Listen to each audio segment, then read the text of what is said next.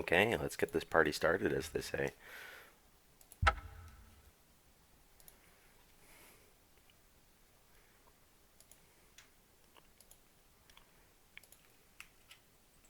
Okay, let's get this party started.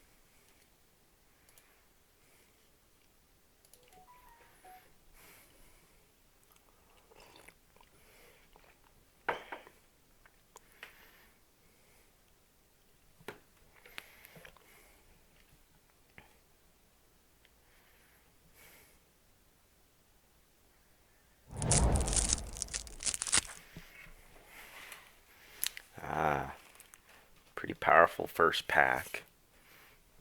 Um, Definitely a fan of Library Balance, Force of Will. Um, I think for me, I'm most interested in Library, so I think we're gonna snag that. Very interested in Balance too, though. So Library does leave us nice and open, though, which is good.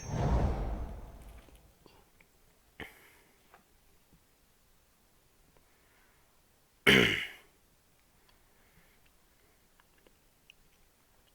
think seeing that the first pack had to reanimate. Um, I think Everflowing Chalice kind of leaves us the most open still. Um, I'm not so interested in going into Una's Prowler yet, so let's snag Everflowing Chalice and see where that takes us.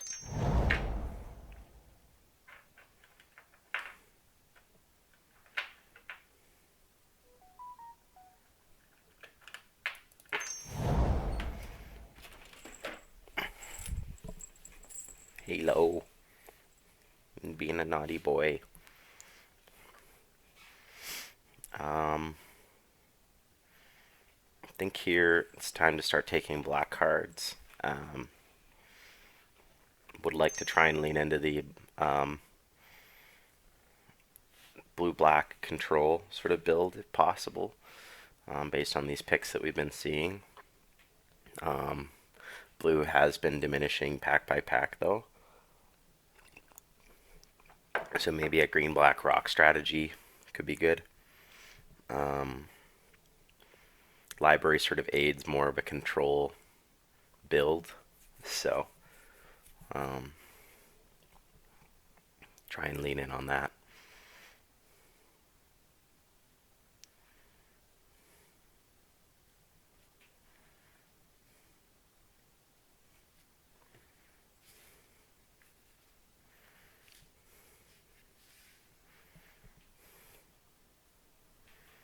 Got a very happy kitty here.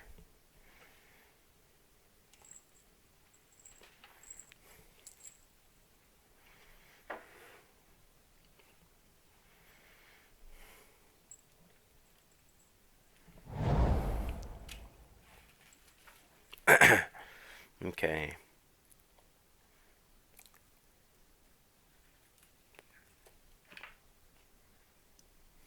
It's nothing particularly stupendous here other than, say, Frost Titan. I don't mind that card here. Do want to try and lean into that green black build or blue black build. So, and Watery Grave is perfect for that. So, I think you'll have to pick that bad boy up.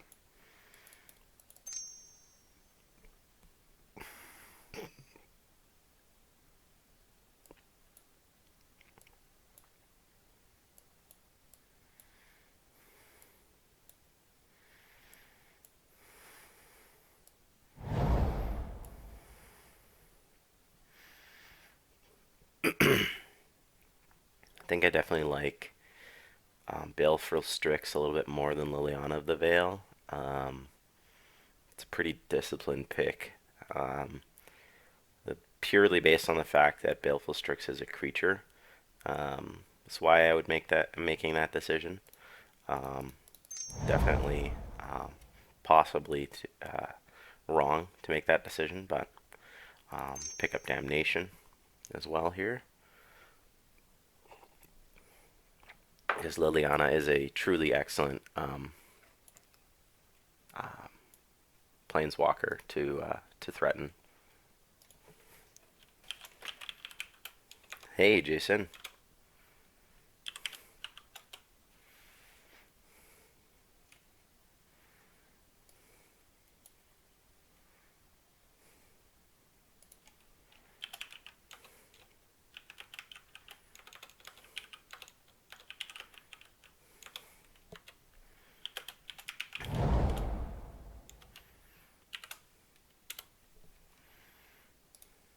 I definitely don't mind duress here. It's probably not the best pick that to come rack around from our opening pack, but um, it's probably not the best.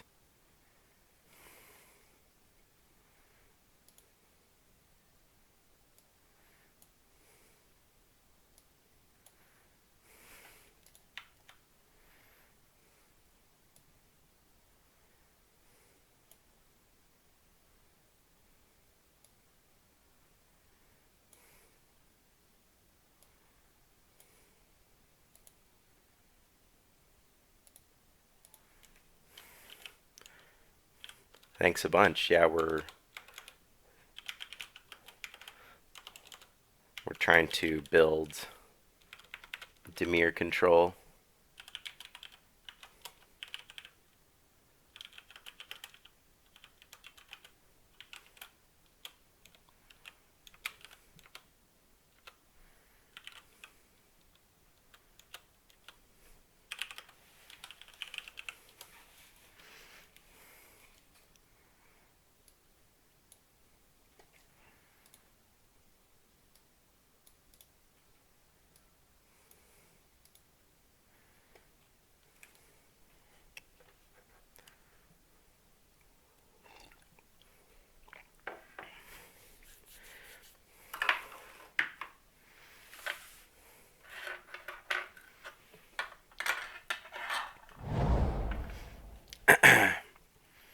Well, I definitely won't say no to Tidehull Sculler.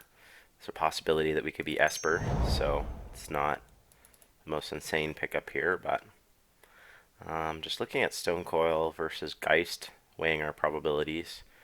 I think I like Stone Coil a bit more.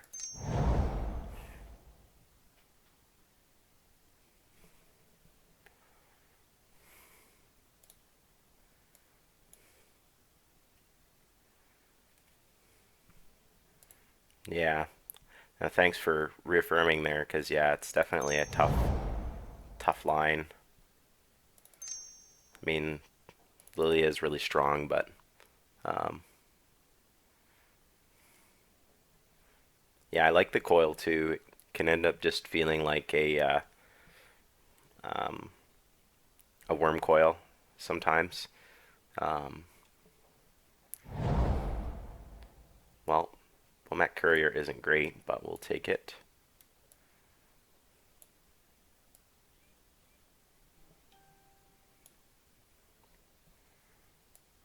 Yeah, well, this is about as good as you can ask for from pack one. We've got library, um, Phyrexian Arena, um, some good card advantage. I think what we're going to be looking for here is continuing to focus on um, good control cards. We're looking for some counter magic, some good creatures.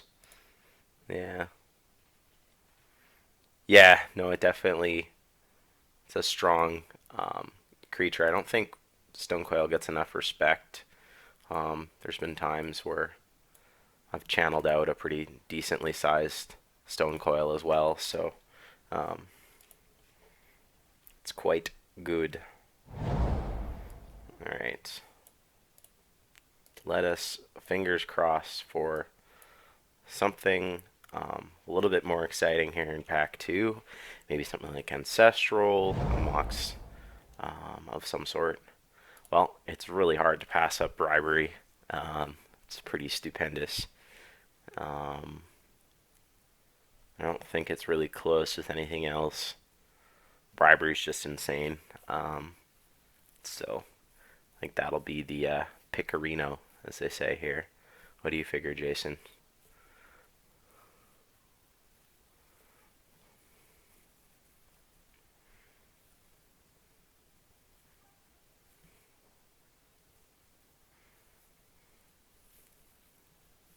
Yeah, I'm gonna lock in bribery.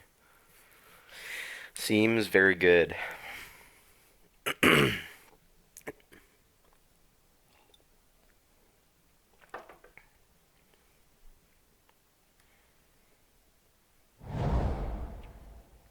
Hoo hoo hoo. Karn Liberace. Um, there's not an absurd amount of rocks. Yeah, the Mox Diamond was another thing I was keeping my eyes peeled on. Um, Kind of gross to see channel here, but we're way far away from playing an effect like that. Um, it's gonna be no sweat there, Jason. Um, I think it's supposed to be Karn over, say, Imperial Seal and Days. Days is a good card. It just doesn't have as much of an impact as I would say is something even like Miscalc, which I would be much more interested in. I am keeping my eyes peeled on the Badlands. We haven't seen a lot of the typical Grixis cards that we're really going to look for, so that we're super interested in. Sorry, is what I was trying to say. Um, I always like to keep my eyes peeled at Trinket Mage, but the first thing that catching my eye here is Inquisition of Kozilek. An absolutely stupendous card. Anything that helps you see the opponent's hand in cube, I found has been pretty just flooring on power level. It's truly staggering just how powerful that effect can be. Um, so continue hopefully. Um,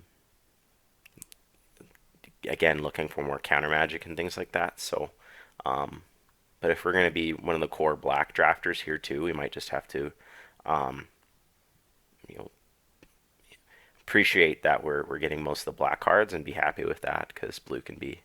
Um, yeah, the signet is close. It's getting to that point though where um, I think we really need to lean into um, sort of the best picks that we can get for ourselves here. So this is a pretty hard pick between Cryptic and Underground Sea. I think as of right now, it's just a pretty snap off Underground Sea. Um, it's triple blue, and unfortunately, as of right now, we're really split on costs. We've got a double black, double blue, and adding a triple blue into the mix would just be, it'd be a little bit too. Yeah, I'm with you on that, Jason. I think C is just um, much better here in this scenario, so I'm gonna lock that in.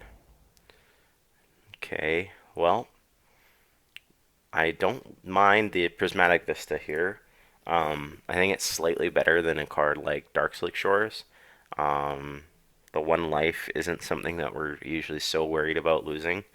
And I really like that it will lock up our mana. And it can even give us an opportunity to start looking at things like Tide Hall, Sculler, or Assassin's Trophy. Um, I think the Prismatic Vista is going to be the pick here. Hmm. Consecrated Sphinx, Collective Brutality. Um, Threat density is really good here. Bribery, Frost Titan, Karn. I think it's tough to also let go of Consecrated Sphinx. I don't mind the Collective Brutality, but I find it's most strong in Reanimator type strategies. Um, which it's possible that it's incorrect that I haven't been picking up some of the Reanimator pieces I've been seeing. We've seen Shallow Grave, Exhume so far, but as of right now, I think Sphinx is the pick. Yeah, I'm sure you're in agreement there, Jason. Wow. So here's a reason to be splashing red through the breach, but we're very far away from making that work, I would say. Wheel of Fortune, Yawgmoth's Will, all strong effects, but Yeah, we're a little far from taking advantage of those. I don't think there's any way that we can abuse Nykthos. So I'm really struggling to see what the correct pick is here. Um, I think it's possible that it's supposed to pick, yeah, a sideboard will doesn't seem horrific. Yeah. Well, I don't dislike Grizzlebrand here. Um, I don't think it's correct based on the fact that we don't have a lot of ways of really cheating it into play.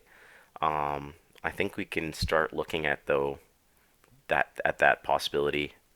Um, we've missed out on a lot of discard outlets, so um, I think we just take Grizzlebrand based on its pure strength, and we'll see with what ways we can enable it. From this point on, I'm going to start taking Buried Alive. We've just been seeing way too many of these effects. Um, Badlands is interesting, but I think it's supposed to be Imperial Seal. Um, just trying to think of the probability of what red cards we would play in a Reanimator type strategy. We really don't have insane Reanimator cards, though. We're starting this very late. If it's just Grizzlebrand, I think it's supposed to be Imperial Seal. Um, and I guess we pick up rights for the board, and we'll see if we can make this work. I mean, there's Recurring Nightmares still. Field of Ruin. Yeah, I also think so too, Jason. We've been getting a really weird pack of black cards towards the end here, though. So yeah, we basically just got all the pieces for Reanimator in that pack. So I'm not disliking where this is going, but I'm not really sure what the signals are telling me here. Um, go for the Throat, I think, is the discipline pick over Grave Titan. We have plenty of threats, so it's possible it's even supposed to be Orzhov Signet, but we don't really have a lot of interaction right now outside of hand attack, so I don't mind go for the Throat here.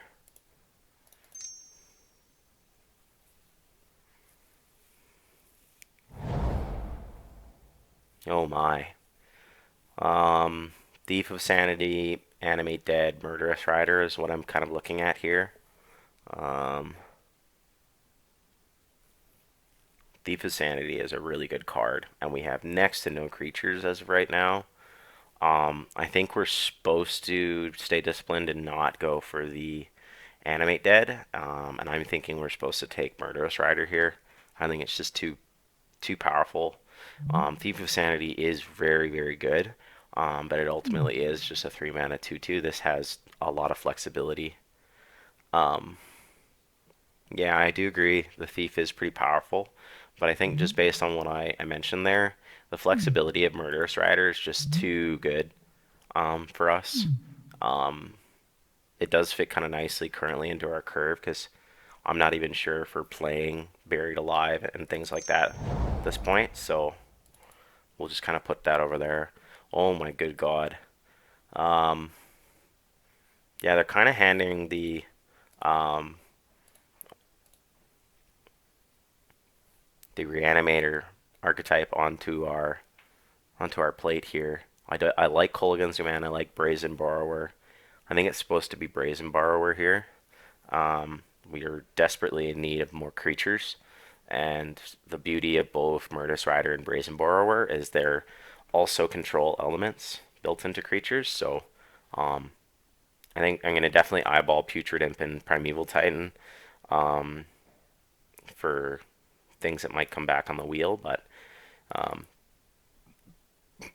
yeah, I'm going to take Brazen Borrower here based on its strength. Um, Probability of us playing any red cards, I think, is super low. And Fallen Shinobi is absolutely messed up. That is the one of the most powerful additions to the vintage cube in the past year.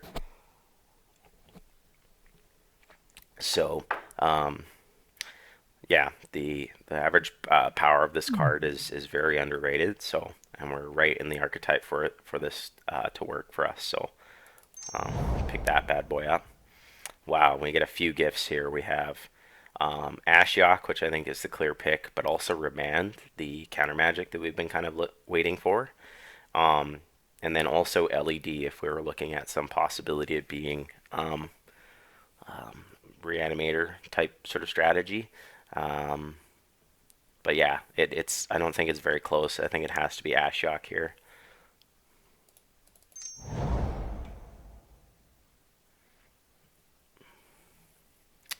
And this is where it gets kind of interesting. I'm definitely eyeballing Dark Ritual.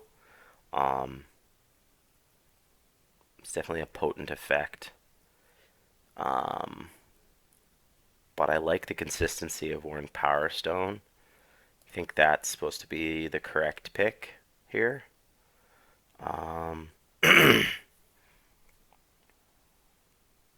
yeah, we're not as explosive, so I don't see a lot of ways we can directly abuse Dark Ritual. So I think it's Power Stone here. Oh my goodness. And Urza. Um, yeah, that's quite a gift. We've got Stone Coil, Thran, Worn Power Stone, Baleful Strix, and Everflowing Chalice. I definitely love Urza here.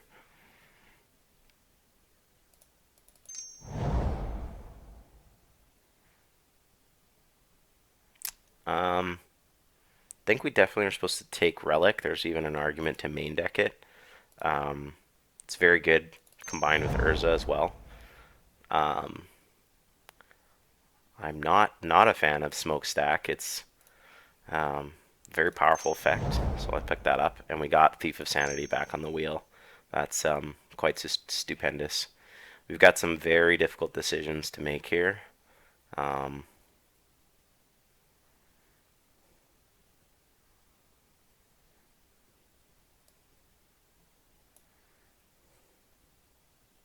this is 24.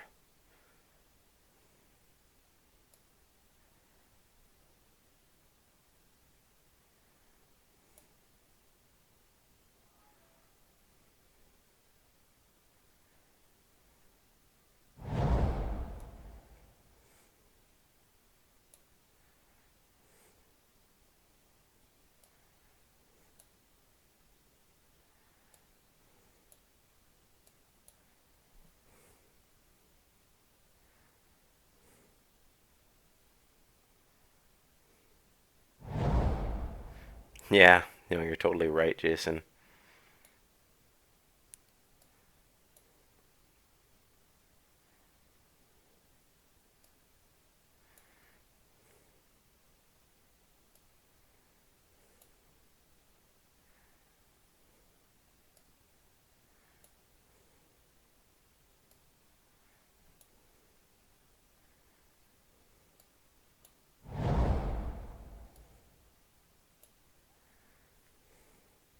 I'm just trying to look at that possibility here. Um, Jesus.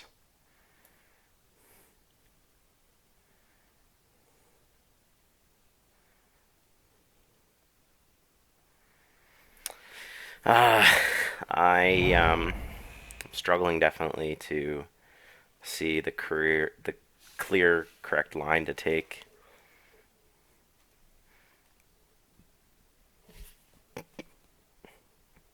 One, two, three. One, two, three. It's not enough discard outlets, unfortunately. Um, so I think in that case, have to be um, a little bit more disciplined about our core strategy here. Um, just thinking about how realistic it is to play Tide Hollow Sculler. Want to take a look at that.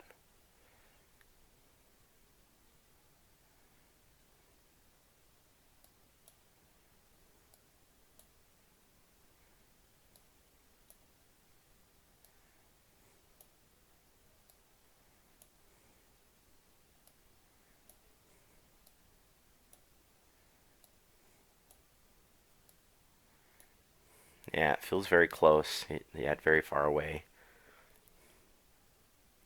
The Reanimator package, that is. So this is 24 spells, 5 lands, and quite a decent amount of ramp, I would say.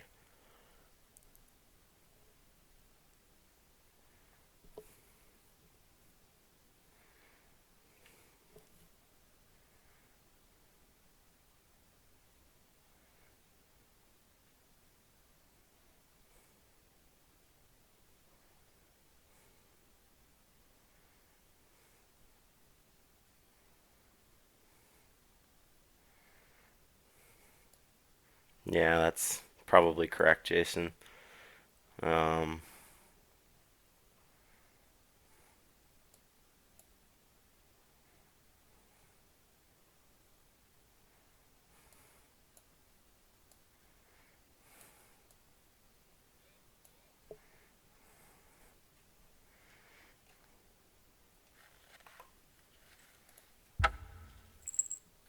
Halo. Hi there, buddy.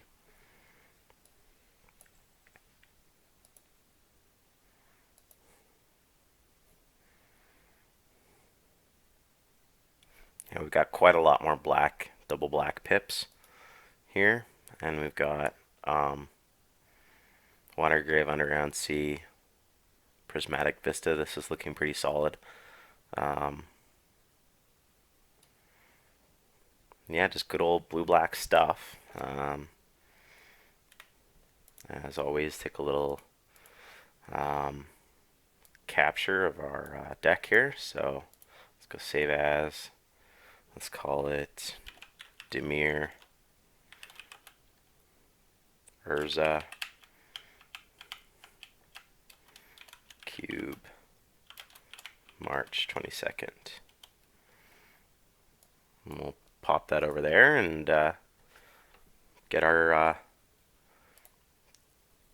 game started, as they say. Yeah, no, I'm pretty pleased with how this turned out. I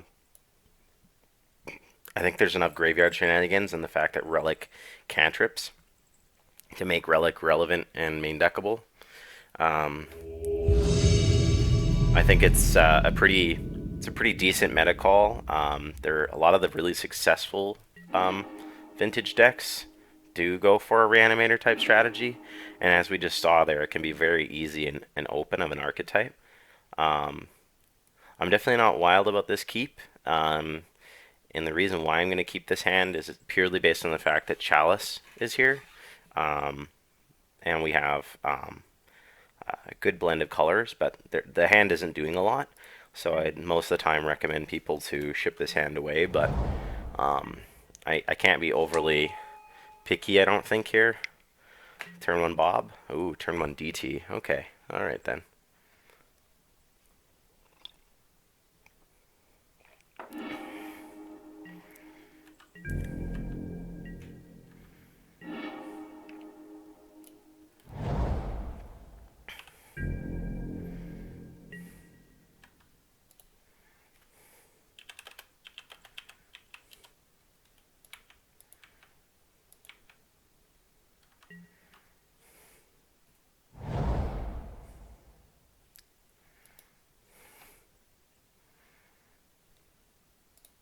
Yeah, I think I might try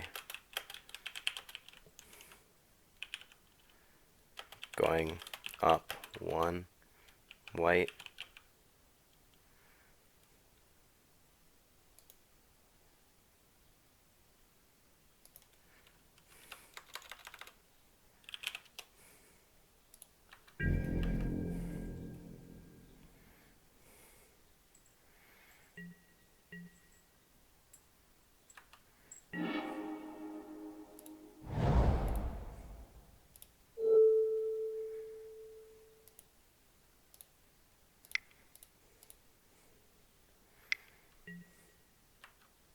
Oh my.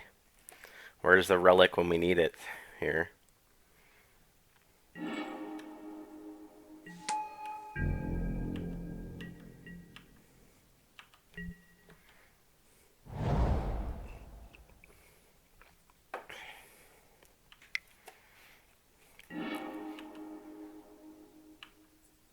Hexamundo.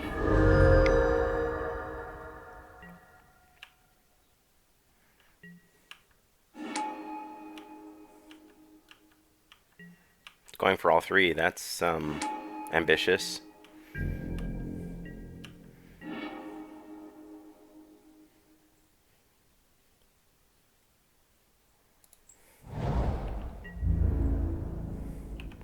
Definitely not attacking.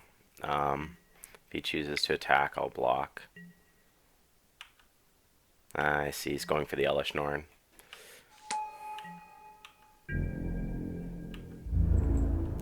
Well, joke's on him. I get to bounce the Elish Norn to hand here.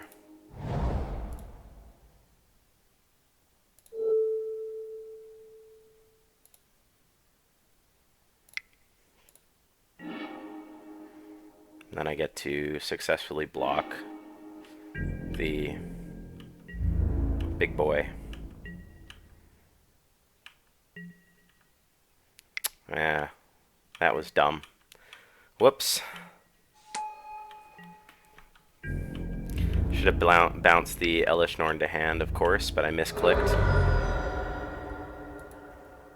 Well, whoopsie daisies.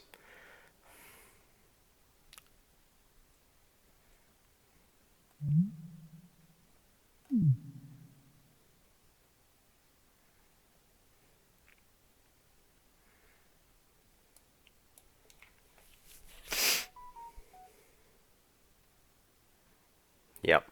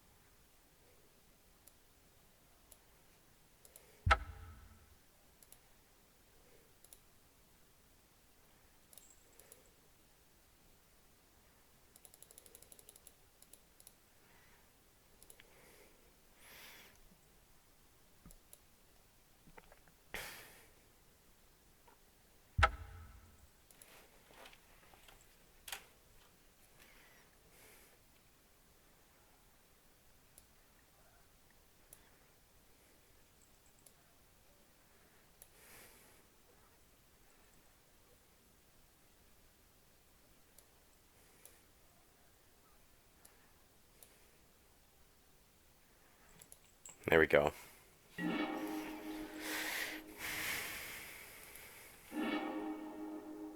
Halo, you're in the way, goofhead.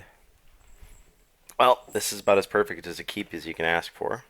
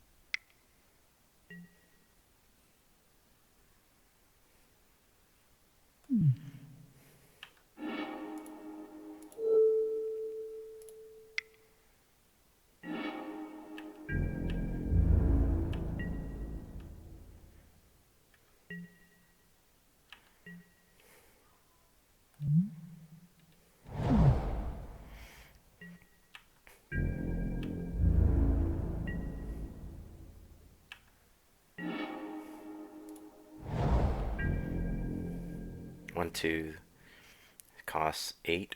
1, 2, 3, 4, 5, 6, 7 mana.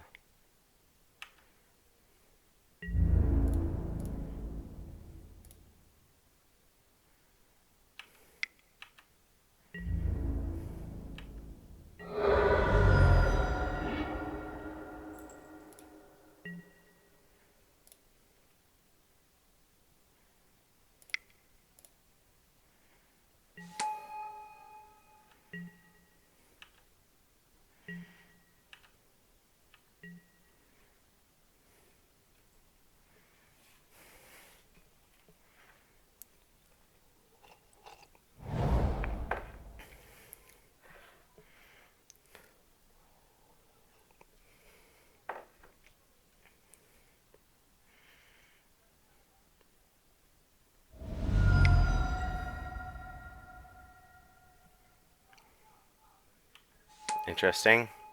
Probably metamorphing the Urza.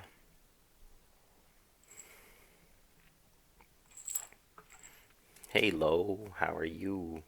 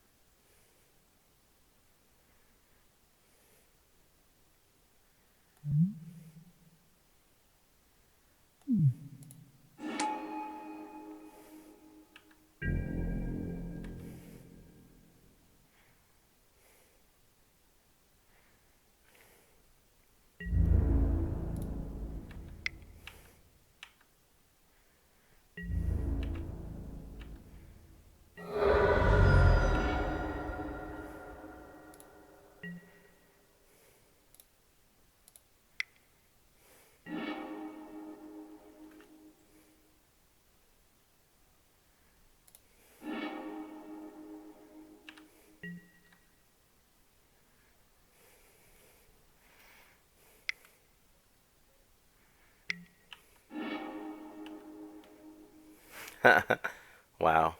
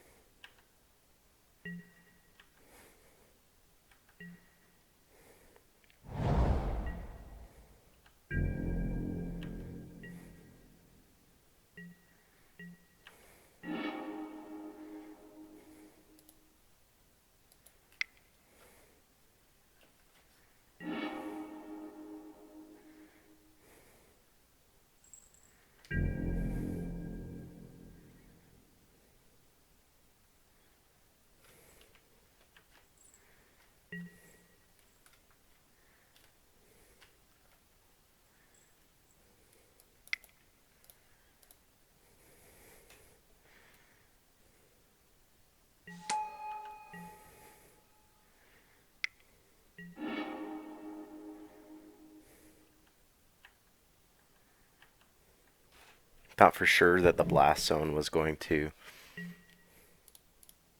Hey, Jesse.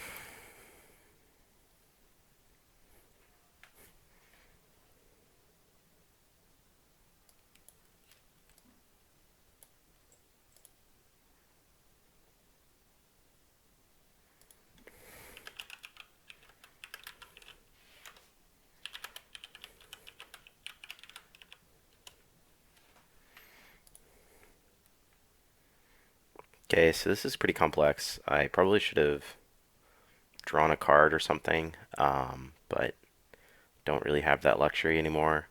So I think it's probably correct to slam Ashiok, draw a card.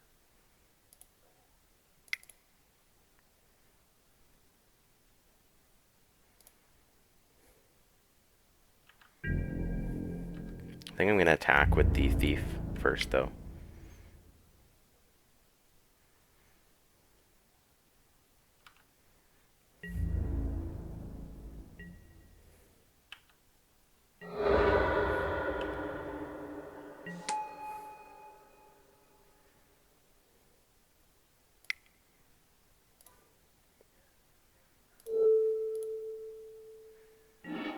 Actually, just rethought a better line here.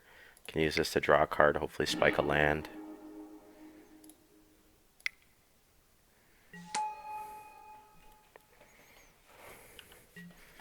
Well, it wasn't a land, but it's also pretty fine. Yeah, Ashiok Relic was another smart idea. Just wanted to try and get rid of the Glen so that I could resolve bribery, though. Jason. Yeah.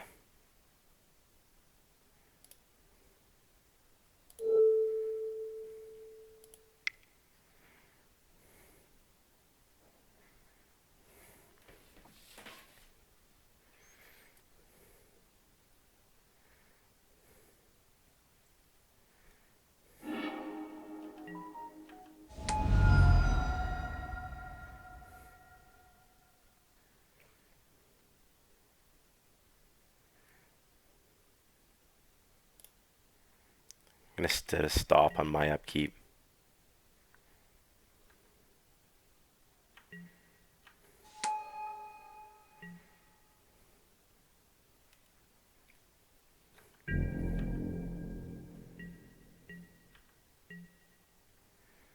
Yeah, unfortunately it didn't work out. So I think I'm supposed to upkeep draw since I'm at 7 here.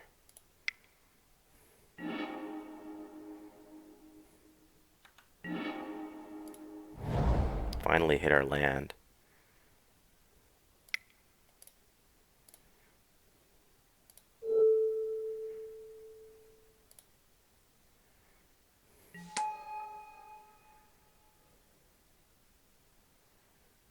And I think we're supposed to just pass here.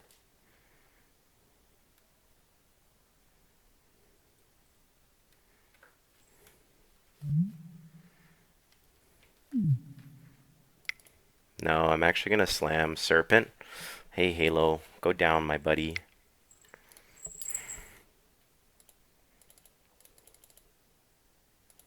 Because then next turn I'm going to try and Shinobi, Fallen Shinobi in with the 3/3 Serpent. This actually also has Reach too, a line of text that most people don't remember on the card. Unfortunately, I think Blast Zone will be able to wipe away the Relic and... No, it's equal to the number of charge counters, so...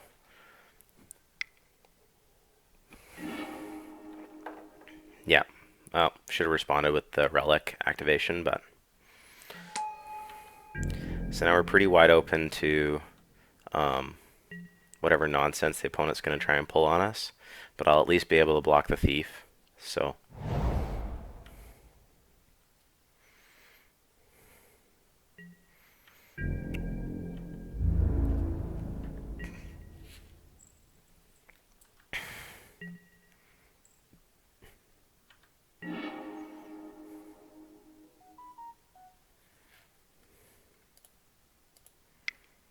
Halo down, my boy.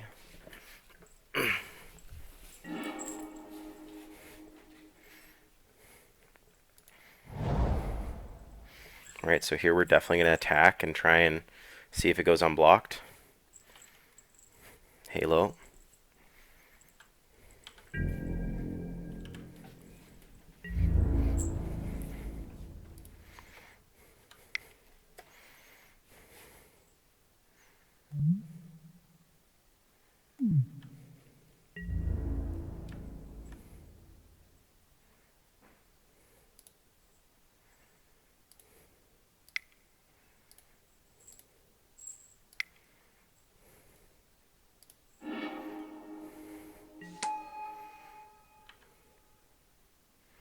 Alright, here's hoping for Terrastodon. Oh, that was gross.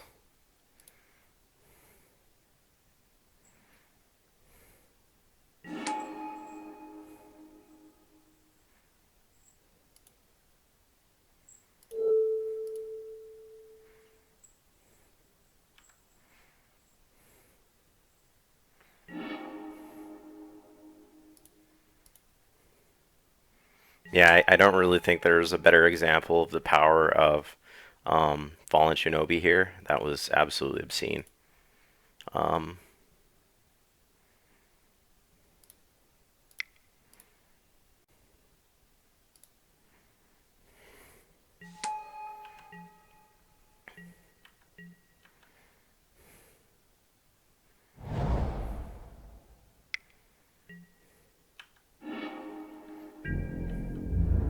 a 5-mana Explorer, you say? Excellent. Good for you, opponent.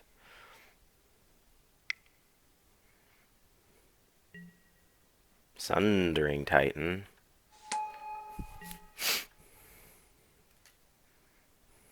I can still just bribery here. It doesn't feel awful.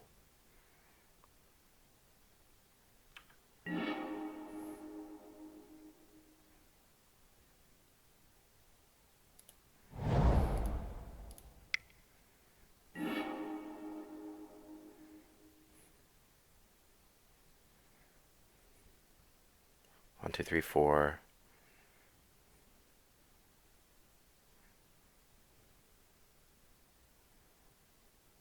1, 2, 3, 4, 5, 6. Almost have Karn. 1, 2, 3, 4, 5, 6. Yeah, I'm definitely gonna bribery though.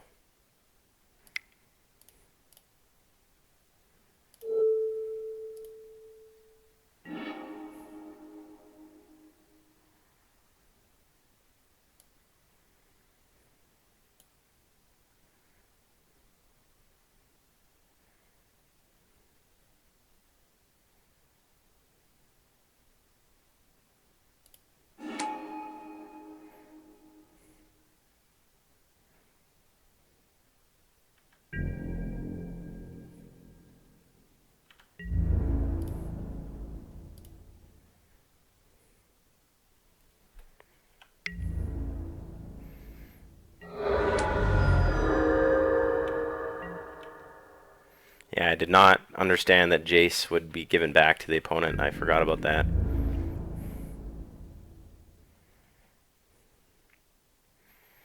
I'm happy to just take 7 here if the opponent wants to attack. I'm not going to get tricked into letting Reanimate plus Sundering Titan happen.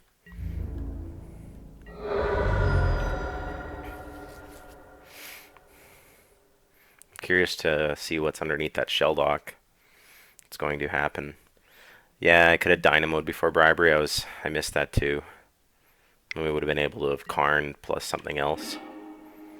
Yeah. Thanks for the heads up, Jason. Whoops.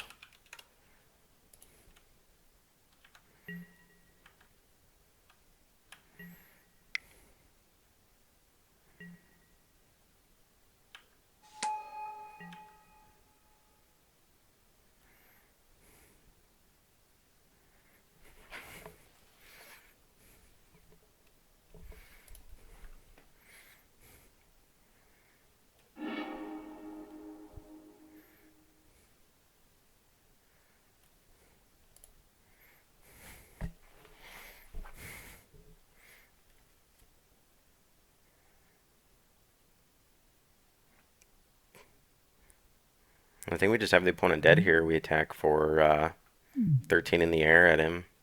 13 plus 5 in the air.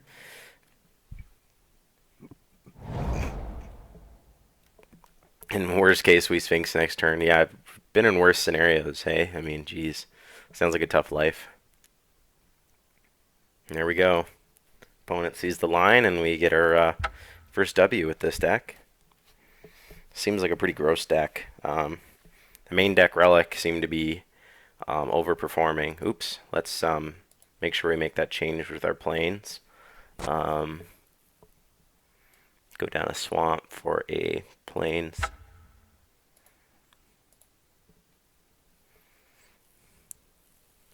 It's a 3-1 for the Tide Hollow, so I don't hate that. I think that's pretty good.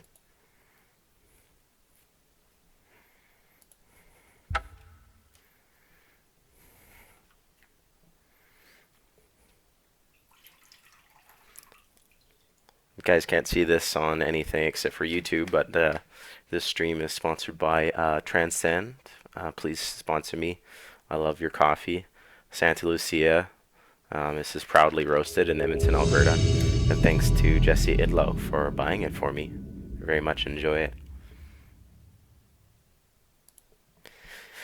And yeah, the funny thing about that, Jason, is I've been finding more and more as I play Cube, the super degenerate decks are like few and far between, but these exceptionally fair removal decks are actually like one of the secrets to playing like really good Cube games. I mean, we could still just lose to like mono red here, which I was literally just thinking like, what does a fair deck lose to?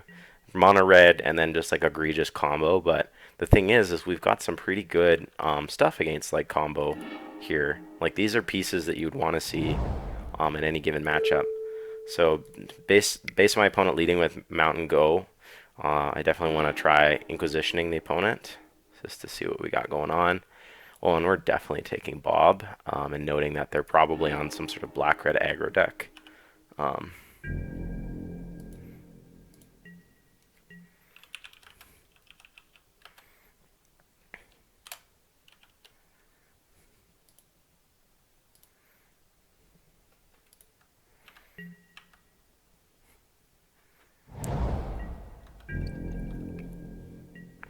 yeah, we really hosed the opponent there. I mean, the Bob would have been just a nutty turn 2 play.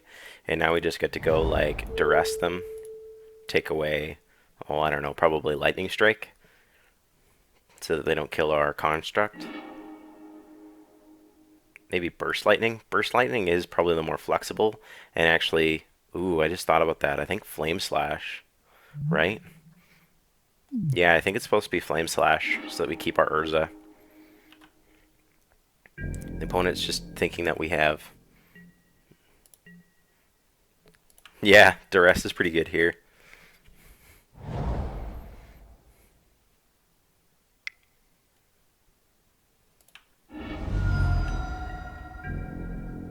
We're just going for the yield. Main phase Firebolt us, okay. Now it's time to start playing islands so that we can play our turn 4 Urza. Yeah. It's definitely one of the more fair matchups in Vintage Cube here. Oh, there we go. There's some unfair magic. Good old turn 4 Goblin Guide.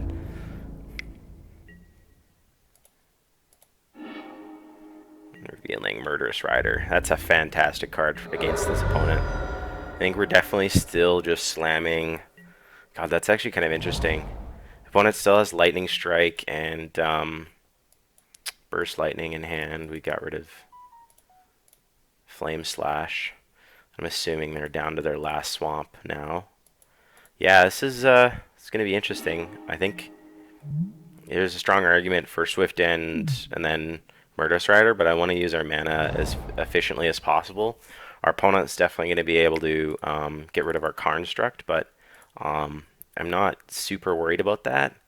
I want to just get Urza down, having the flexibility to just sort of move the game forward.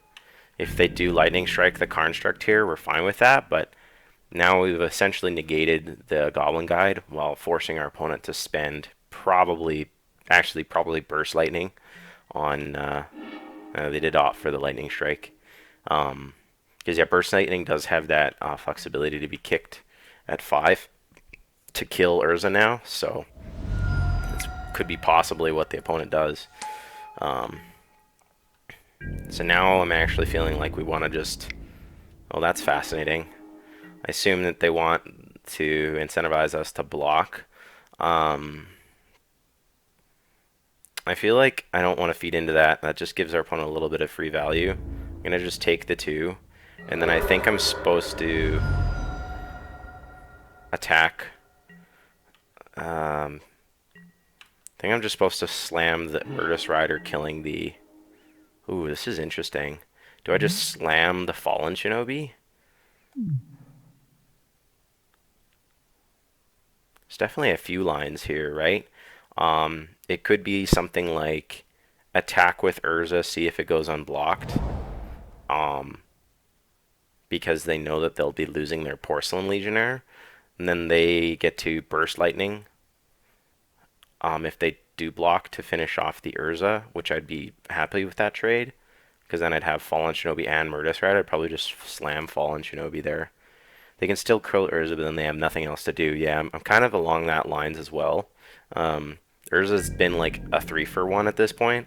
So if we lose Urza here to a blocked, like if he, two things, right? So if he doesn't block, it's telling me that he values the Porcelain Legionnaire and he thinks I'm a maniac, right? Yeah, no. So they're blocking.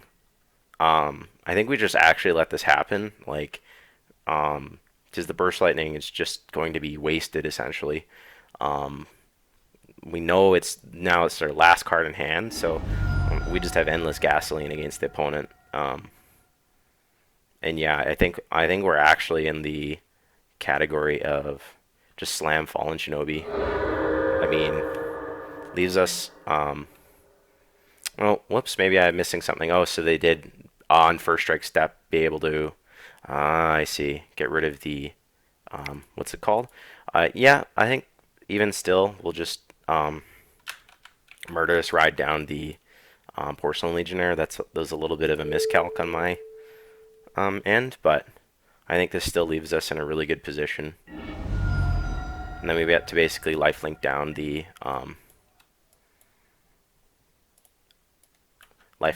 opponent's Goblin Guide. They get to animate Lava Claw Reaches if they want. Oh, Hazaret. Ooh, okay. That's some good game right there. Yikes. Okay, that's gonna be really hard to beat. Yeah. Whew. Okay. And yeah, we revealed what was it there? Collective Brutality. It's probably not gonna get the job done. Yeah, so we're in the most likely slam the Rider Brutality down the Goblin line.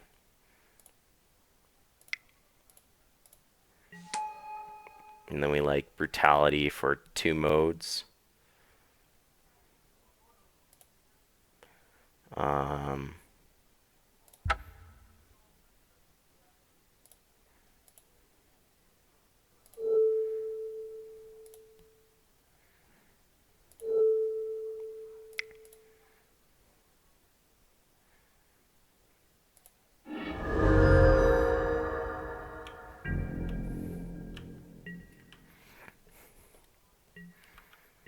Okay, well, we've officially stabilized, but I really don't think there's any way we're beating Hazaret. I think we're unfortunately supposed to take 5 and gamble on that. Oh, man.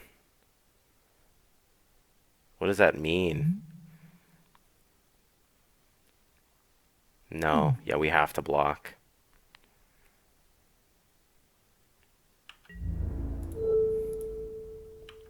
Yeah, we have to block. Thanks for that, Jason. I just sort of pieced it together. They could just discard to kill us, of course. Sulfuric Vortex. Oh, okay. Yeah, no, this is going to be an uphill battle.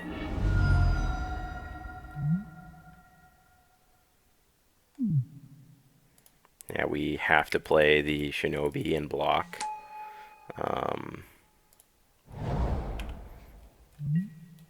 Yeah. Not a great place to be in. Yeah, they can activate Hazaret, you're right.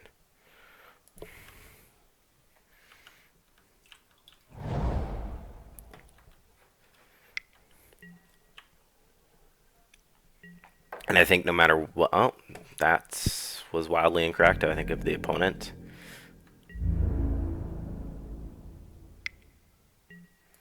Yeah, if he kept a card in hand, he could have essentially discarded. Yeah, he gets to take us down to 4. We go to 2. I don't even think a card like Damnation saves us here. Or Karn. Like, Sphinx doesn't do it. I think at this point we just play Ashiok to see what the opponent has. And then we'll just concede. Yeah, they're just a really efficient mono-red deck.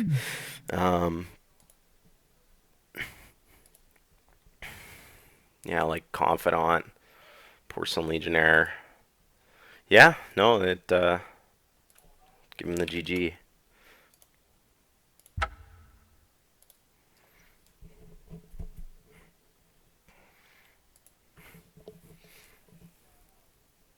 So I think here we just need as many roadblocks as we can get.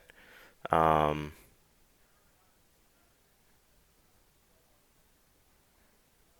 definitely like Living Death against this opponent. I don't like Bribery. I'm not huge on Karn. Hi,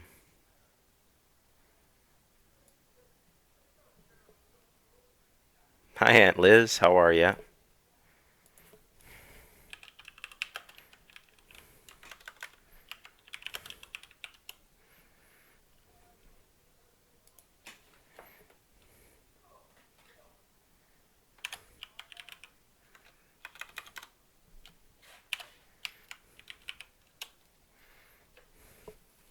Um,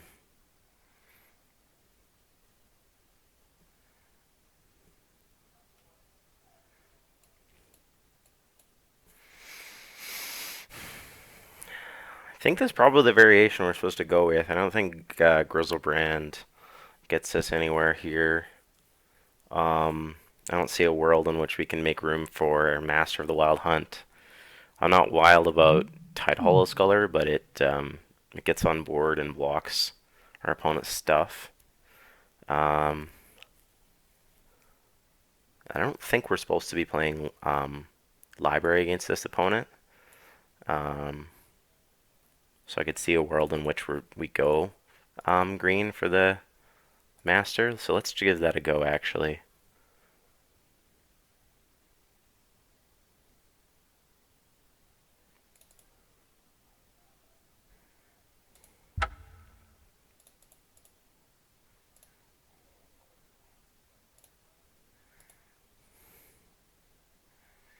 Doesn't seem unreal to go with that variation.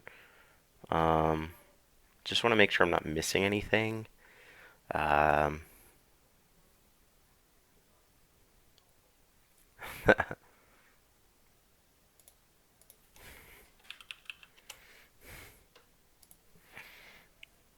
it's a funny comment, Jason.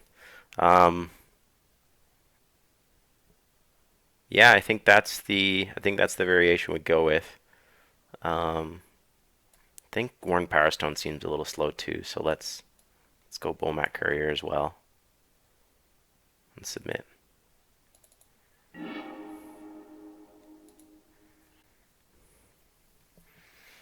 The old draw your double splash color Putrid Imp line. Um, this doesn't seem like the worst keep. It has a lot of creatures, so I think we're gonna keep this. And mulliganing against a deck it's trying to battle on resources is um, I think a little loose. So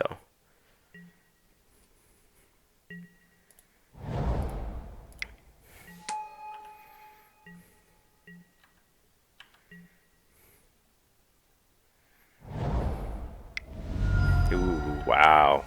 Turn one Shrine of Burning Rage. Yikes.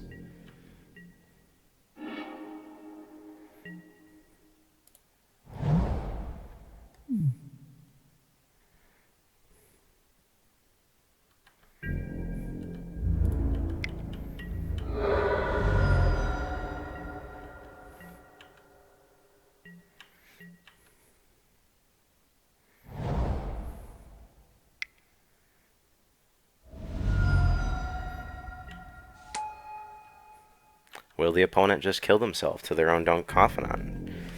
This could be what happens. Who knows?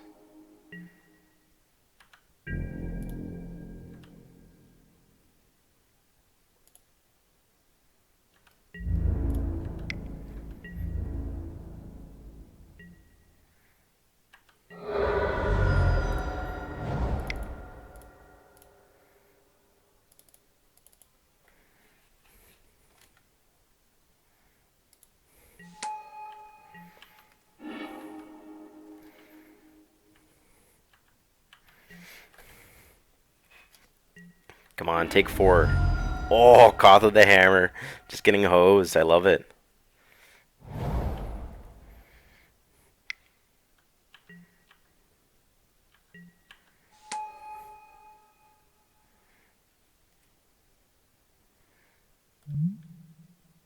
Will the opponent pay 3 to shoot down my Stone Coil Serpent? These are the decisions I'm sure that are going through my opponent's head.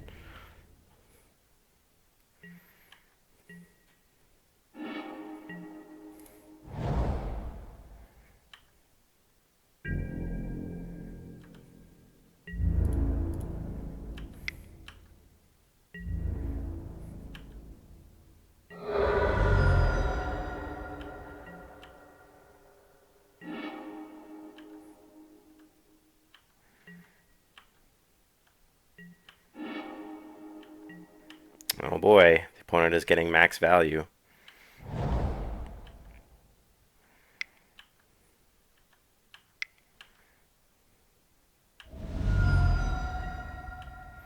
Yeah, these are all things that happen.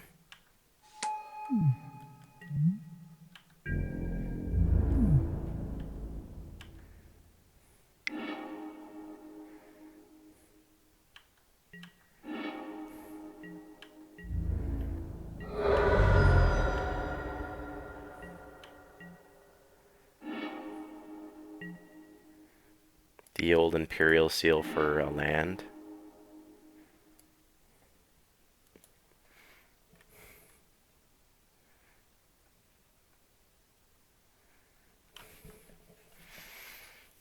I think it's supposed to be damnation, actually.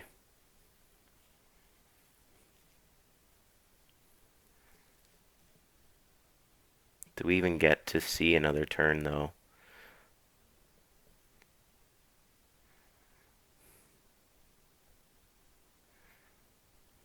I think we do. Just barely. So yeah, damnation would be the pick.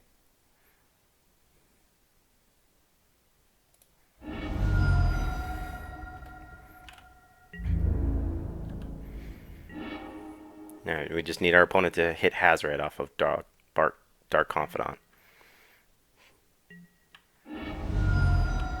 Burst Lightning. Lame.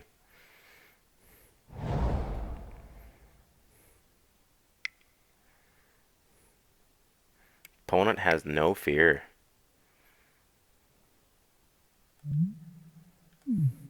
Slamming the Koth, I am assuming.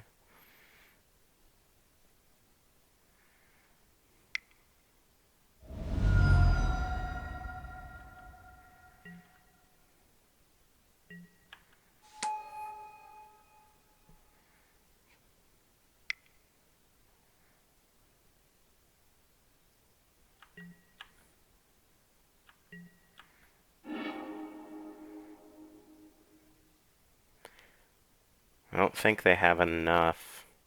Oh, they do. They have exactly enough if they minus Koth. Wow, Shrine of Burning Rage is a messed up card. They just have to see it, though.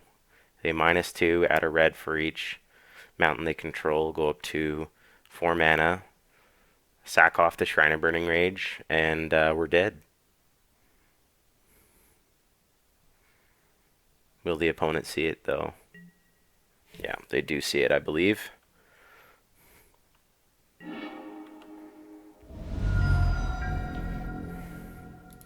GG's.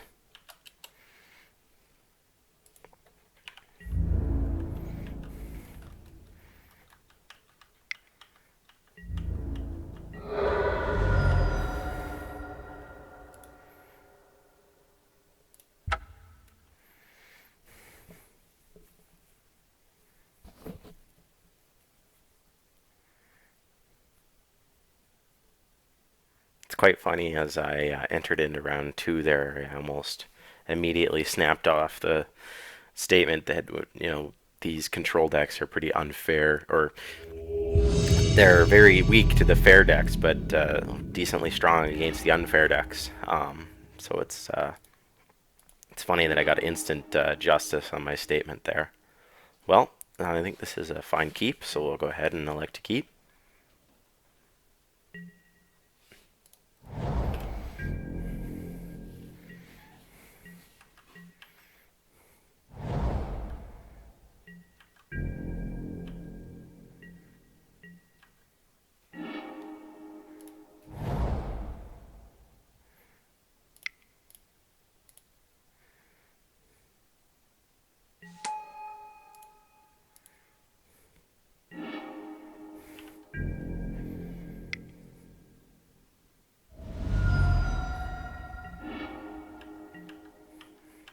Wow, that was quite the line. Opponent dismembers on turn 1.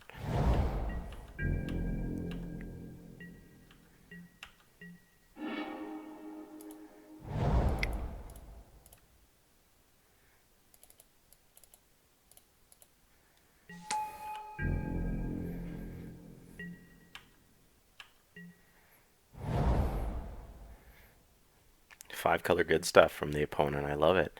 Representing everything except for black. Yeah, that was very ambitious. I agree.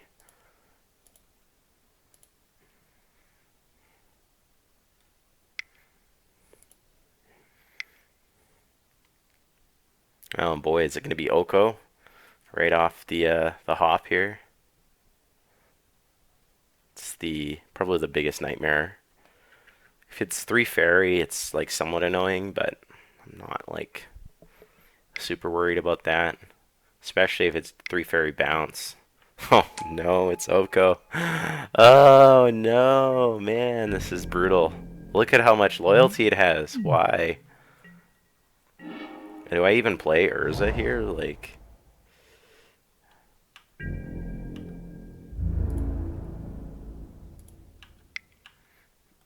yeah, I don't even know. I mean, I guess I'm supposed to play Urza, right? Because I get to kill Oko at least.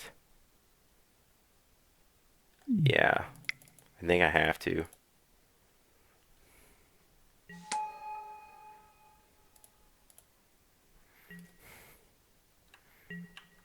You can see opponent goes, turn it into an elk. Um, Still get to kill Oko.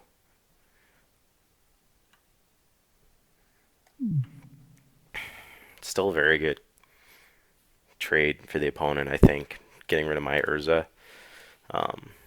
Because next turn I would have cast Frost Titan off of the Urza.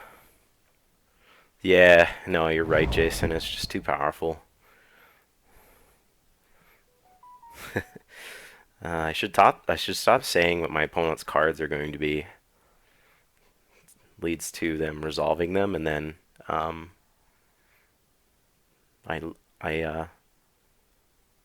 yeah, man, Urza or Oko plus Emery. Yikes! Into Crucible, sure.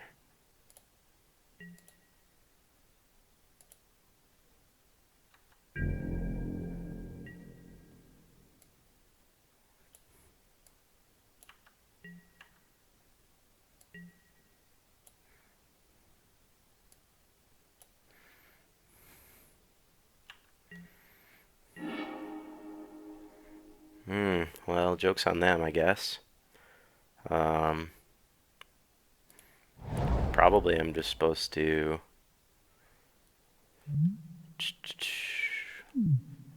start with an attack, send everything at Oko.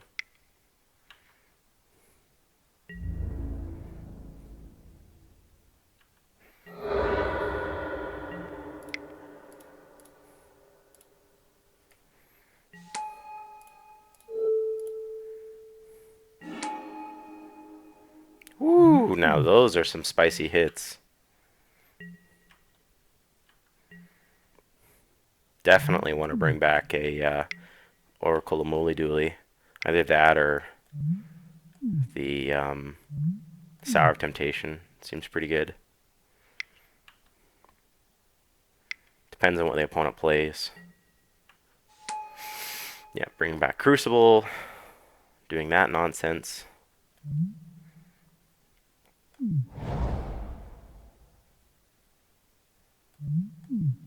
They don't have anything inherently degenerate going on yet, so the other line could just be Frost Titan down their white source here.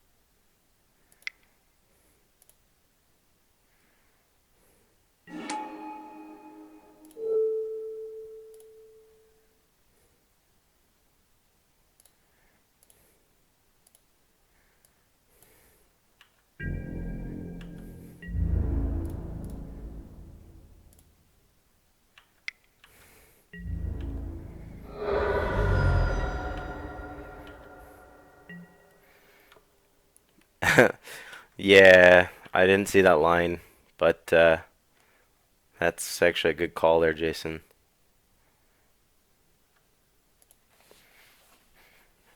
I love Oracle of Moldiah. It's such a card advantage engine, but yeah, bringing back the Strix definitely seems powerful.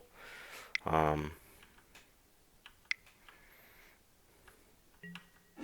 Ooh, the Sweltering Suns. That's crippling, but won't be enough to take down the Frost Titan.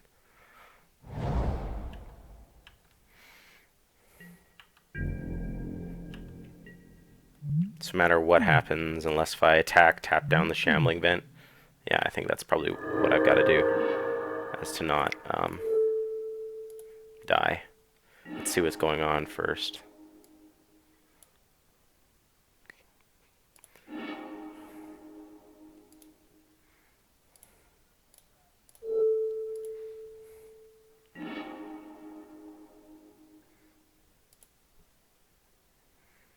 Ah, the old.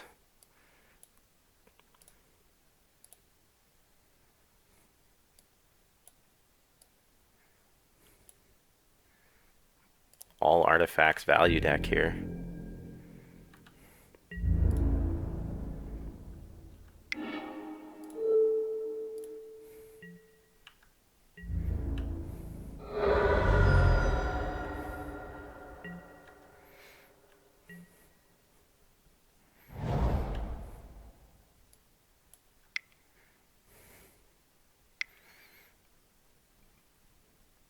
Probably casting, yeah, Golos. What monstrosity are you getting back here? Talarian Academy. Woo, spicy. He's on pot, agreed. I agree, Jason. Yeah, going to game 2 here. Okay, so what do we want against this opponent? I think that Smokestack seems pretty good.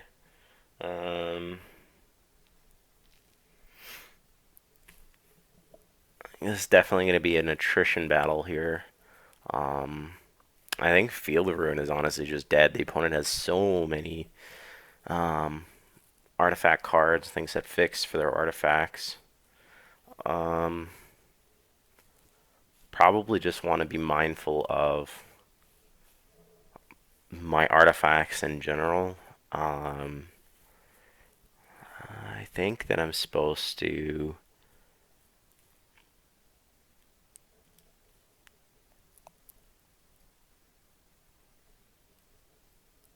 Hmm.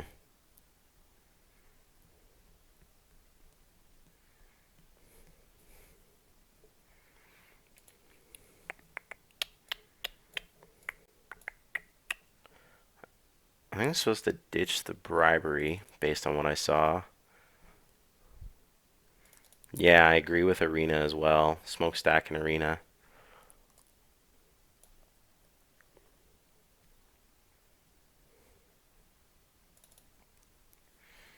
Um, Not huge on Go for the Throat. Um,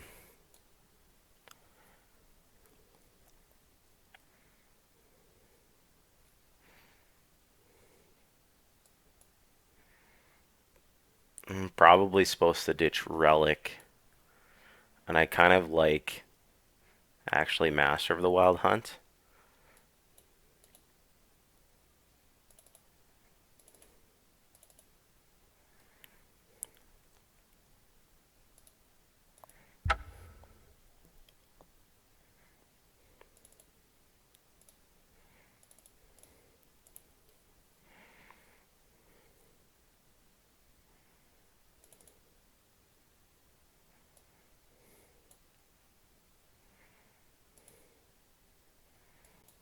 Yeah, looks good. Oop, need to go up one card. Interesting. Um,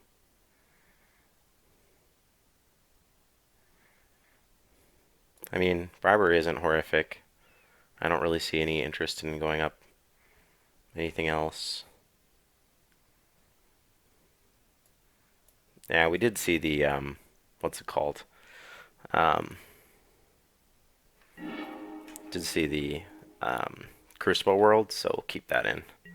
Wow, this is a stupendous keep. So I'll elect to keep.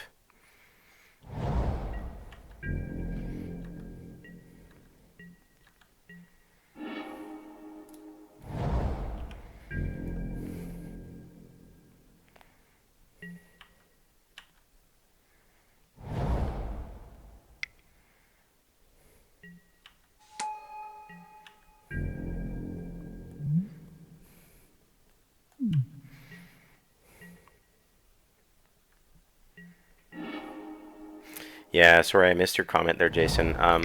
The reason why I didn't like bribery is I just didn't really see a lot of like game-ending targets, and when you're spending 5 mana to bribery, I think you pretty well want to be taking something very high impact. Um, the only thing I could really think of that would be really high impact would be like Sour of Temptation at the right time. Um, I'm not going to take advantage of Golos. I'm not going to take advantage of Oracle Moldiah too much off of like a bribery. Holy shit. Well, I can't really deal with Oko no Broko like that. Jeez Louise, man. Yeah, that'll help, but I think it's correct to God. There's even an argument to just like bouncing the Oko on upkeep. Then we get to Shinobi. No, we don't.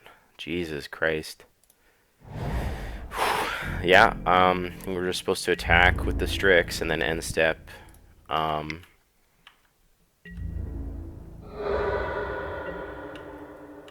Flash in Brazen Borrower. That's very obnoxious. The opponent had Oko again. Yeah, bounces Elk and pressure with flyers. That's kind of what I was thinking. Or just flash in the Borrower, depending on what happens here. Holy shit. Um, yeah, this is something. He still has 1, 2, 3 mana. There's 2 cards in hand, though. Yeah, so I definitely like the... Um, I'm very curious to see what he does with his Oko. I'm assuming it's just make his food into an elk. I'm not positive that that was correct whatsoever. Because we now get to bounce. I don't understand why people do this with Oko. That was extremely incorrect of the opponent. Because yeah, now we get to do this and just completely hose this line. So thanks for taking care of the Oko problem, my friend.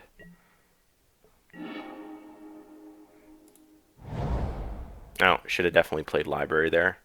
But my turn definitely is going to involve playing Strix. Oh no, I definitely need to cast Brutality, but yeah, hopefully we...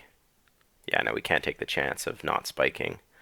I don't think we're supposed to escalate, but I'm kind of curious just to get an idea of what's in his hand. So I'm going to. I'm going to discard probably... Fuck. Probably Damnation. Um, Whoops, don't have black mana. Oops, yes I do. Holy shit.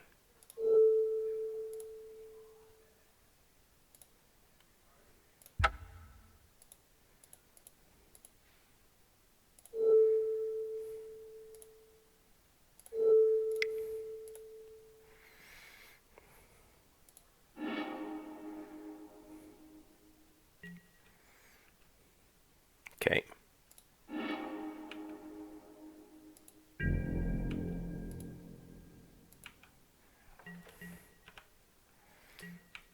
So I'll have Walking Ball, Karn, and Sour. Very interesting.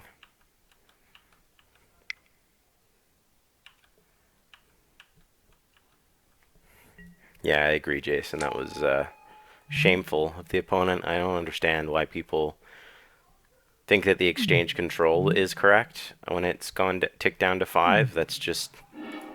Maybe they thought it had more loyalty. Like, I'm not sure. I think I'm pretty happy with giving the opponent Chromox here. So, if they want to spend a silver counter to get a land, then more than happy to do that. I guess it is a Mox Pearl with their T Academy, but yeah. Or a Mox Sapphire, I mean. Yeah, cast the Chrome Mox, fail to imprint. Or not.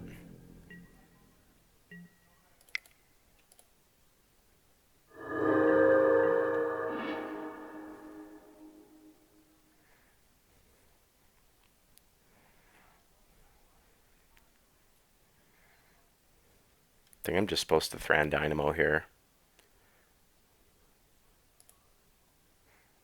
Then next turn we get to Karn. Yeah, I like that. Karn, little Karn. Nice.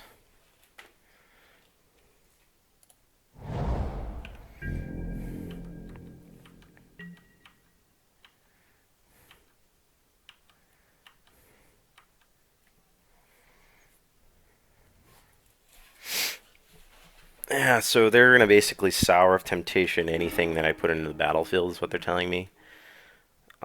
Yeah, you can have Dismember.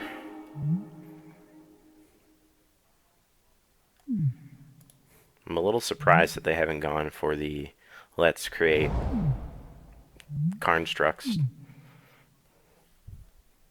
Helps their T Academy, helps them get on board. I'd be taking advantage of the fact that we haven't really been doing anything to the board if I was the opponent.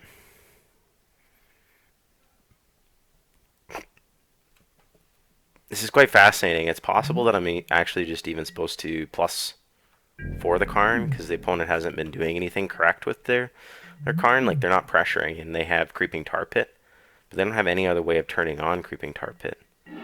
So it's quite interesting. I think let's start by doing 1, 2, 3, 4. 1, 2, 3, 4, 5, 6, 7. So we get to basically cast this for free. 1, 2, 3. Yeah, there's no way that this involves us getting Baleful Strix in play too. Unless if we spike a land, but I'm not a gambling man, so.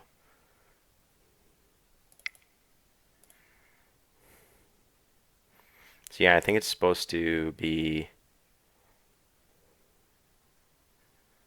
Karn downtick because they don't have white or black.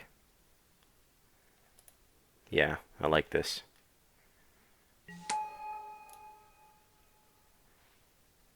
Yeah.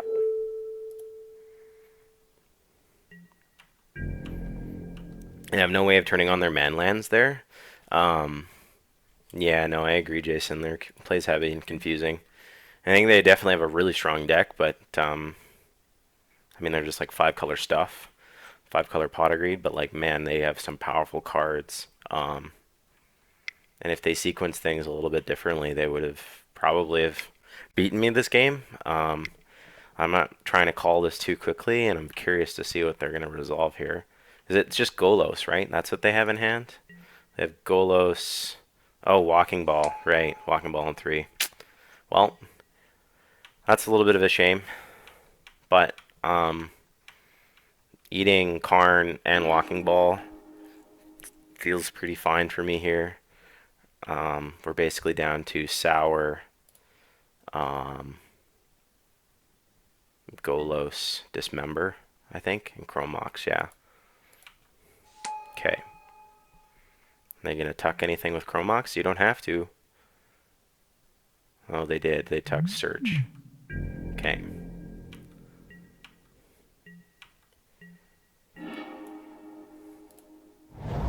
Really want to get black online. I think I'm just going to play the Strix. And okay.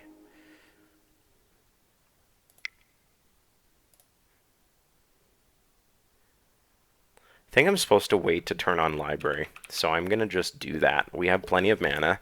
We're not struggling on casting anything here. If the opponent doesn't, Sour Temptation our Baleful Strix, then we get to attack, sneak in the Fallen Shinobi, and then we can Murderous Rider, whatever our opponent does if we get a second black here. I think that's going to be kind of our game plan for right now. I'm assuming the opponent's going to Golos here. Not really sure what for. Oh my god, TSG? Ooh, that is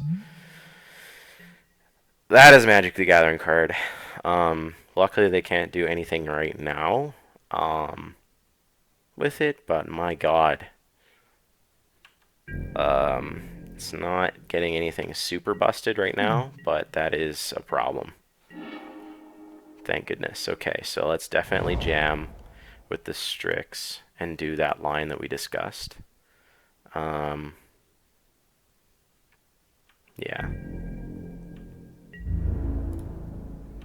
If it gets not blocked, then we do this.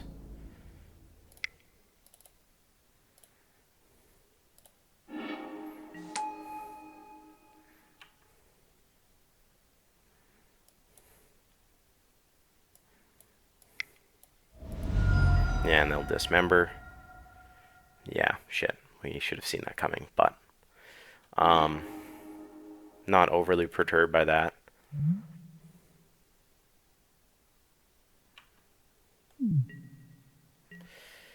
Yikes. Definitely does suck, though.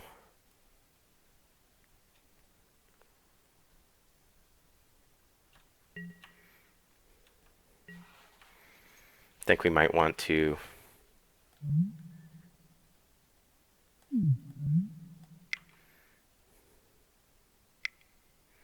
And they're going to try and bring back the Fallen Shinobi. Seems correct. Does it exile? Thank God it exiles. Yeah. It's possible that it was correct to plus the Karn there. Oh, that's exceptionally greedy. Maybe the opponent isn't aware that they can target my graveyard. Oh, they also have Master of the Wild Hunt. Fascinating.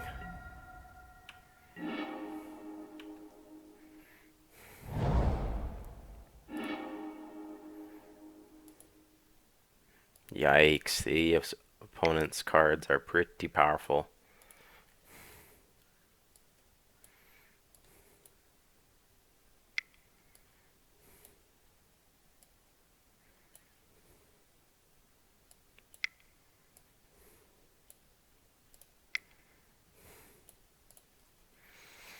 So yeah, I think we flash in Brazen Borrower. And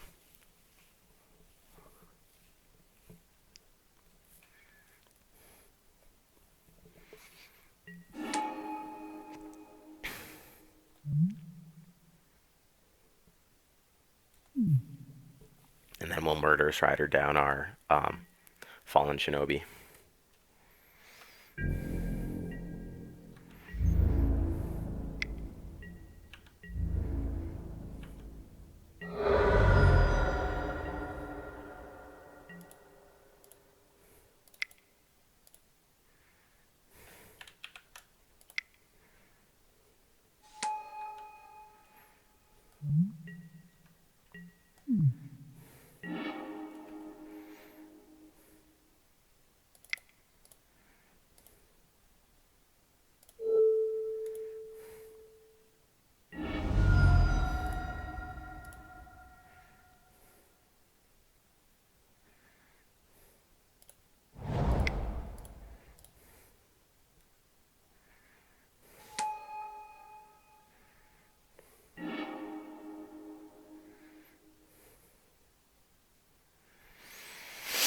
Hmm.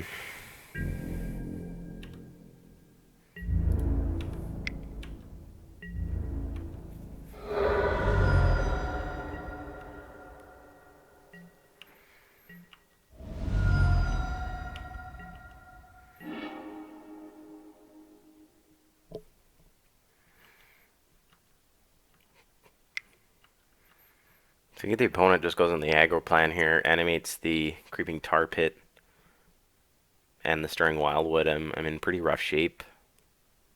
They don't really need to add to the board. Yeah, Master of the Wild Hunt is also reasonable. Assume that this is animate Tar Pit.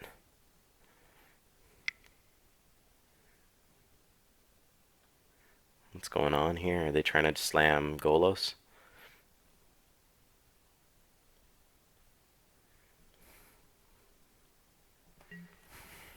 I think they're trying to play Linvala, but it's on top of their library.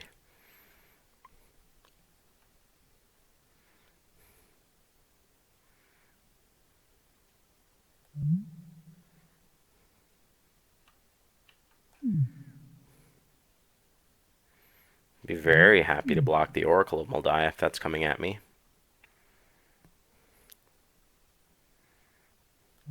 as it will most likely die to Master of the Wild Hunt.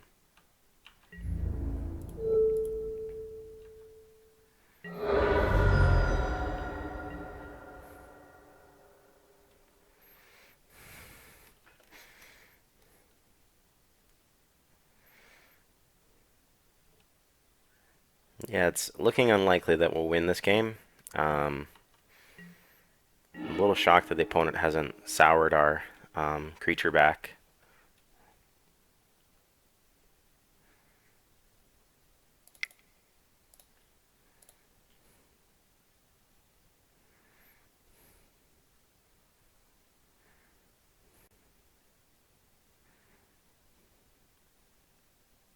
So their hand should be something like Sour of Temptation Golos, or there's Cryptic involved in there too, right? Yeah, Cryptic Command and Golos. I'm not really sure what's going on here. Yeah, okay, counter draw. Seems fine.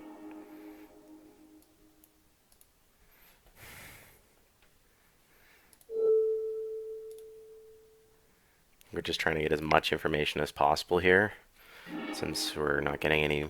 Okay, so Golos just disappeared somehow. Okay. And,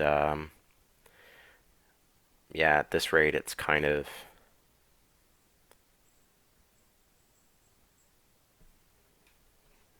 We're nowhere near librarying, so cast with multi-kicker times 3, I guess.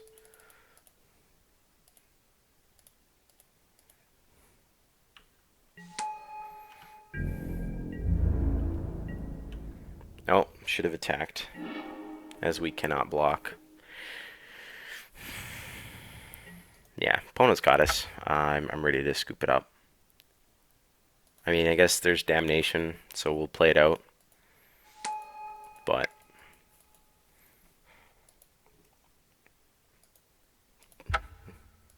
yeah, seeing that they have TSG, I think their bribery is definitely correct. Jason, I agree.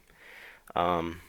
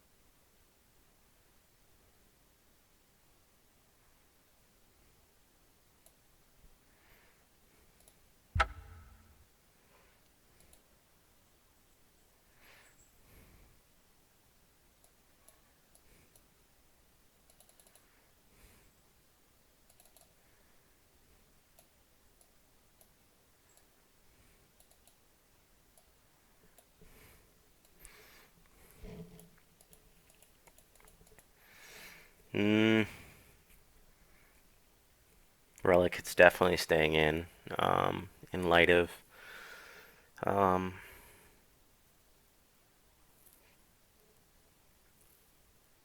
I don't mind Field of Ruin as well, making our mana base a little bit more dedicated. Um, was thinking about that, but when we were 3 colors, I was a little bit hesitant. Um,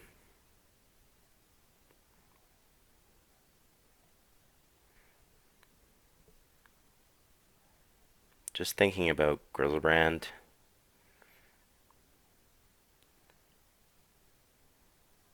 I don't think there's any way we want to splash this.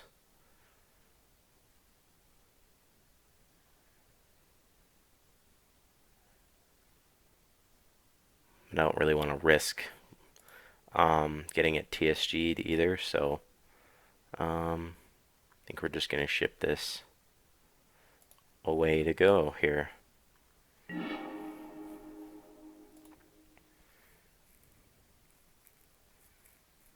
I think this is not good enough, unfortunately, so we'll have to mulligan. Yeah, this seems fine. Turn 2 Chalice, turn 3 hopefully spike a land for a 4/4 Serpent. I think unfortunately we have to bottom the Consecrated Sphinx.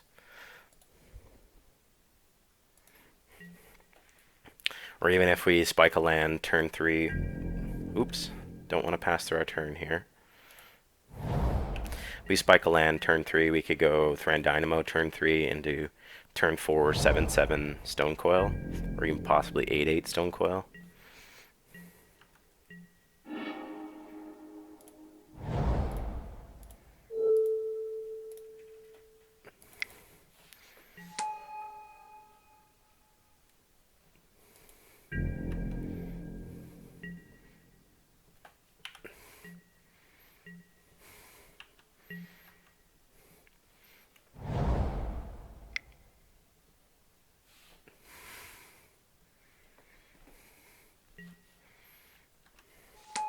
Alright, come on, blue source.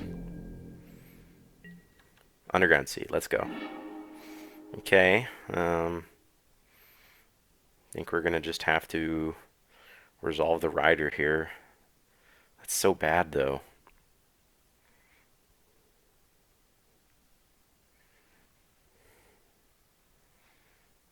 Yeah, I think we just have to go with a 3/3 Serpent.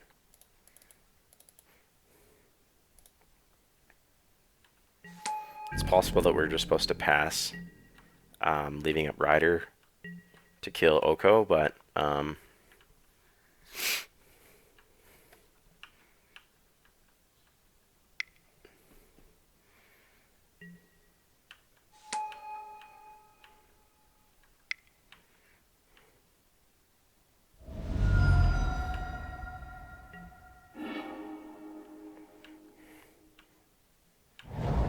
wow, the Dismember has done work for the opponent.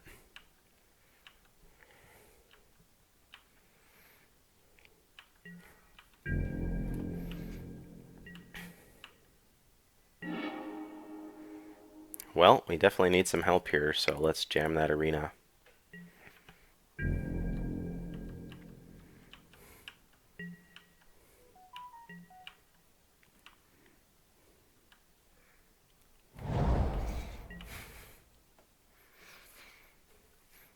Yeah, the Dismember lines that they've been taking has been interesting. It's definitely dependent on what's going on in their hand. I'm assuming that they've got a lot of expensive things.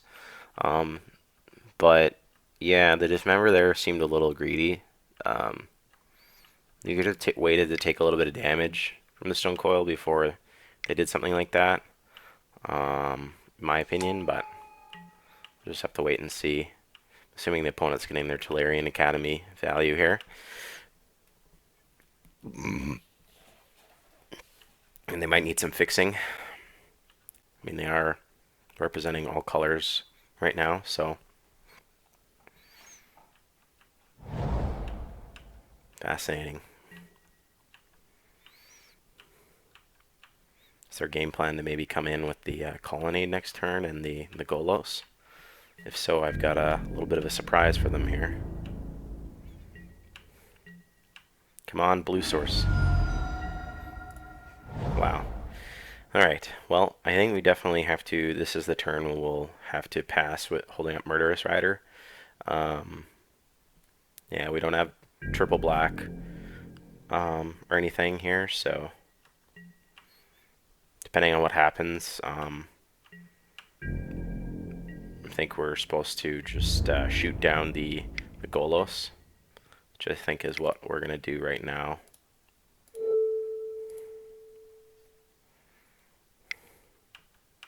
Yeah, and they're going to get their value here.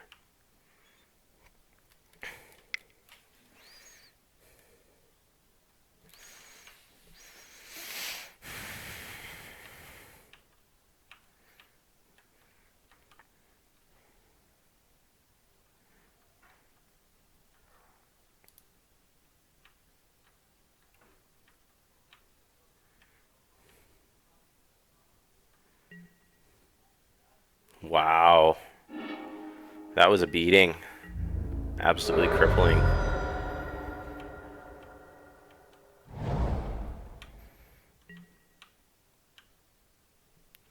Yeah, that cryptic command was horrible for us.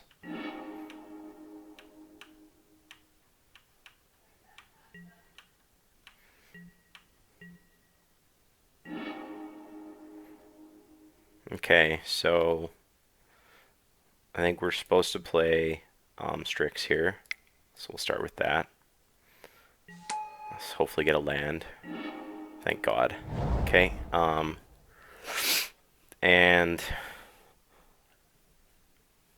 I like playing Ashiok here. So let's go and do that. We need to start putting some threats down that the opponent has to answer. Oh my goodness. Could not have dreamed of a better thing to spike. Let's hope that we can protect Ashiok, losing no loyalty. Hopefully the opponent doesn't... I don't know if they can see. Yeah, they can see. They're not face down. Opponent knows. So the opponent has to, I assume, like maybe spin up the colonnade or devote some resources here to taking out the Ashiok, which is exactly what we need at this point in the game. Yeah, face up exile. Thanks for the heads up. Yeah, so it looks like they are animating colonnade, and I'm assuming attacking with... Oh, interesting. Okay.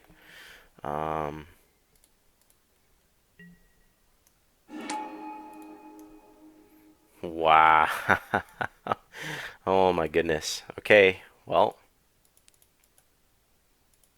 Opponent got us, as they say.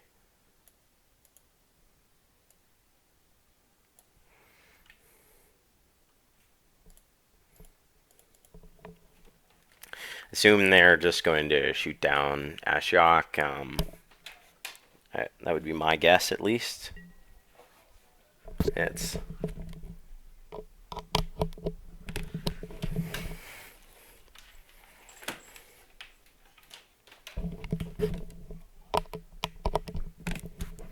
It's not my favorite play of people who play with Terastodon to shoot 3 permanents, but the thing with this line is that they've essentially taken me off of blue. So I think it's probably correct for the opponent to have done that.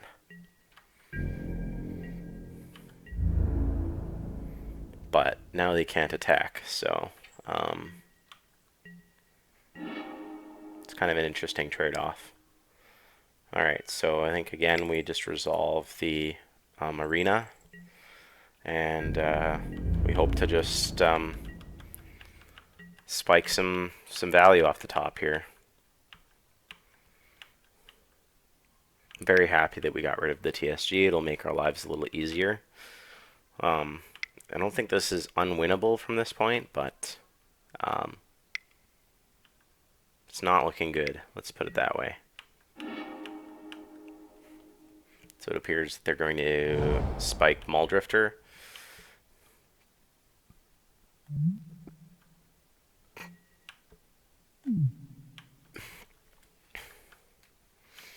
What do we have left to bribery from the opponent?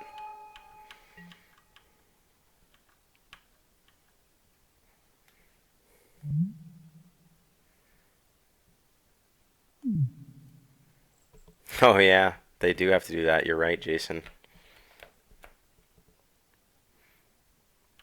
I think currently the only way they have of doing that is through flyers, but I've got Brazen Borrower and some other things that I can do. So I wonder if the opponent sees that they're only down to 9 cards.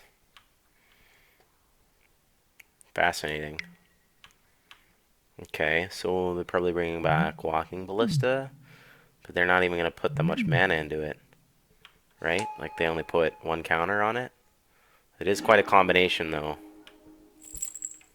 Alright. None of that, Halo.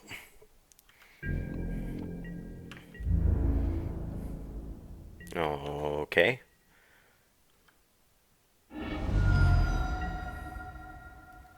So I think the correct play here is to use Brazen Borrower to bounce. Oh, but we don't have any blue. Yikes. Yeah, we don't have any blue to play any of these things. I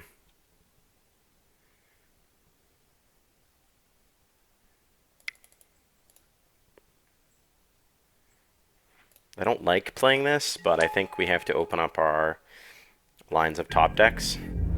But yeah, I foresee that with this inability to deal with the Emery, the opponent will be able to bring back Walking Ball X's 1, 2, 3, 4, 5, 6, 7, 8. It'll be a 4/4. You can attack for 9.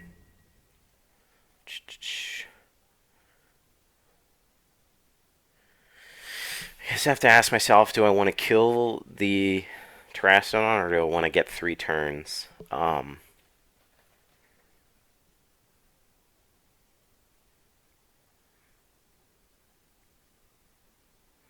think my likelihood of drawing blue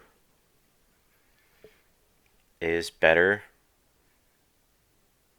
So would that mean that I would rather have the Terrastodon gone?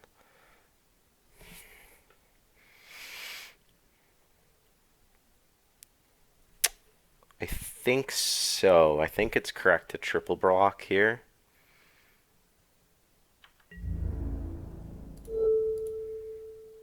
What do you think, Jason?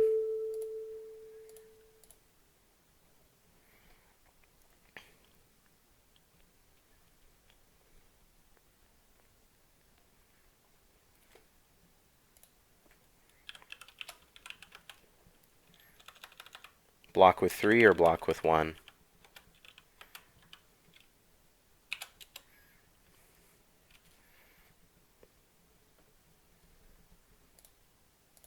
Yeah, jump for time seems fine too. Because they also have the Colonnade, which I don't know if they've seen, but it's going to be kind of difficult to deal with that. Are they doing Golos again? No, they're doing Karn. Are they drawing with Karn? If they draw with... No, they're making a Karn struct. Okay.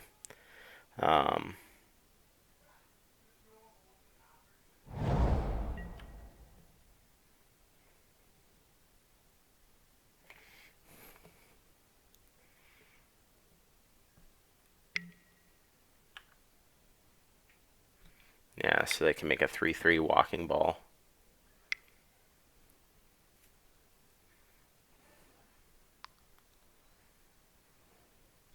We'll go to 10.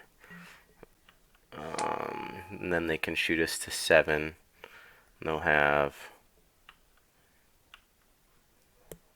the ability to make a 4/4 flyer, come in the air for us for...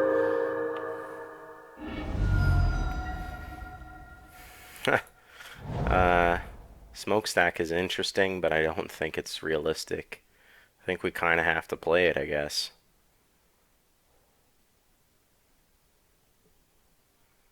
So I guess we Brazen Borrower back the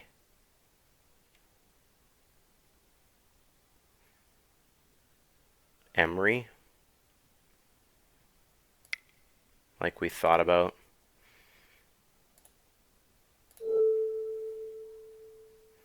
I guess we don't have to do it right now.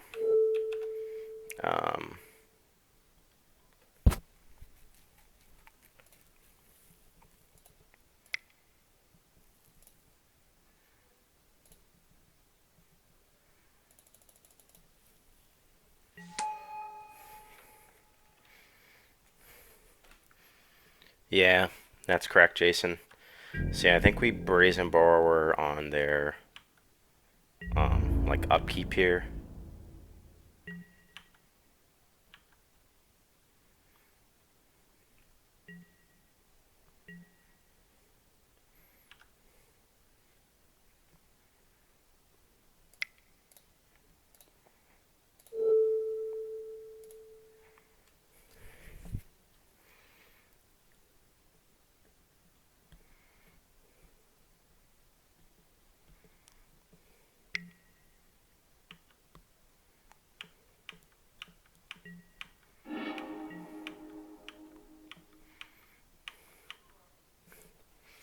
Definitely a neat one here.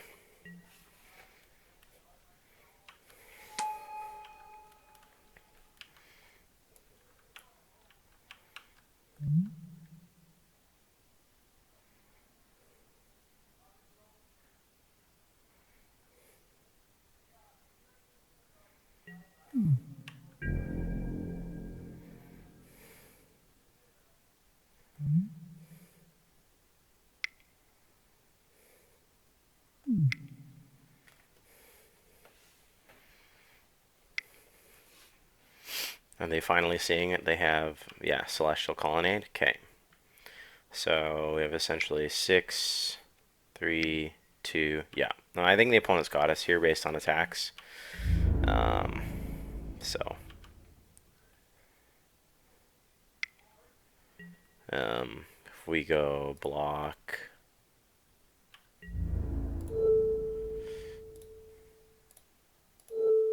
We still take 3, 7, 9, 12, 11. GG's. GG's.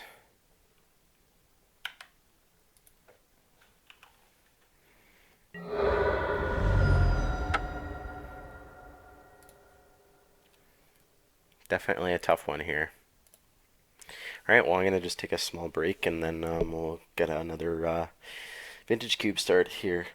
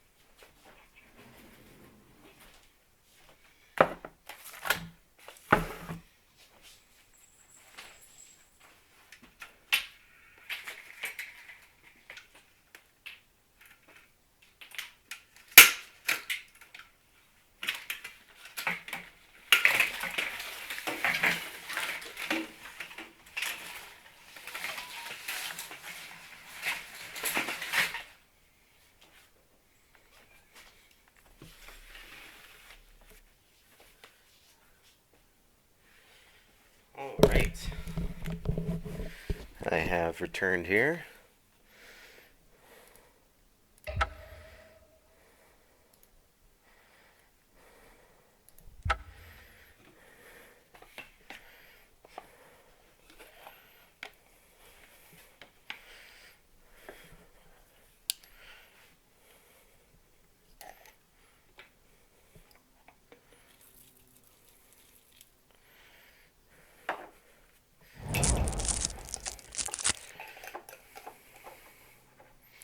Ooh, it's really hard to pass up two cards in this pack. I think either Rofellos or Sneak Attack. What are you feeling there, Jason? I think a sweet Sneak Attack deck. I haven't done a Sneak Attack deck in a while. What do you think? Down for Sneak Attack?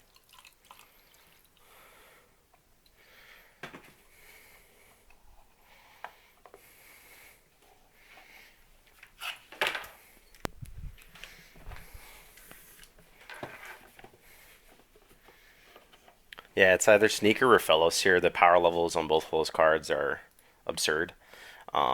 So, yeah.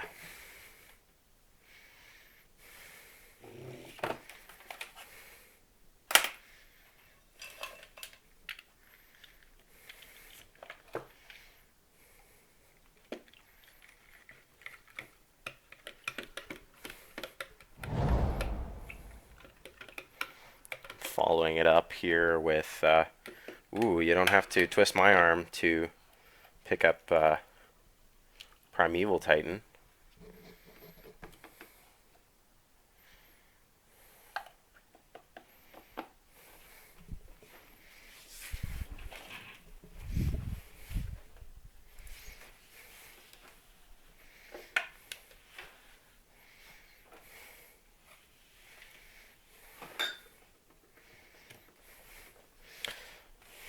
Yep. No, I like that as well. I don't like blending archetypes. I know we've done it a few times where both archetypes have been open, Jason. But yeah, it's been interesting learning, and I think that Entomb in that pack is something that we're not interested in. Same reason why we're not interested in, say, something like Library of Alexandria. Um, I think we'll definitely pick up Craterhoof Behemoth as well here. It's a good sneak attack creature as well. So, okay. I definitely am keeping my eyes on Twin and Garruk. So far, it's looking like we want to try and be some sort of split between red-green. So I'm just trying to weigh how likely we would play Twin. I think we're going to splash the Sneak. There could even be an argument for Chrome Mox. Yeah, Twin, that's biased. That's very honest of you, Jason. Yeah, I think it's supposed to be Garruk. It'll help our mana, especially if we are multiple colors. So pick that up here.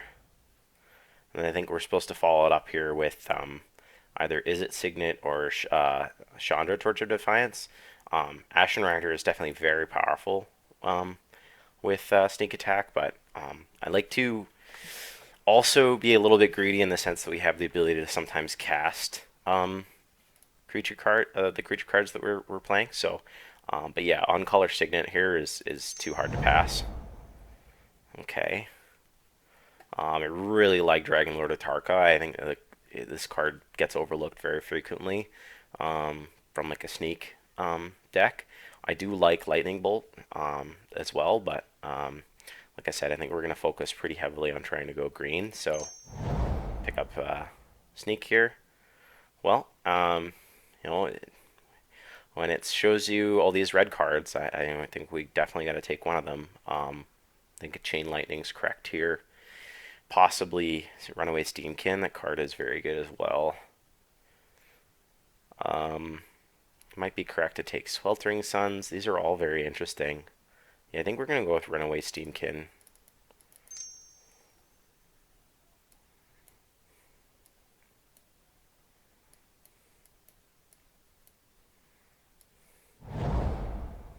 command is pretty good, yes, but the current variation that we're trying to nail here, I think we want to get as many creatures on board to protect us until we get our sneak attack combo going.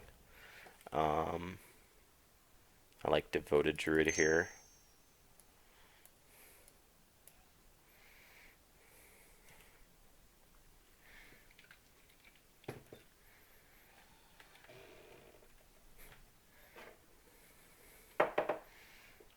Another reminder to Transcend Coffee Beans to please sponsor me, please. I love your coffee. Kill the thief. Hey, Dad. I didn't see your chat there on Twitch.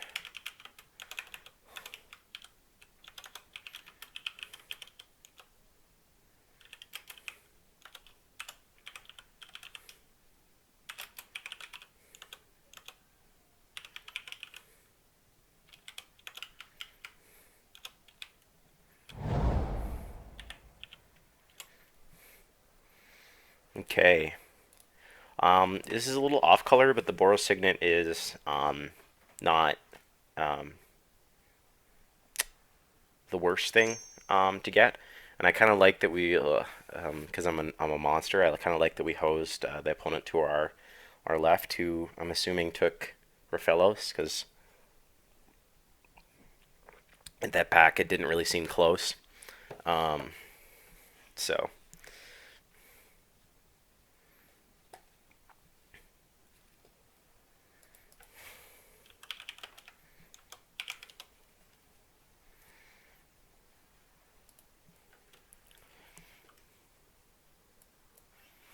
and yeah, we'll need as much fixing as possible. So the least amount of red that we can be playing, I think, the better.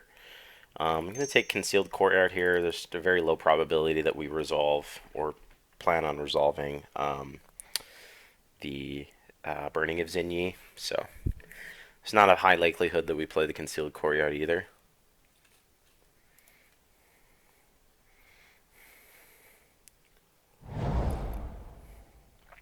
Okay. Again, for the same reasons, Razorverge Thicket. Unlikely that we play it. Rotting Regisaur is a fine card.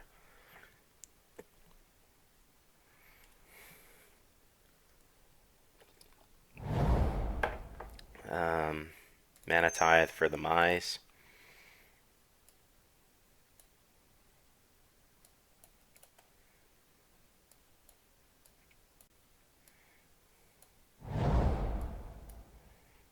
Sure, I'll take a BBE.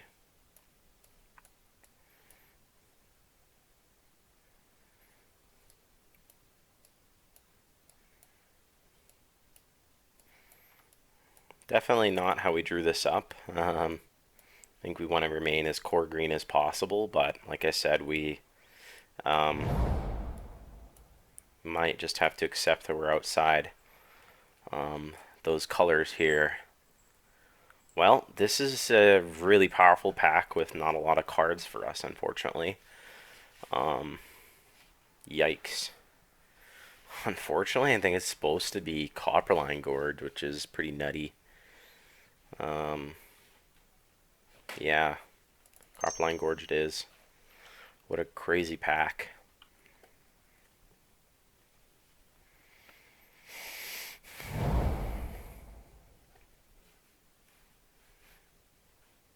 I don't mind Noble Hierarch here.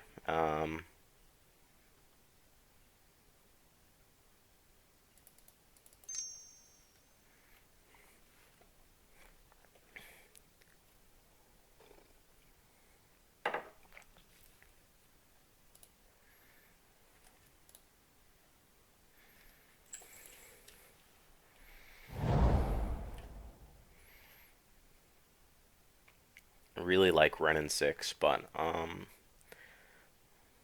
don't anticipate Strip Mine coming back around.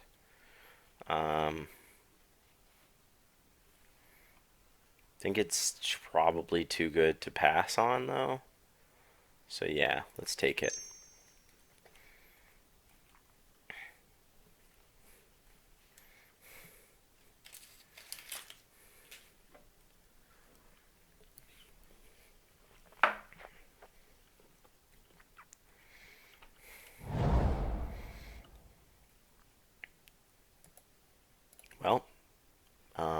Eternal Witness seems pretty good.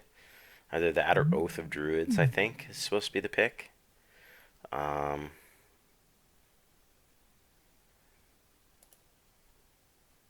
Fascinating. Yeah, I think Oath of Druids, I guess.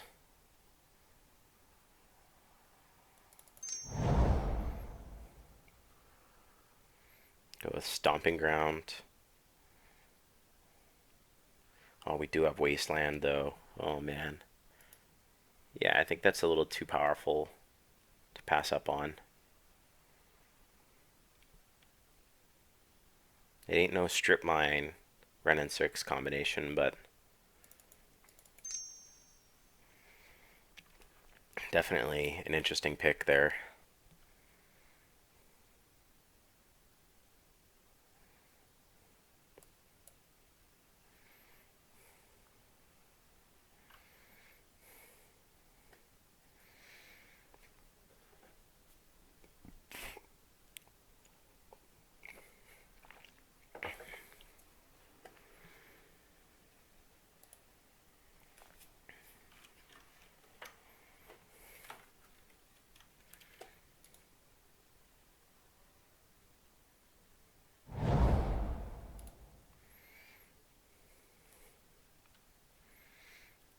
Hmm. Guess it's supposed to be Avenger of Zendikar here. Kind of puzzling at this point.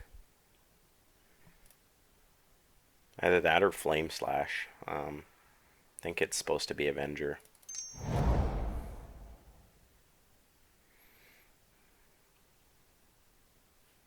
Definitely like Sphinx of the Steel Wind. I was thinking about Shrine, but yeah, let's go with Sphinx.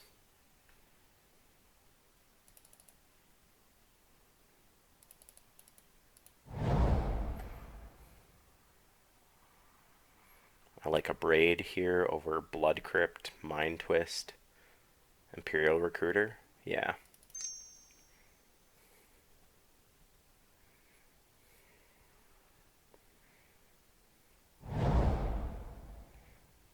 Wow, Strip Mine came back around for us. That's very impressive.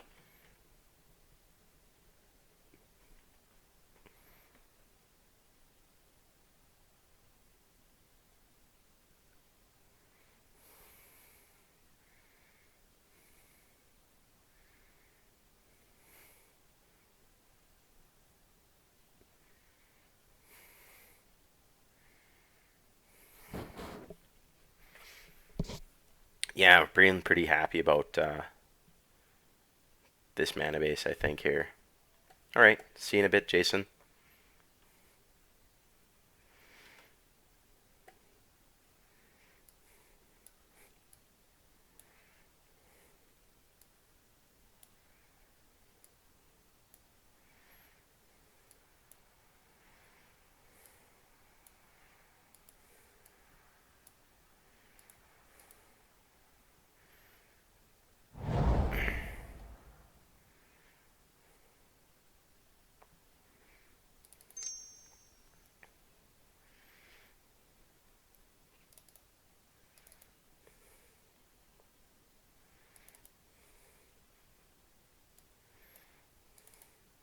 I think we're going to switch our strategy up here and go a little bit more mono red over everything else. Um, we'll hopefully aid our Oath of Druid sneak attack strategy a bit more.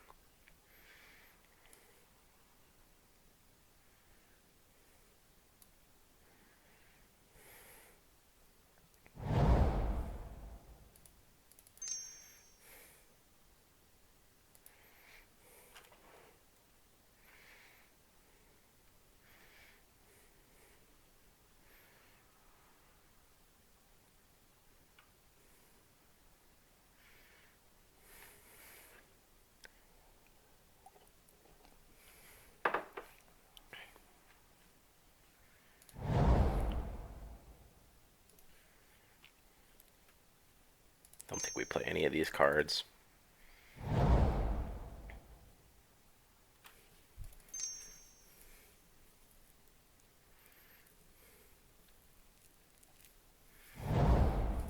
Wow, and we got the Flame Slash come back around. That's pretty great.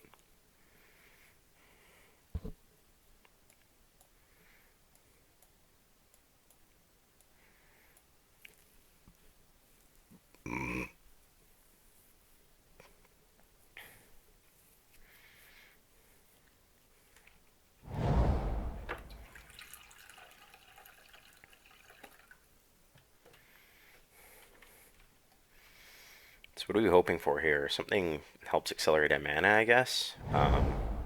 Really lacking in that department.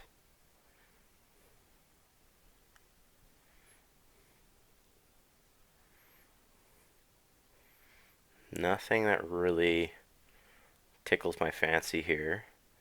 I think we're supposed to just devote ourselves to mono red here. So,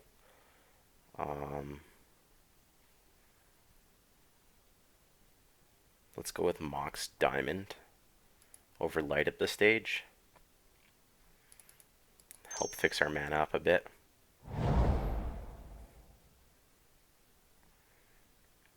Wow, Ulamog the Ceaseless Hunger is one of probably the best sneak targets.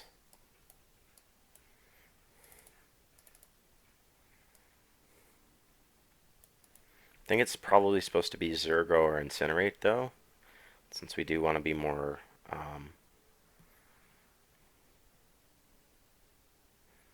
let's go with Ulamog just to snap that up. And Inferno Titan and Carnage Tyrant.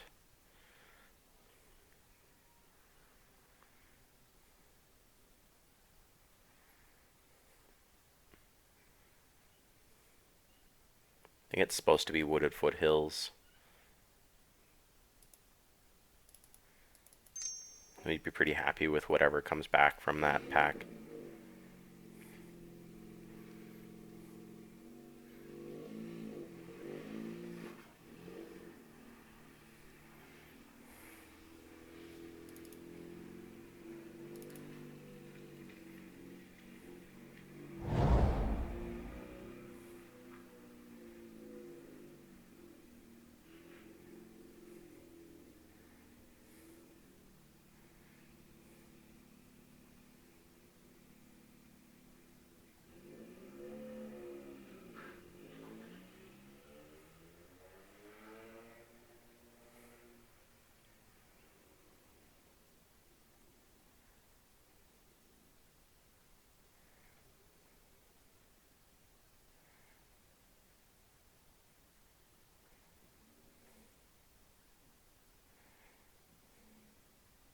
Let's take the Pulse here.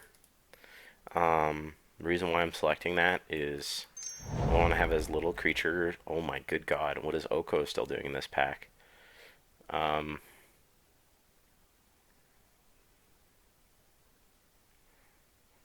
It's really hard for me to pass Oko here.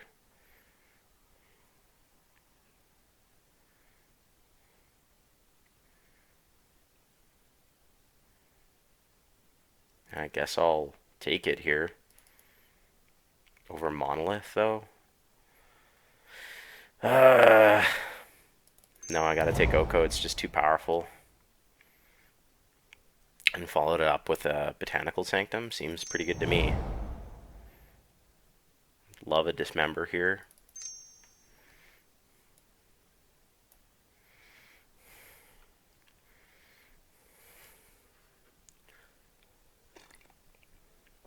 I think this is probably one of the sweetest cube decks I've built to date, in my opinion.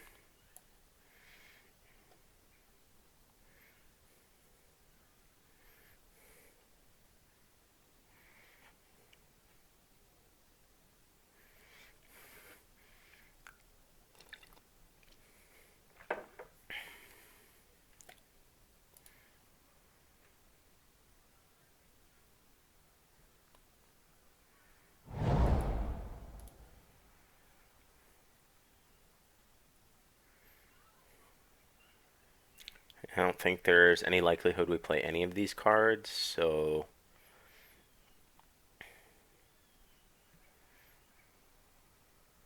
guess Acidic Slime for the board.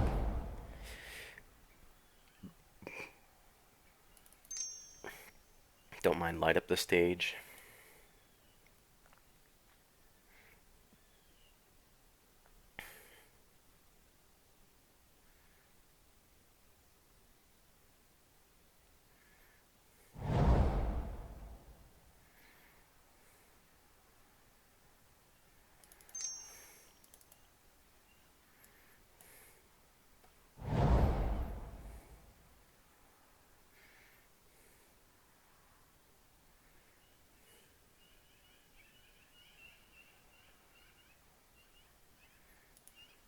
I think it's supposed to be Beast Within over Inferno Titan.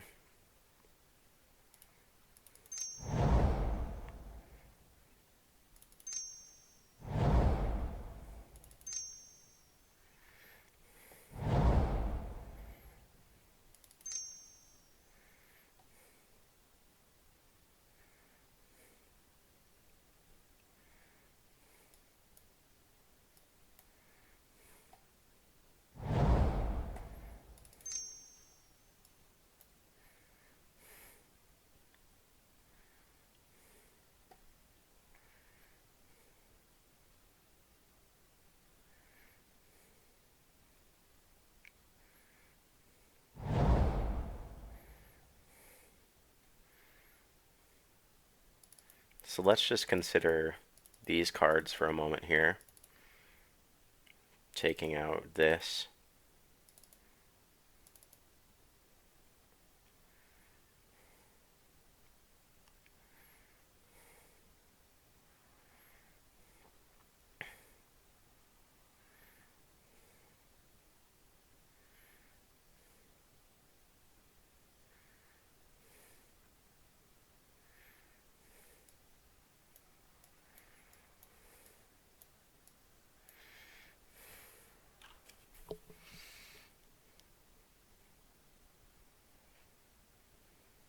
We have 1, 2, 3, 4 creatures that are whiffs.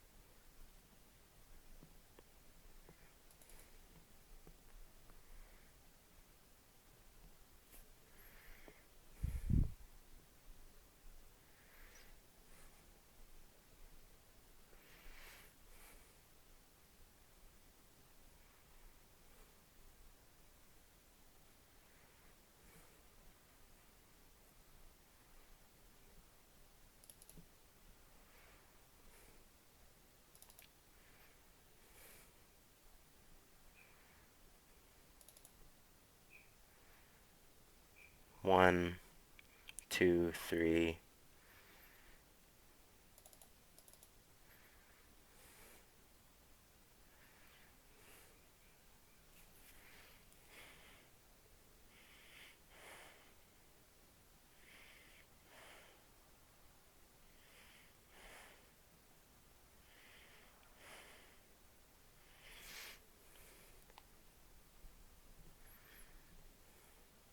One, two, three, 4, 5, 6.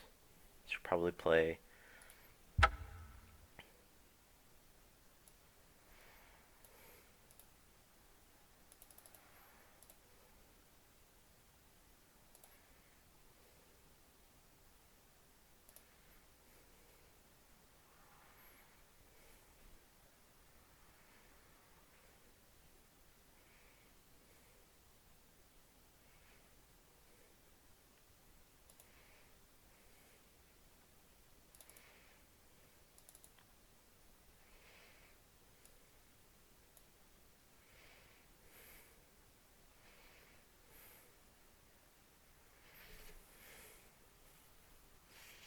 One, two, three, 4, 5, 6, 7, 8, 9.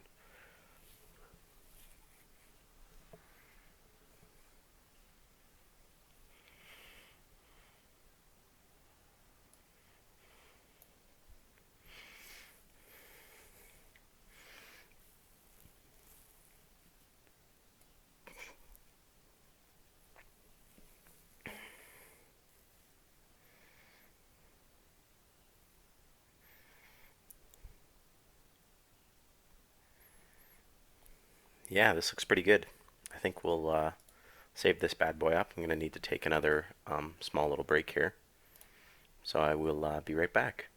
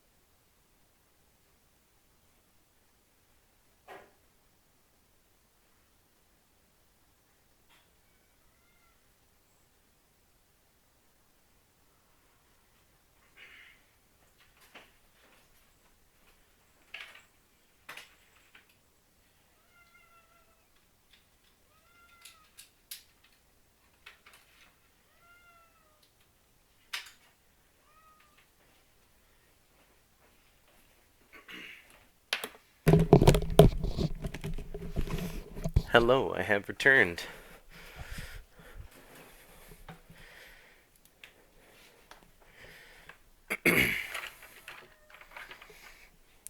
Hello, welcome back. So, have a pretty sweet Temur list. Hey, how are you, Jesse? Love you. Um, so, yeah, this Temur list is pretty sweet.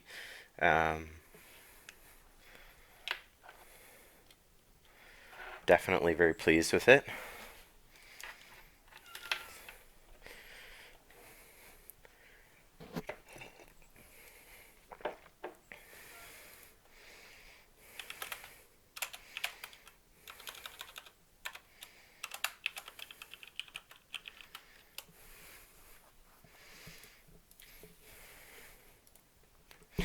Okay. So let's hop right into this here. We've got a pretty sick list. We're basically going to try to Oath of Druids, Oko, / remove the opponent's permanents out of play so that we can, until such a time, resolve one of these large creatures to hopefully take over the game. So yeah, let's get this party started.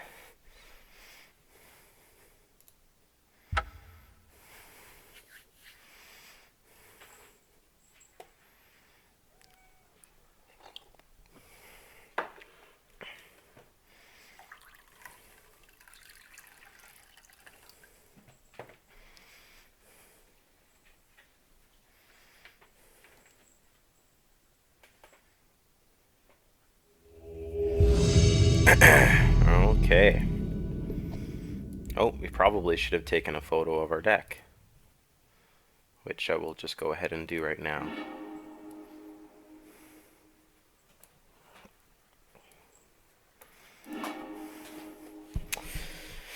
Well, I wouldn't call this a windmill slam, but I think we're definitely going to keep. I think we're going to hold off on the Mox Diamond. So, but yeah, this will be decent enough, as they say.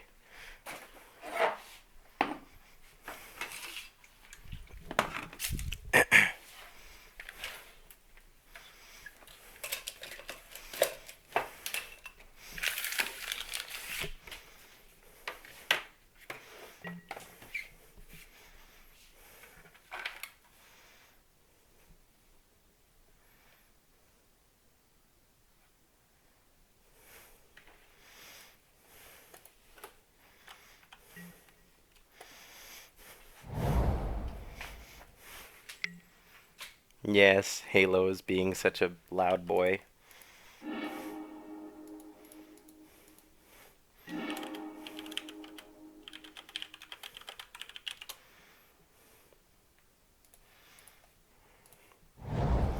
Okay, so if we spike land off the top, we can go and resolve our Garruk Wildspeaker a bit of a turn early, so that would be nice. But as of right now, we don't really have anything to really pressure the opponent, so we're just going to go land go again. See what happens.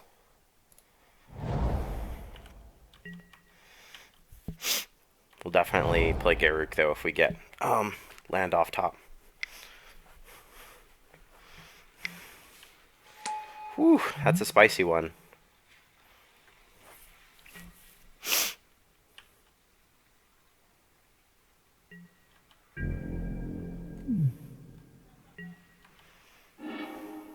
Alright, just on schedule. We will play Mountain off of the diamond so that we can still resolve Garruk. Pitch this forest. And then, yeah, I think it's just a pretty clear Garruk minus.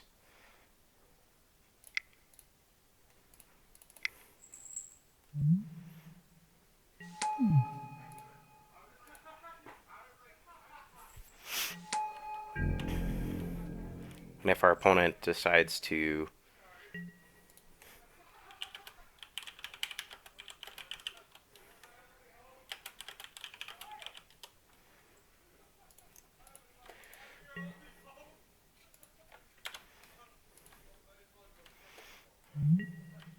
I assume that the opponent's probably going to minus the Kaya to take away our beast. If he does that, do we want to Fire Blast the Kaya?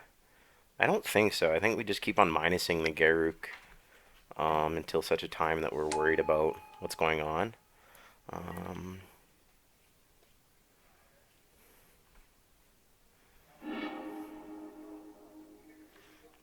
Interesting. Mez Fiend. Okay, we're almost at the point that we can cast Avenger. But Mez Fiend would take that away. 1, 2, 3, 4, 5, 6. Oh shit, we can play it. 1, 2, 3, 4, 5, 6, 7. There we go. Yeah. So let's make some red, untap 2 lands. Make some green, green.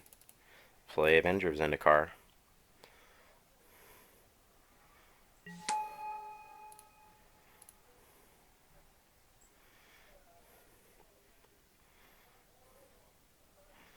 I think we're probably supposed to Fire Blast the Kaya. It's just going to get progressively more annoying. So I'm going to do that.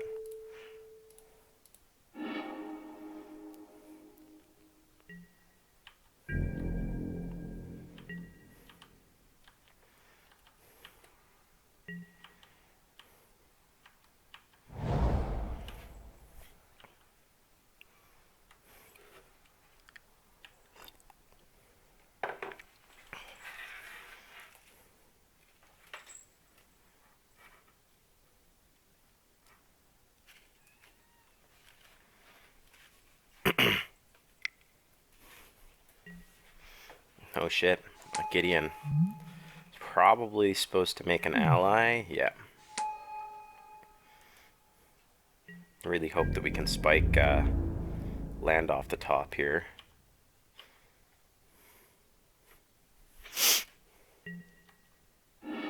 Oh, that was very lucky.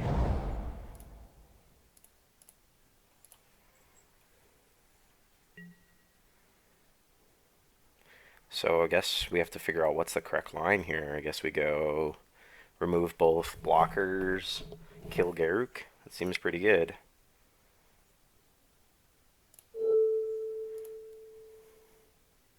Or kill Gideon, I mean.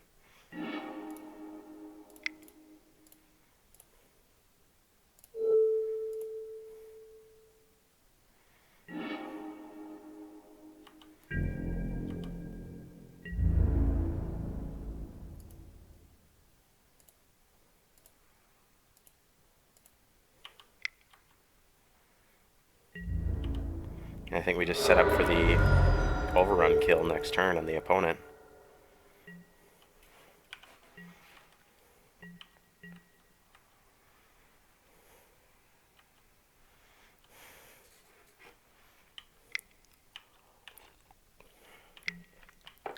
Oh, yikes. Opponent is voting for Avenger of Zendikar. I'll vote for Avenger of Zendikar too. I think we just have lethal on the opponent if we draw land. Oh no, never mind. That effect is gone. So I guess we're supposed to not ultimate the Garruk. We're just supposed to jam for 4 plus it again.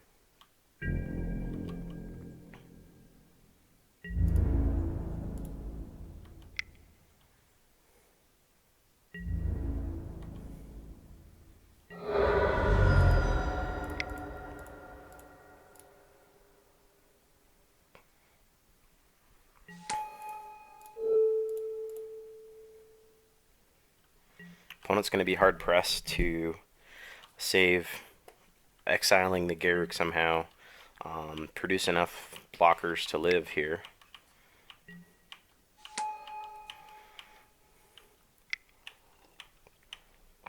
I guess Liliana Edict saves him, possibly. I don't think that's going to do it. Especially if we have a removal spell off the top here.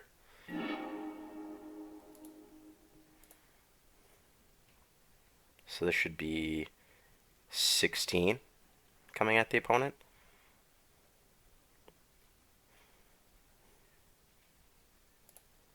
Alright, we got there.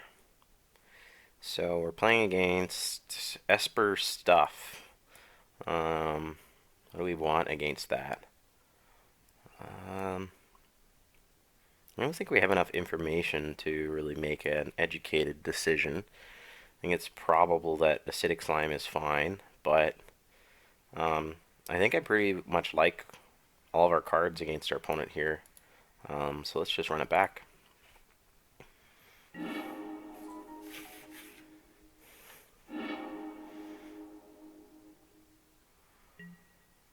This is not my definition of a keepable hand.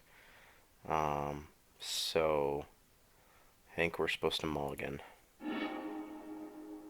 And this hand is a lot better.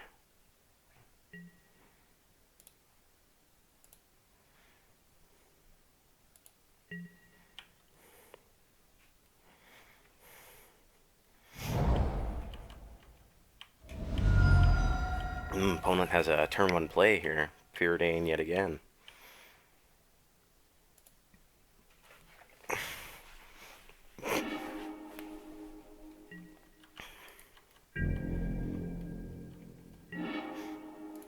Not exactly the card we want to see off the top.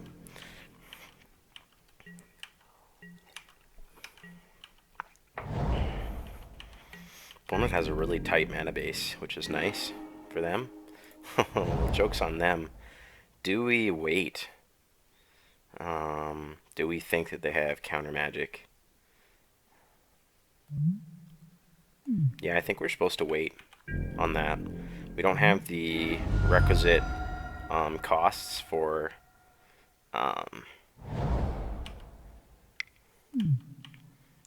getting the Oath of Druids to trigger anyways, so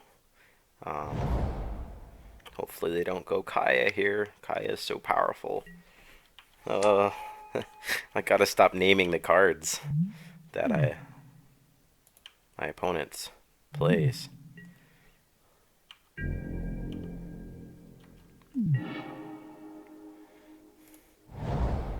Okay, I guess I'm happy with Raminap here. Gotta pressure the Kaya somehow, so.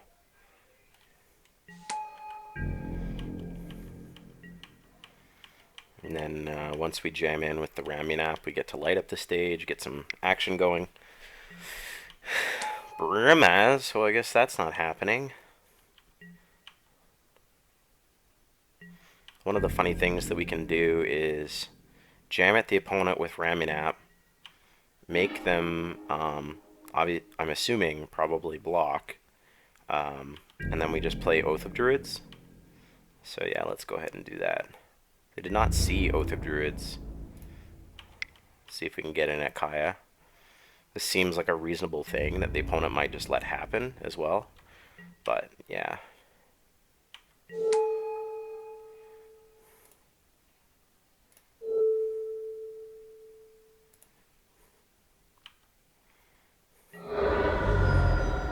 Alright, and then we'll play the Oath of Druids. And then I think we'll dismember the Brimaz.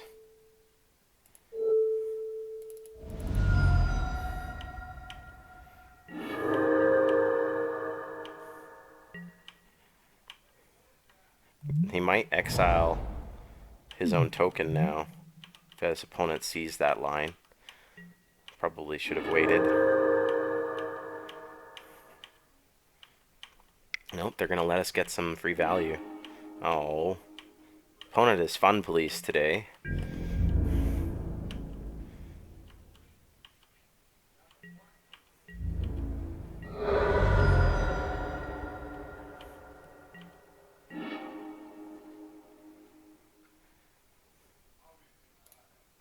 I think we're in desperation mode here to hit a land, so I'm just going to hard cast the light up the stage, and oh my god.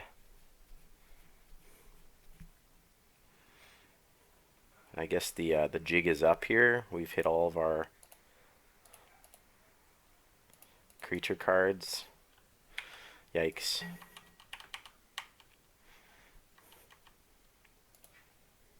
It's quite funny though.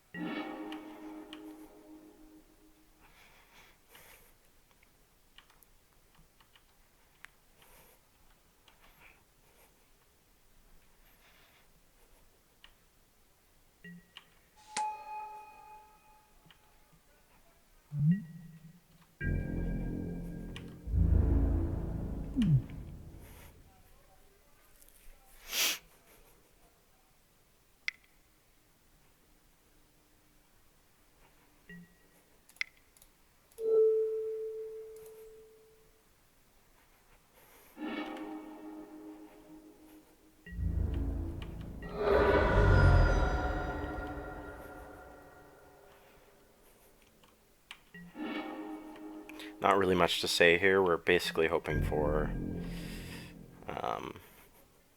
sneak attack off the top.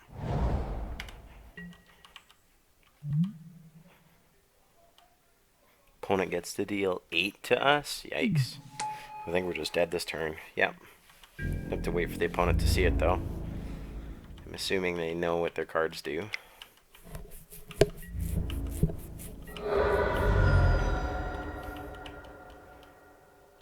You gonna Kaya me, bro? Yep. There we go. So we didn't really see too much else to really change, I think, our lines. I think we just need to make sure that we have the correct cards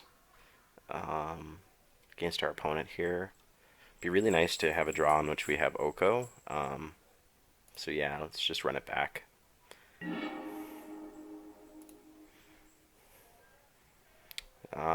This is not keepable. This is also not keepable. This is keepable.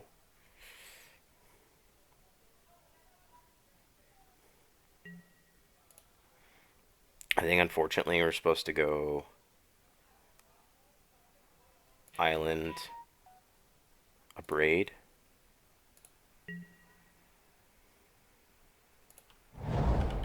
Start off with Mountain Pass.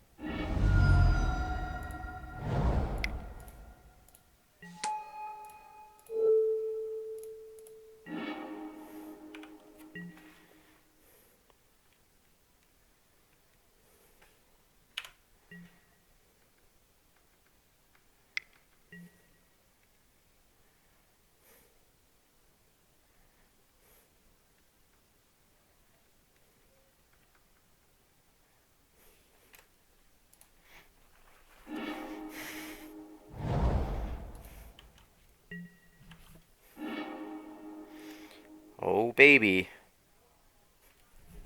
I sure hope that we can resolve Oko.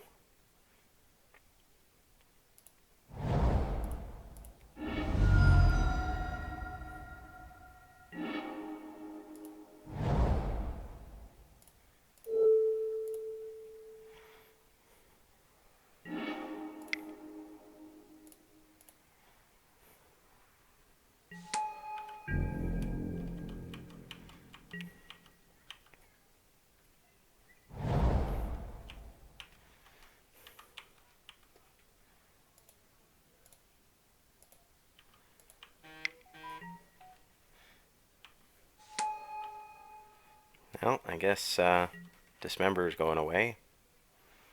Dismiss Magic Fiend is confusing, though. I get to just shoot it with Ren and 6. Fascinating.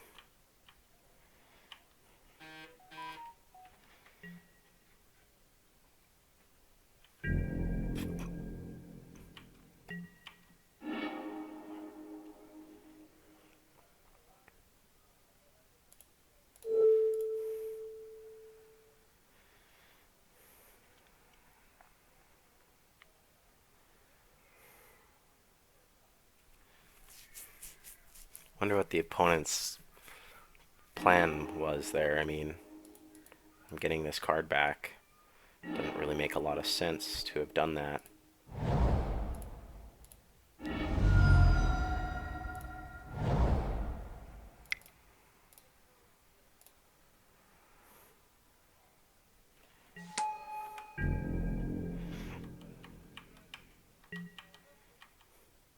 It's too bad we didn't pick up that Steam Vents. Would have been really nice to have had Oko in play for the past 3 turns. Definitely would have won this match.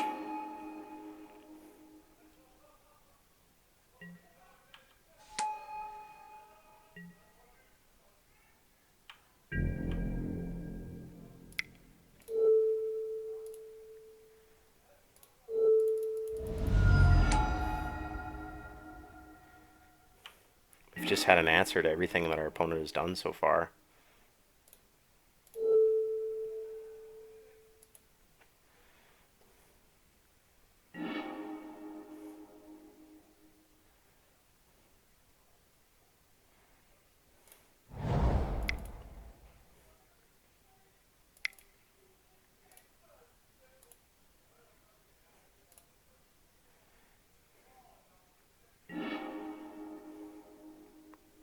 Wow, that's a pile of cards. So we get to sneak attack in Avenger of Zendikar next turn. It's pretty great.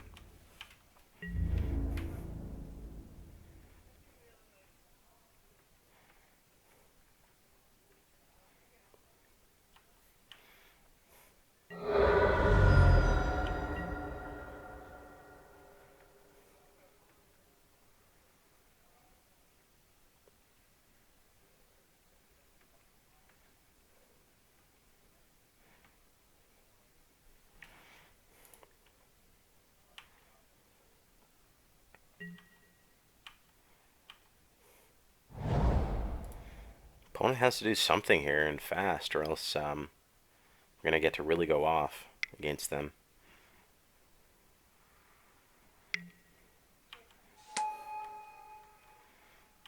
Curious to see what they grab here. Not going to be Mesmeric Fiend. We've already eliminated that card.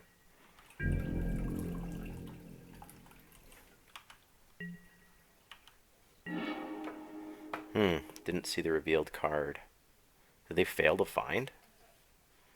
They failed to find. That's, yikes.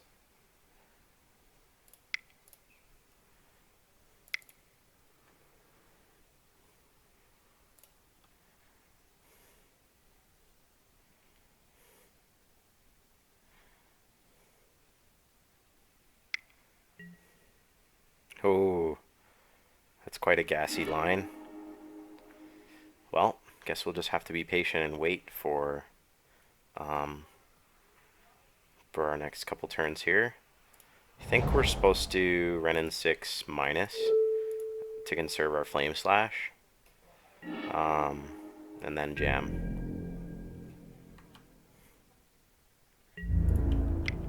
And just hope that our opponent doesn't slam something huge against us, like an Ugin. That would be probably our worst nightmare.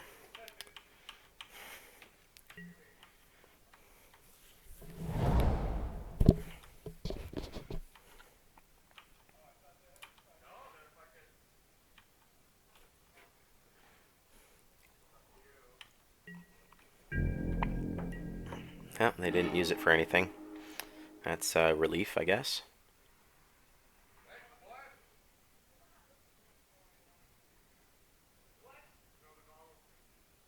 One, two, three, four, five, six, 7. I think we're supposed to play Wooded Foothills so that we do not get tithed.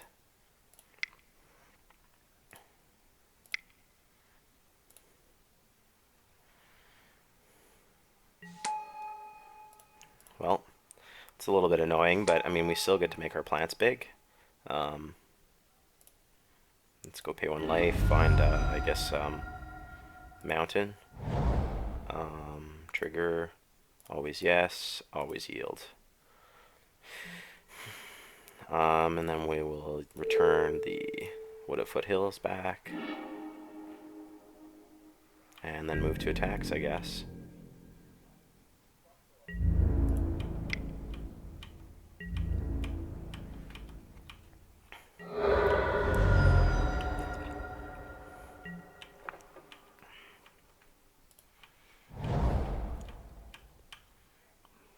Very curious what the opponent has in hand. Fractured Identity. Ooh, that's a gassy card.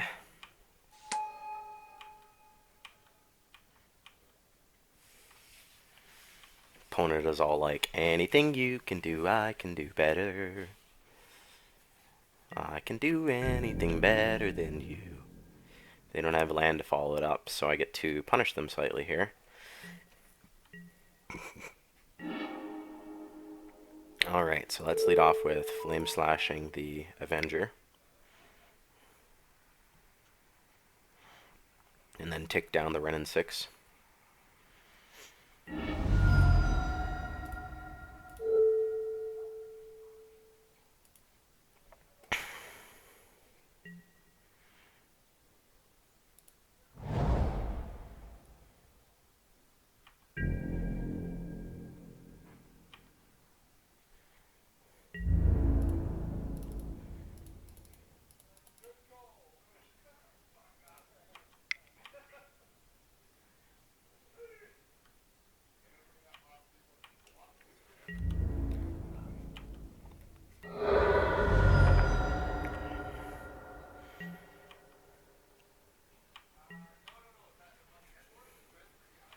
Well, the opponent has very little things that get them out of this.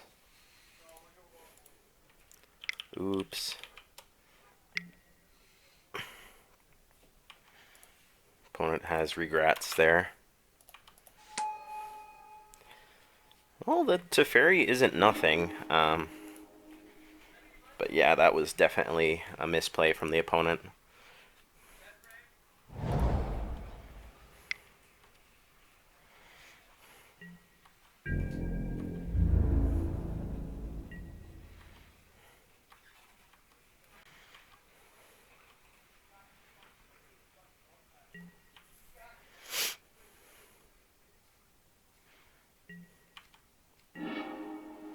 Man, we have had some pitiful top decks. I think that should be enough, though, to get the opponent. We have 9 attackers. They have 5 health. Nope, they're still fine. I think we're just supposed to... I think I probably should have shot their face. That was a little bit loose, but...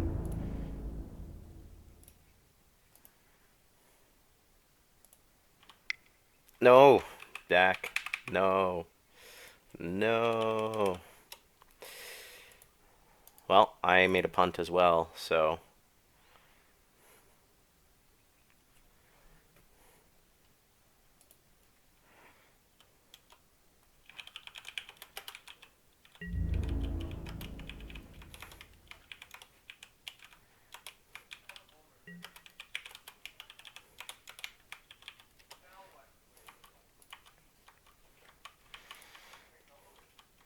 Opponent basically gets to draw 2 more cards here. This could be very costly.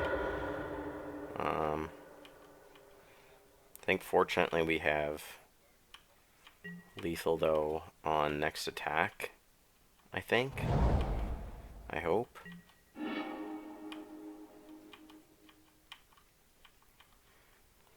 have 4 blockers. We have 9 attackers. They'll go to dead if they don't produce a blocker here. Oh my god. That's exactly what they needed off the top. Oh man. Crippling.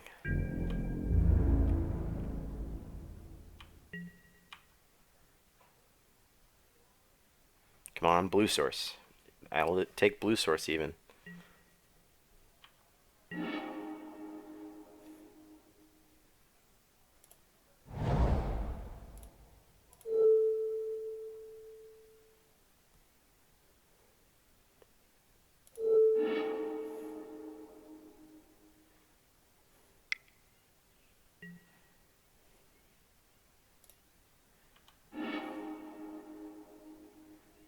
One, two, three, four, five, six, 7 blockers, 9 attackers.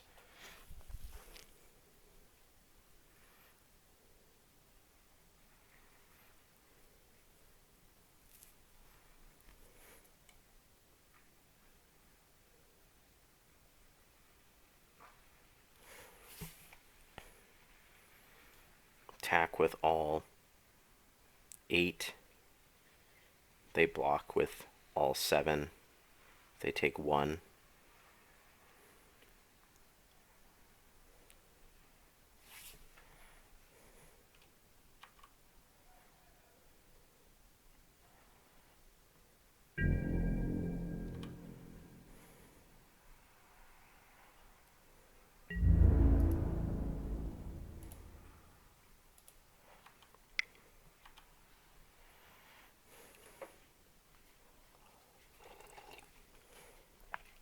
This is getting interesting. Very interesting.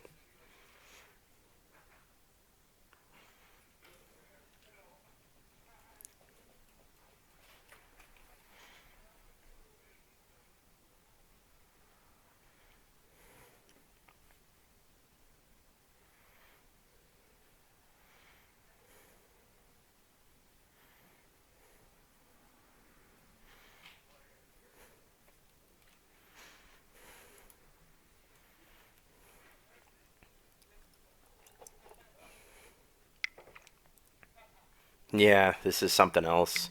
I forgot to attack with all, unfortunately, so we're a little bit sad. But did the opponent just make a massive misplay? They can only block. Oh, they can block all 7. Okay, I see their logic here. Um, yeah. When they, but see, the problem with that is they get shot. This is fine.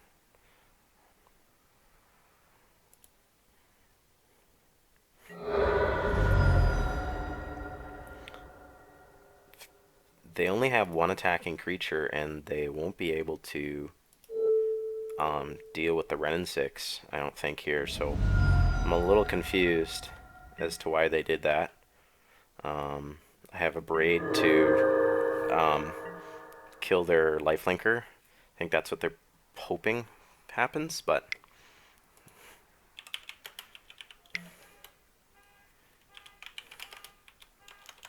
oh, bribery, you say? Luckily, I don't think I have anything stupendously game breaking here. It's possible that they grab Craterhoof to kill the Renin 6, actually. That might be a little bit of an oof.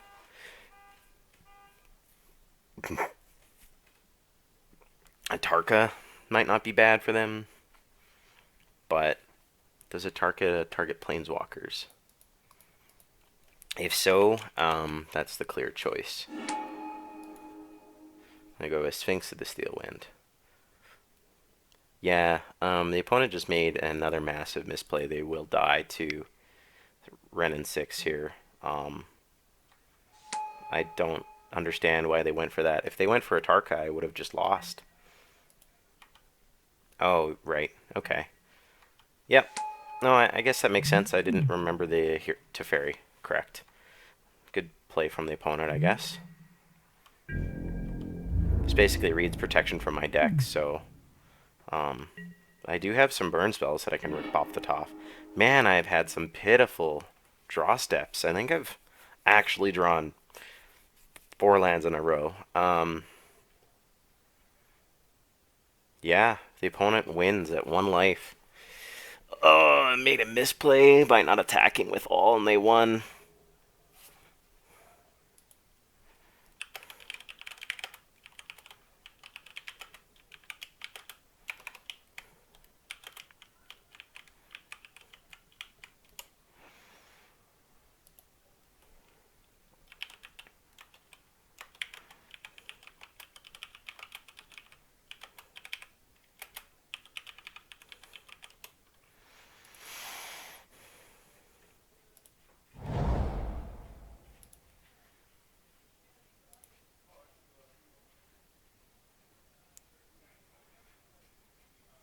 I think I play to my outs here. I basically have to go. Now, the fact that this has lifelink is just too much. Guess I shoot this down. Play the blocking game.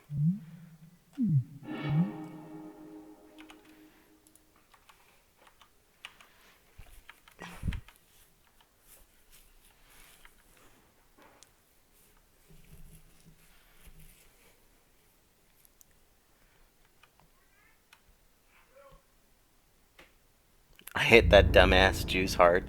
Yeah, well, you're still attacking me for 6 going to 7's opponent, so. Basically, I need to chain some nonsense of card draw into double burn spell. I guess I could go like sneak attack something else, but yeah, no, this is not gonna do it. Nope. Lol. Didn't matter.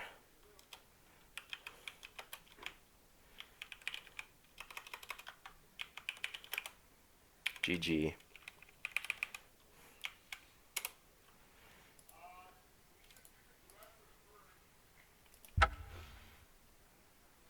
Yeah, you're right, Jason. It is Hoof Daddy or bust.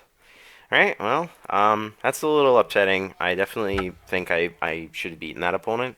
Um, I think this is a definite 2-1 deck though. Like I'm sure that we're gonna do well here on from here on in. So, we'll just continue to keep our head up high and yeah, hopefully get this opponent taken out, or next two opponents taken out here.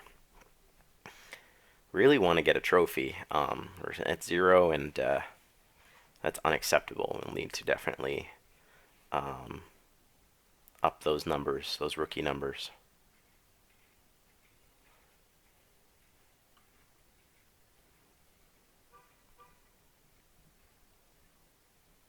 I'm a little shocked that LSV isn't very high on this list, but imagine he's keeping very busy at CFB.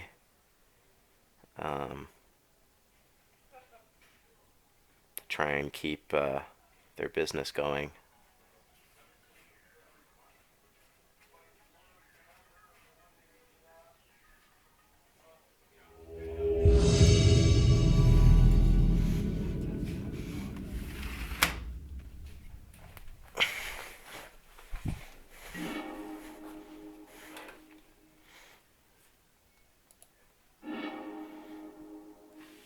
Ah, the ye old. Thanks to the Steel Wind, Oath of Druids, Dismember, Craterhoof, Behemoth Keep. There we go.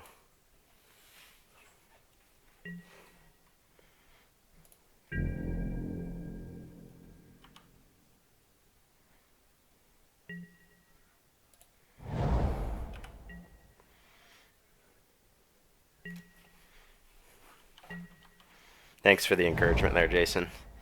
Yeah. I think I agree with that. It's it's a little difficult to um, beat that kind of draw against an opponent. So we're not gonna let the jig be up here. We're gonna just pass. Make the opponent play a creature into our Oath of Druids. We are so finely tuned, Jason, that we do not have any whiffs with Oath of Druids.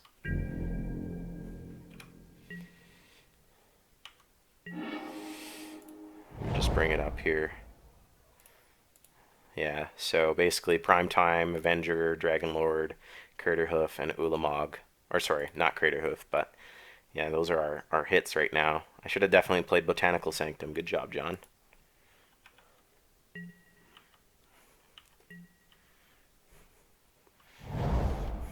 Temur versus Temur. I love it. Oh shit, Mana Flare? That's spicy. Yeah, I'm game if the opponent's game. Do I just like go tapped Botanical Sanctum Primetime? Yeah, I'm game for that.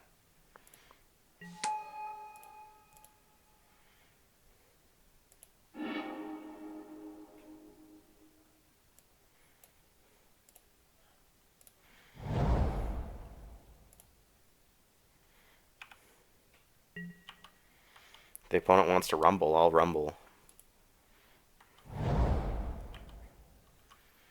What monstrosity is the opponent on?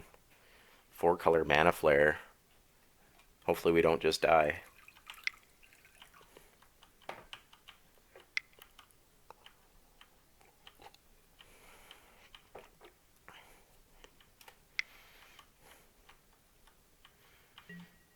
Ha! Time Twister. That's hilarious.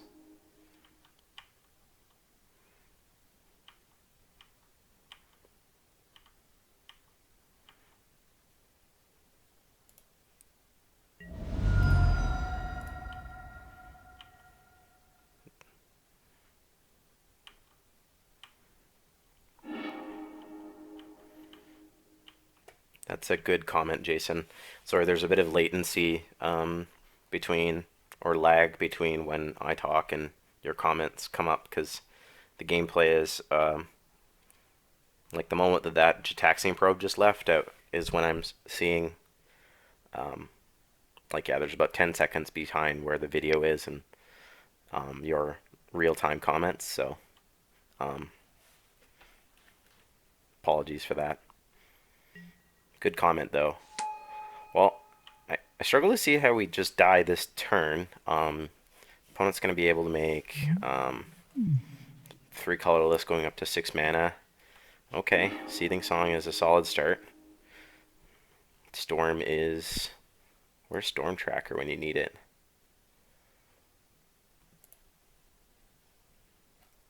Grim Monolith, Taxian Probe, Time Twister, so it's 5 I think right now.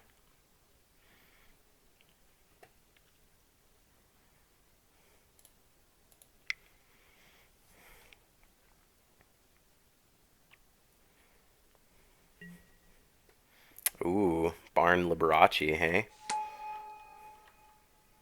They really want to barn into my Ulamog. I'm happy with that.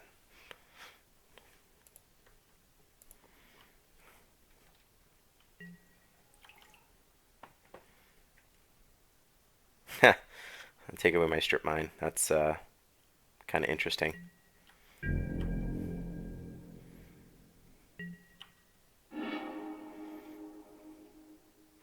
Think we end the madness here.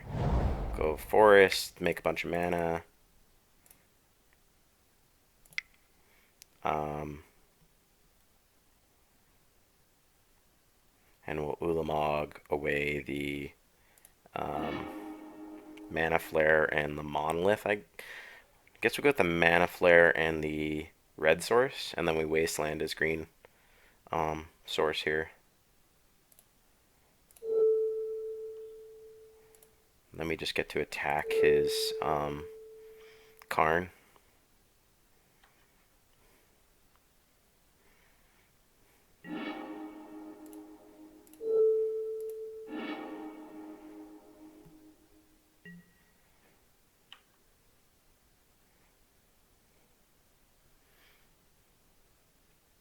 Yeah, I think the opponent should have plus Karn there.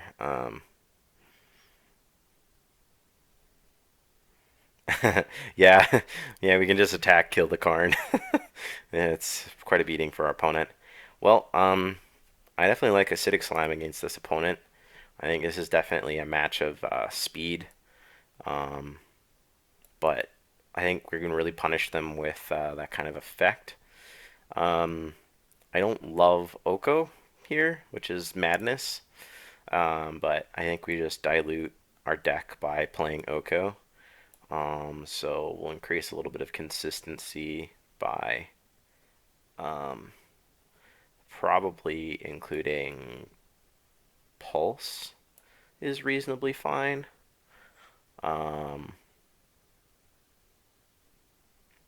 Yeah, I don't mind Pulse. And then we'll add probably 3 swamps and we'll proceed to Jund them out, as they say.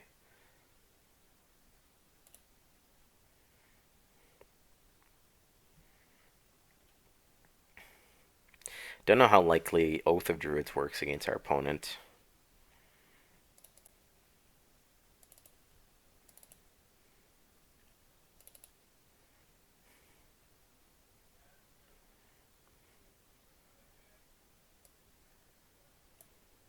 Probably Flame Slash is less good as well.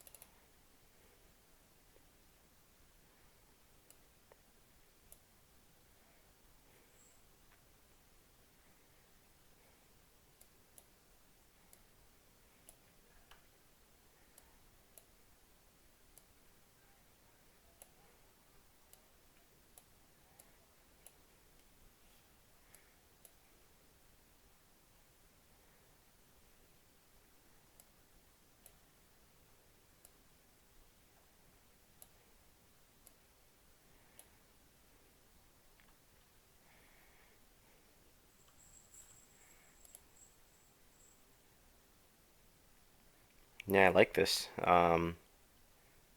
Let's ship this.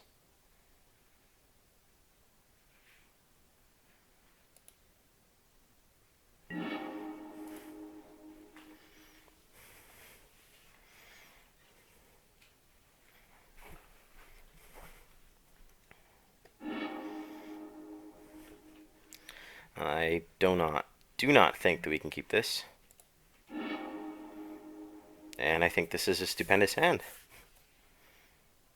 think we're supposed to get rid of the acidic slime. And I don't think we're supposed to diamond in the early turns. But if we draw it into, say, double land off the top or something, we can diamond a little later. So we can resolve Garruk nice and early.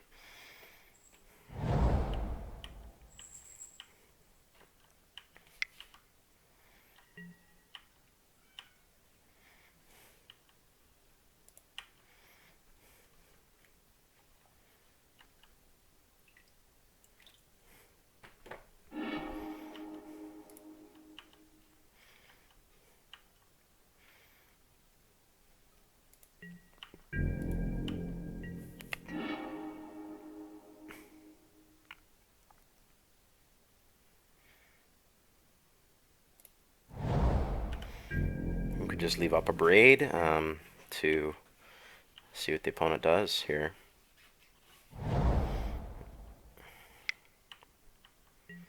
I'm less likely to just cast Light Up the Stage. Oh, Wasteland here was a sick draw.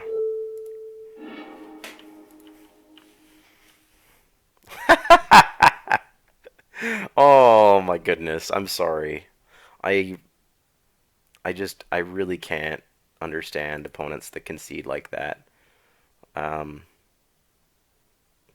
I don't mean to be mean or crude towards my opponent, but that's unbelievable. Wow.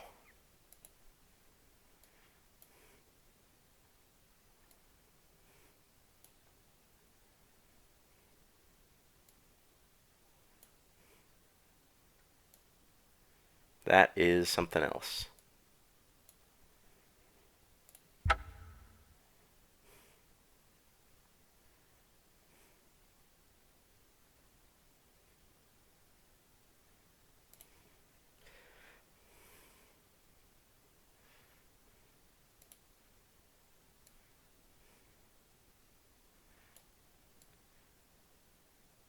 Yeah, it's not even necessarily for me about like the game not being over. It's just like the etiquette of just not.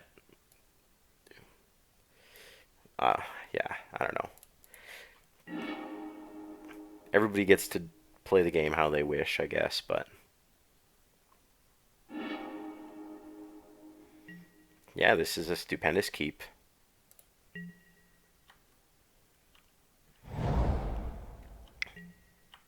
Ooh, we playing against like white black taxes.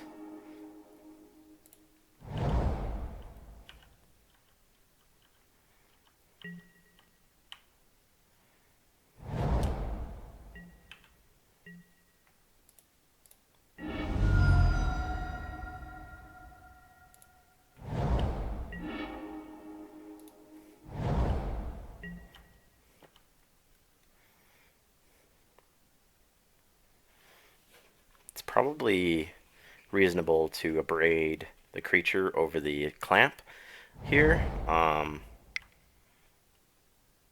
Depends on what happens. Oh no, we are definitely going to destroy the clamp. That is way too much value. I guess we could have waited until the opponent revealed. Um, this will probably change what they're going for. That was a little loose. I was just worried that for some reason I thought the opponent was going to be able to equip right away. But I forgot that Recruit of the Guard, of course, costs 3 mana, so it would not have been the case. Acidic slime.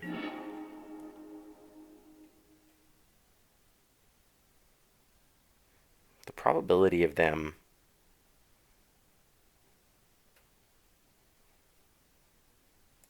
casting slime in the next couple of turns is very low, so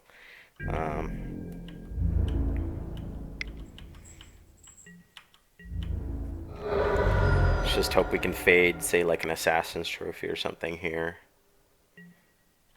Okay, Tireless Tracker. Got some good clean magic going on here.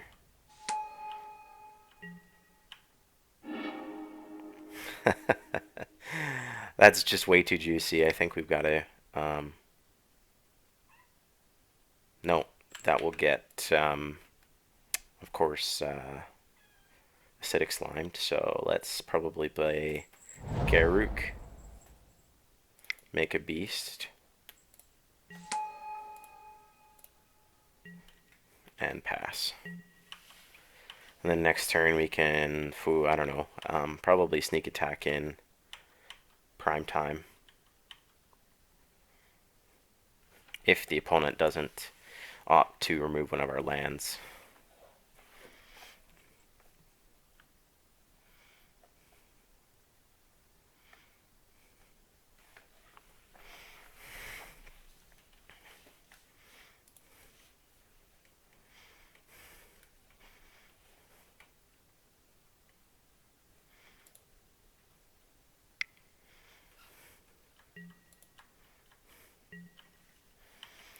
Opponent's going to Rumbletown with the Tireless Tracker. They don't have their 5th land, hey? So this is coming at Garruk and that's coming at Garruk. Yeah, I'll take the free block on Tireless Tracker.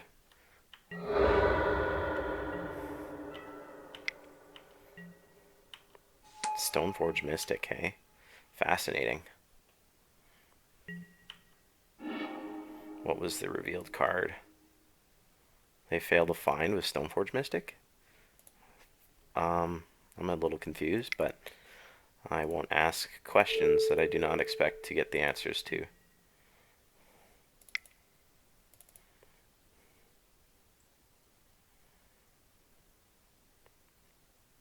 There's a couple of funny things that I could do here. I could Oath of Druids and then strip mine their 4th land. I think that's pretty funny. And then cast Harmonize. I don't mind that. That might be bad for my Oath.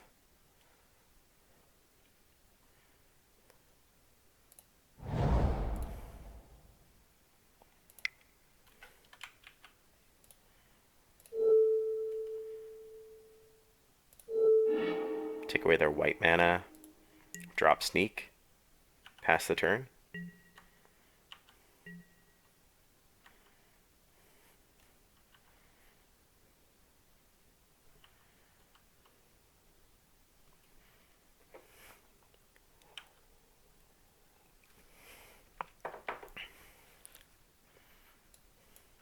They've got to kill Garruk here, of course.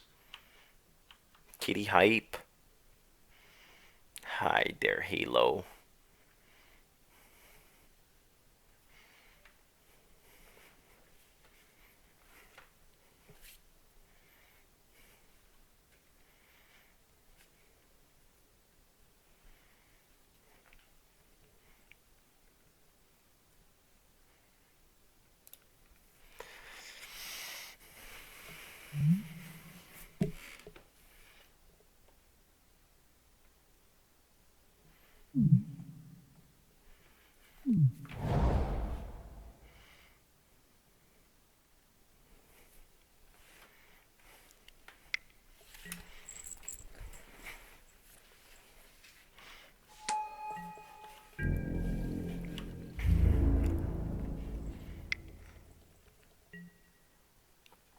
Goodbye, Garruk. You did your job. I think no matter what happens, we have the kill on the opponent here, right?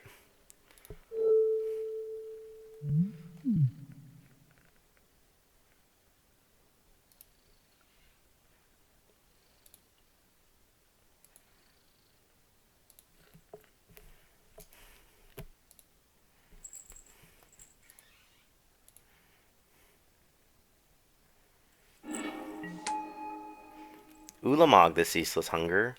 Wow.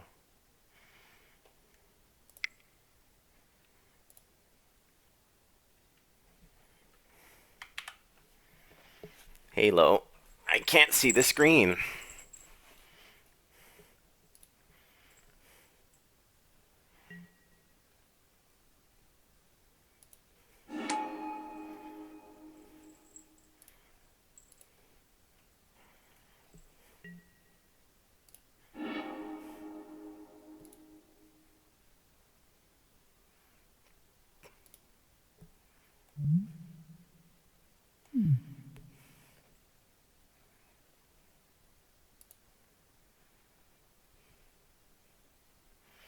Guess that was enough for the opponent.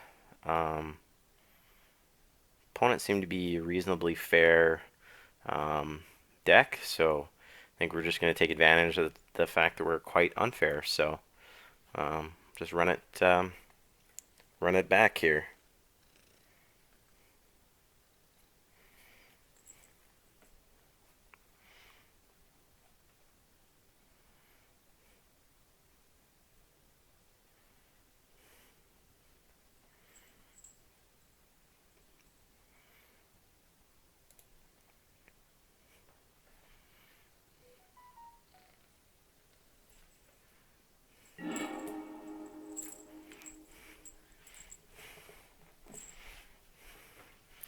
I don't think that we can keep this hand.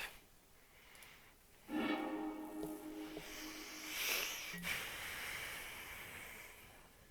think we'll elect to keep this. It's not great, but it's got all of our colors, which is good. And it's got some decent early game interaction. I think we definitely dismember the bird here.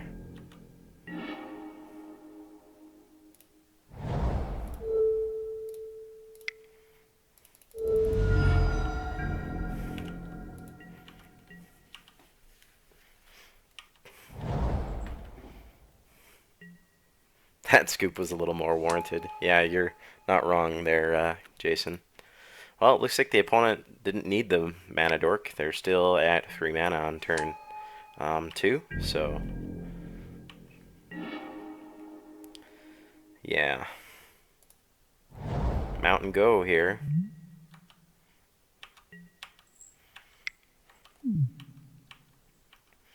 Neither of these cards are looking very fun to cast into Tireless Tracker, but I think it's supposed to be Char.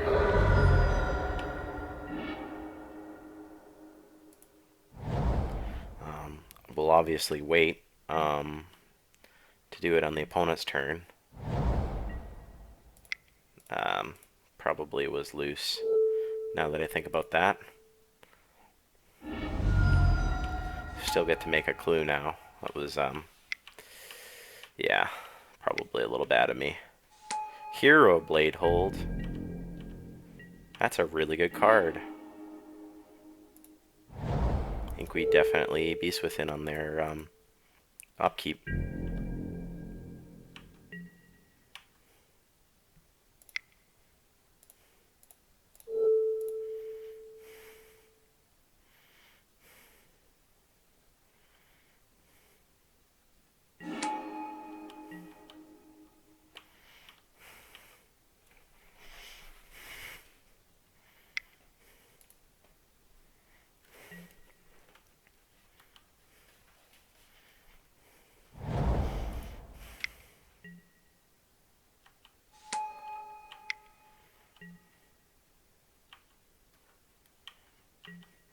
Come on, Oko.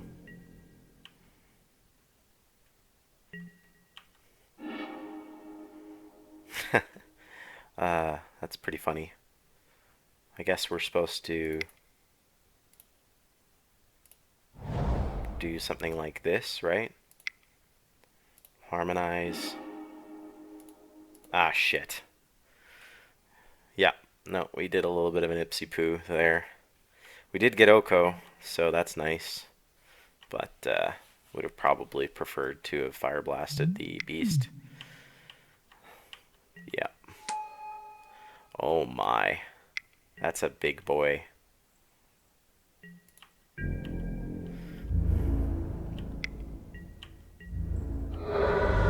we discard? I guess Garruk?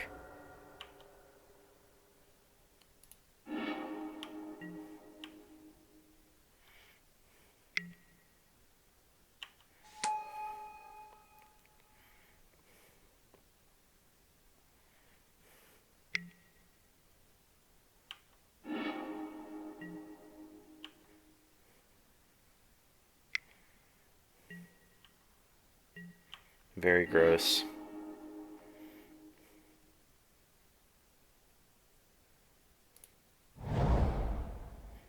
Guess we just slam Titan here into Fire Blast their guy.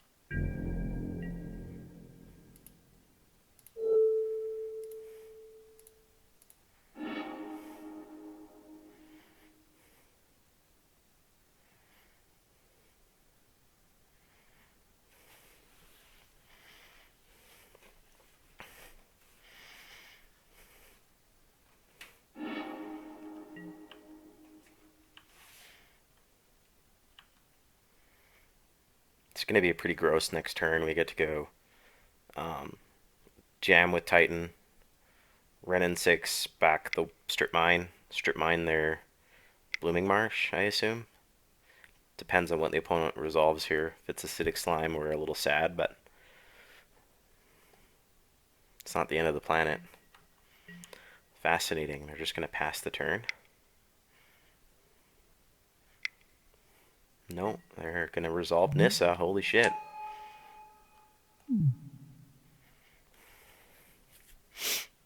That's probably not going to live through the next turn, though.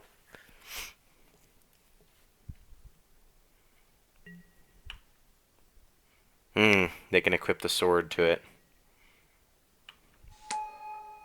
Oh my.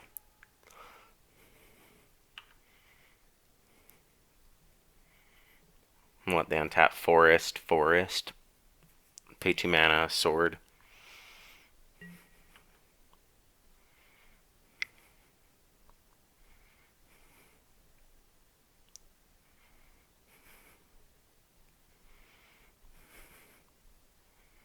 I was definitely wrong.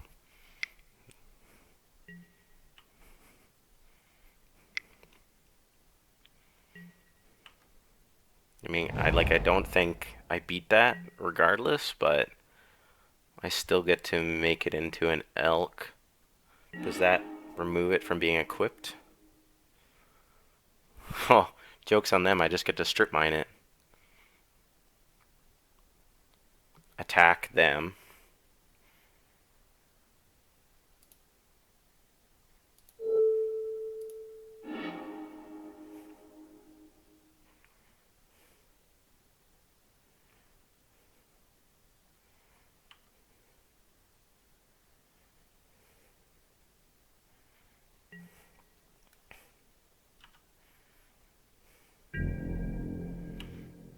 Definitely want to kill the Nissa.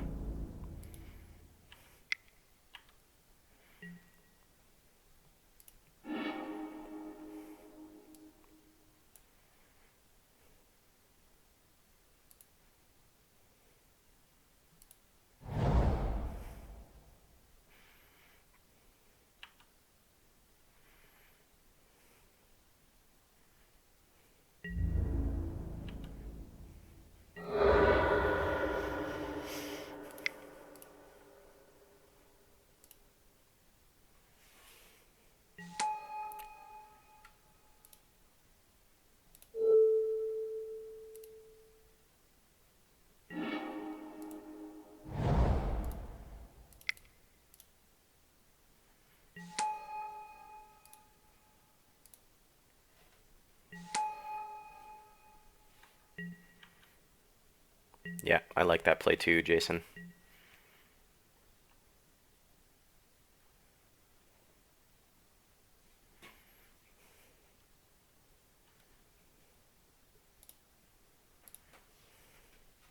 This deck is sweet.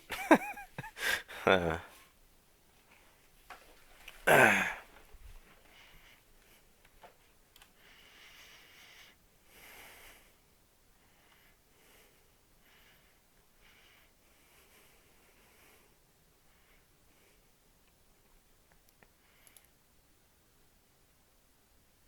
that Skull Clamp has been gas for them. Um, like absolute gasoline.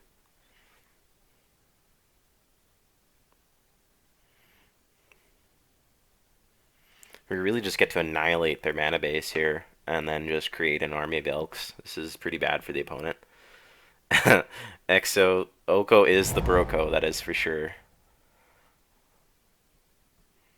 So they probably go make a beast, equip it with sword. Um, don't really have any response to that. And this is actually going to be a pretty annoying beast. We'll be unable to Oko it. Um, and if it ever connects with us, we die. But I think the line that we take is we Oko the sword, so that it removes, of course, the ability for the opponent to have protection. Um, yeah, Oko is just a maddening card. This is gonna be neat. I mean, they're gonna get 2/3/3s, but like, yeah. And then Titans just getting us so much value. It's kind of nuts.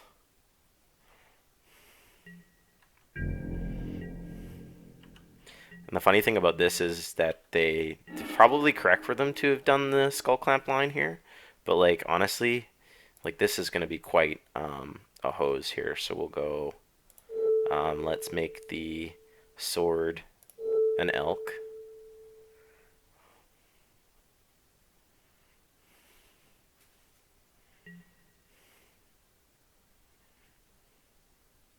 And then let's. Hey, how's it going, John?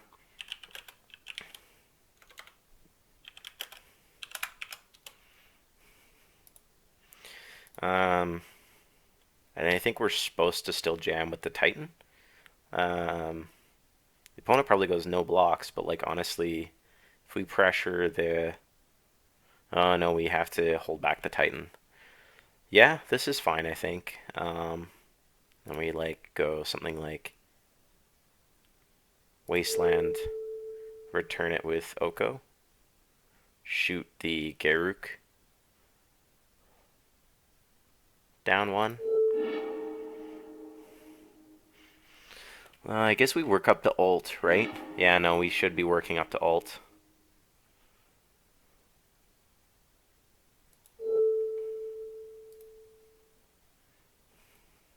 So we can just totally annihilate their mana base here.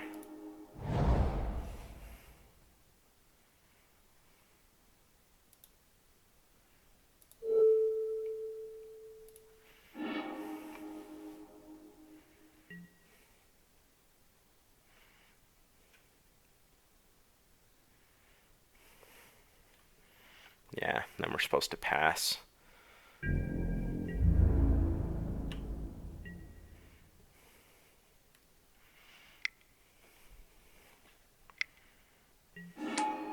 Resto Angel.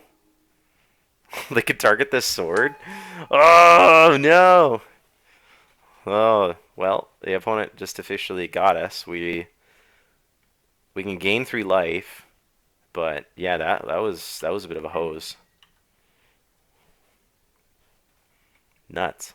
They're probably supposed to attack Oko, but like, oh, this just got really interesting. So like, they don't have any way to kill Oko, so the same thing is gonna happen here. Um, but yeah, that was kind of nutty.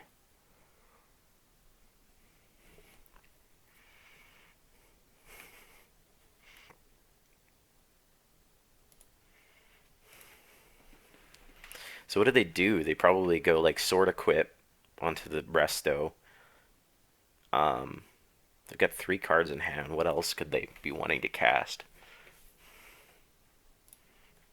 This is a sweet game. Send that to my opponent there in chat.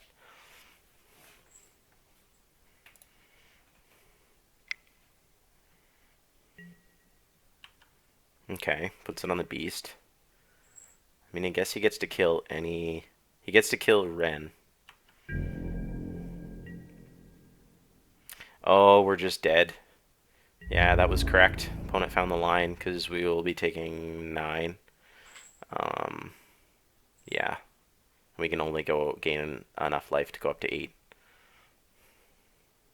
Yeah, you're right. They found lethal.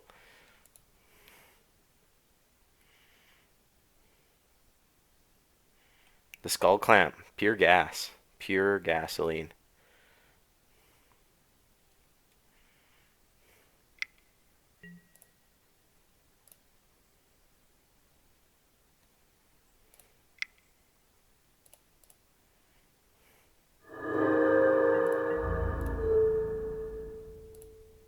Gotta send a message.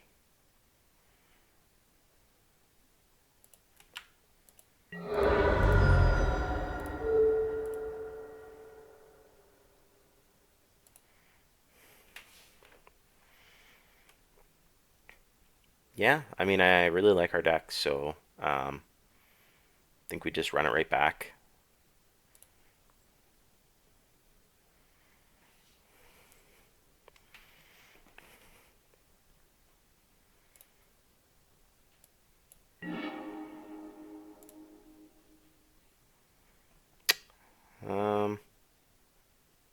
Don't think we can keep that. This is fine. This isn't good, but I think we're supposed to keep.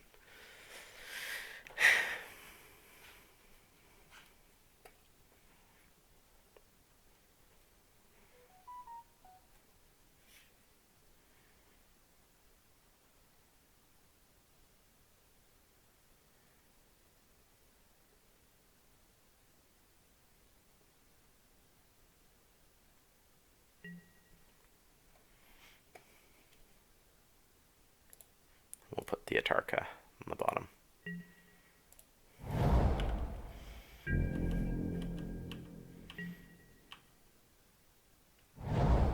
Don't go turn 1 bird. I think we're gonna wait.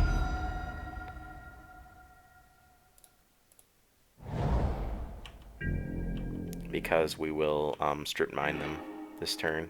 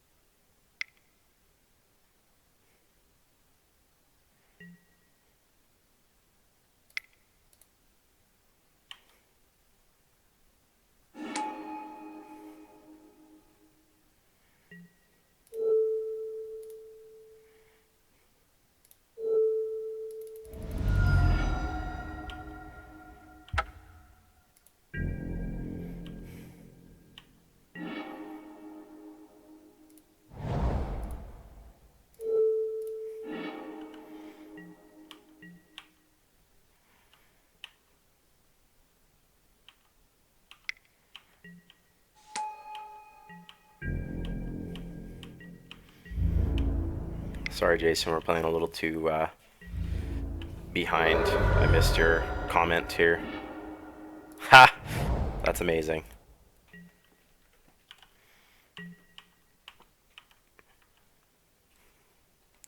That's the power of this deck versus theirs. We just have an oops I win button here.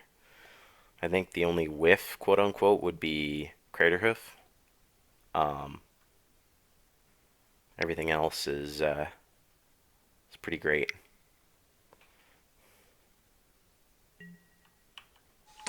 Yep, you've got to buy a Geniku's. Awesome.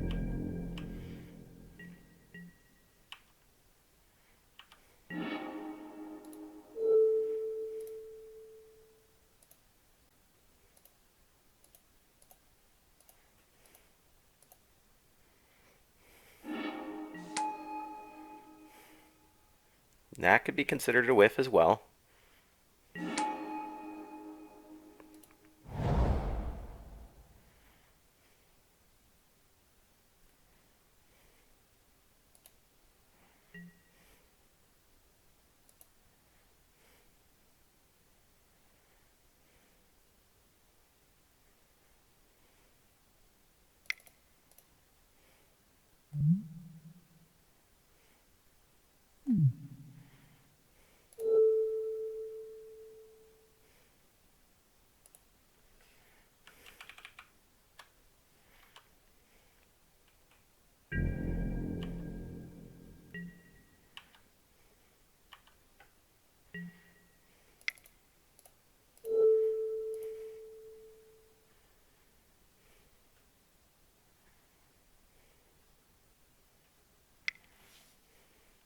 They're Fang 5 into the Biogenic Ooze. Oh, Resto Angel. Yikes. That's gross. Well done, opponent. Well done.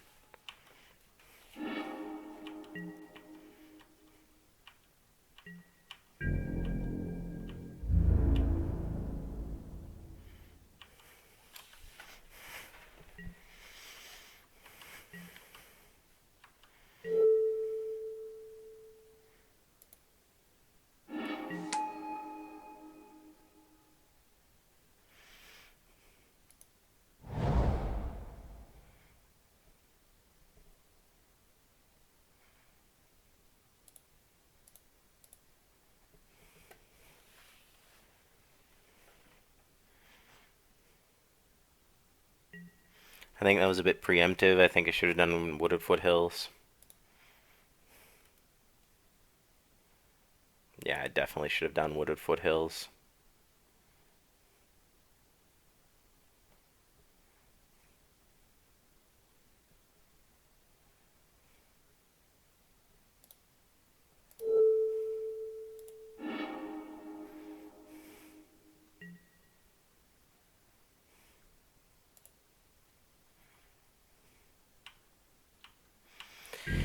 Yep. Not good. Biogenic Ooze will grow to a 4/4, possibly a 5/5. They have 4 mana, 4 cards.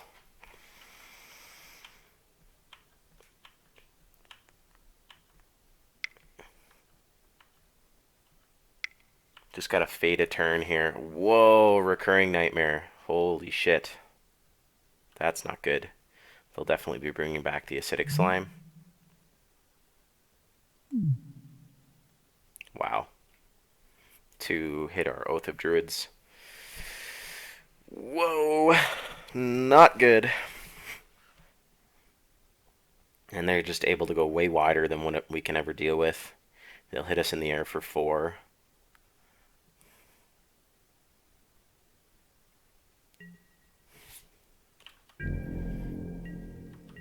Seriously? What's going on here? Am I missing something? And they've got to do it in main phase as a sorcery, right? There we go. Yeah, and then they take out our Oath. These all seem like reasonable lines. The Acidic Slime's an Ooze. Okay, Wooded Foothills.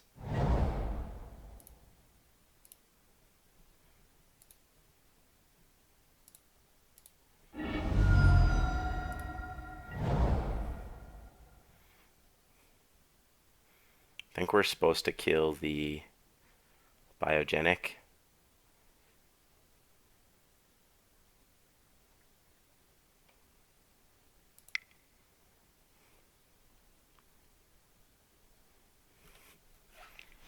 Right now.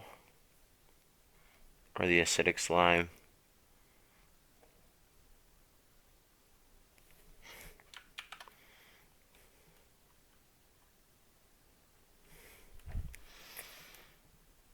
Kill bird to shut off black mana. Yeah, that seems really good.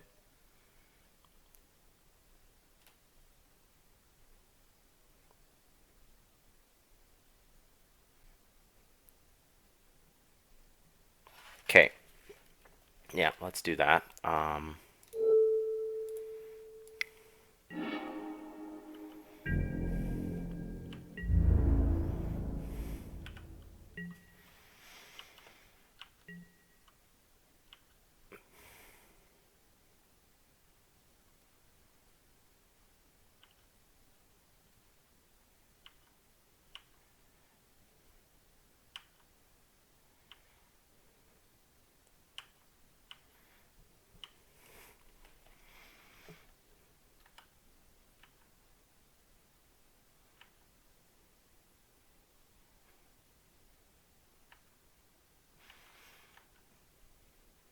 They attack with the 4/4 Death Toucher. Just that. Happy to block with a plant, I think.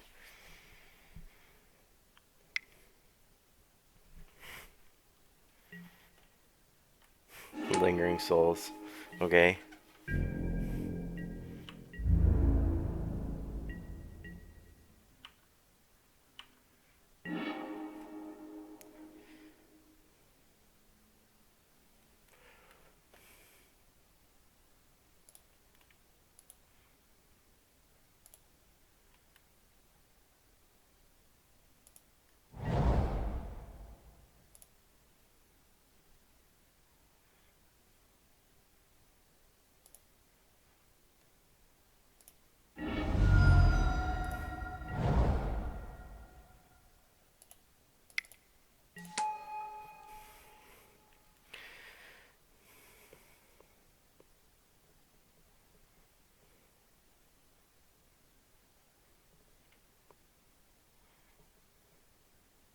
I don't think we have the math on our side here.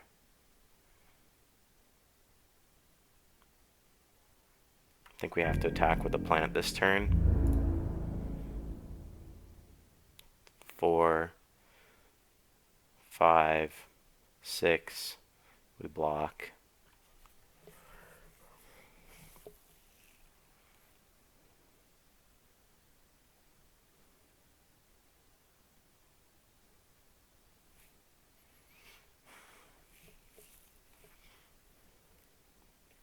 Four, 5, 6.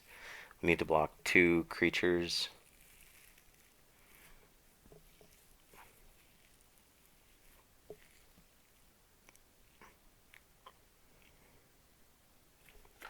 I don't think we're supposed to attack.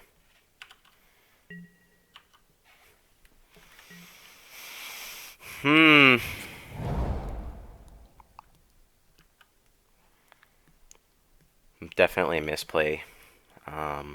Not by strip mining.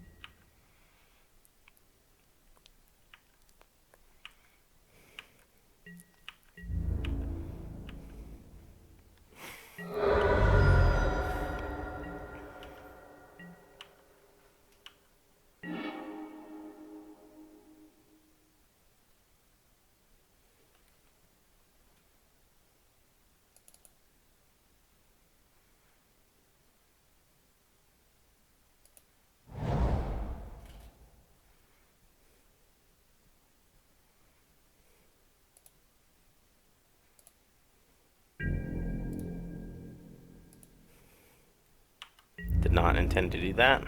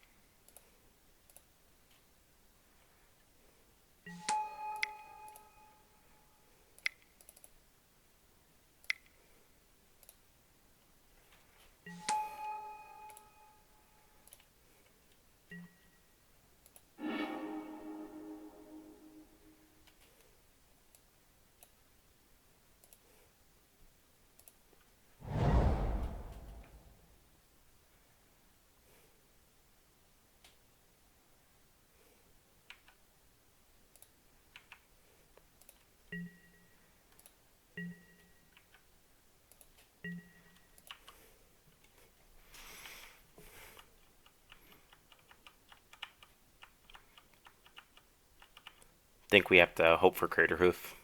It's the only thing that helps us here for the W. Holy shit.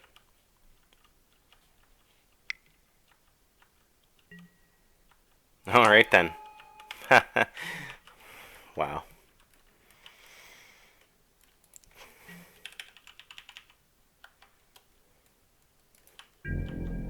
Let's see how much the opponent kills us for here.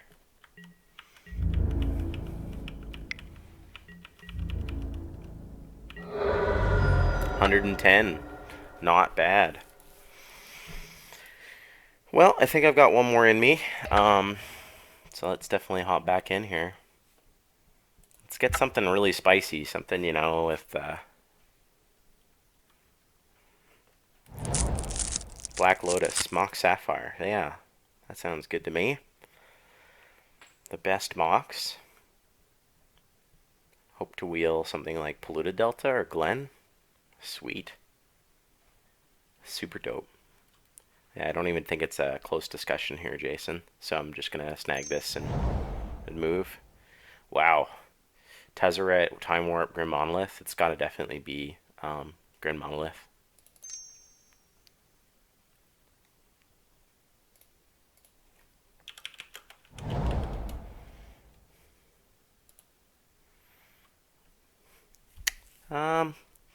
I don't dislike like green blue strategy. Like Birds of Paradise is pretty strong. But I think I just want to try and go really deep on a sweet like mana, like storm strategy here. Since I've got you here, Jason. So go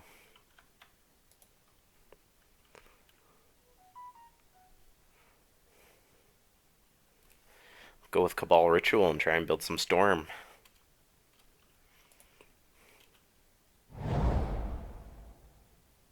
I like Imperial Sail, I like Bloom, I like Spire Bluff. I think it's got to be probably Spire Bluff just to make our mana better. The Imperial Sail isn't immediate, and yeah, we want something more instantly rewarded. Hey, Mom, how are you?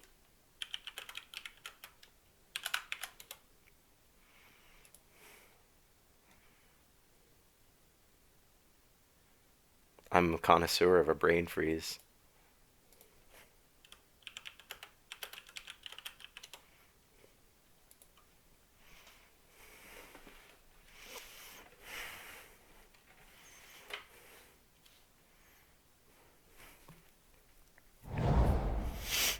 Ooh, Tendrils?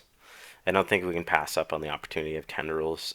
Thing in the Ice is also really solid, but um, what's the probability of it coming back? 1, 2, 3, 4, 5, 6, 7, 8, 9, 10, 11. Yeah, there's a possibility that Tendrils comes back, but I don't think we want Thing in the Ice that badly.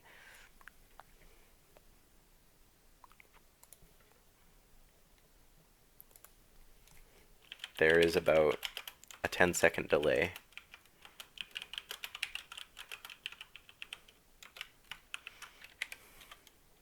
Whoop.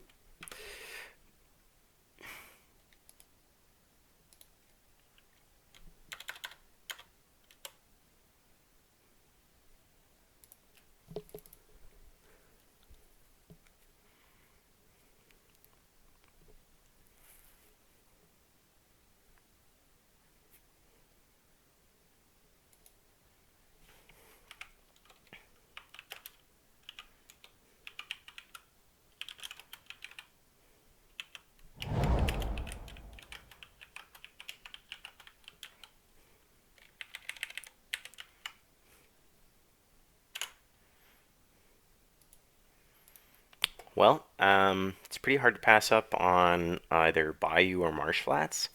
I think of the two, Marsh Flats is better right now. We want to increase our hits for, say, like Underground Sea or Badlands, things like that.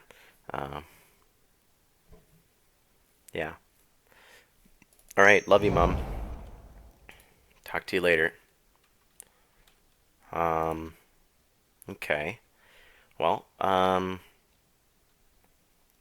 don't think Banefire is the best one of the options, so I think that it's probably better to select Hollowed Fountain here. I don't dislike Braid. I think that's pretty good for us. Um,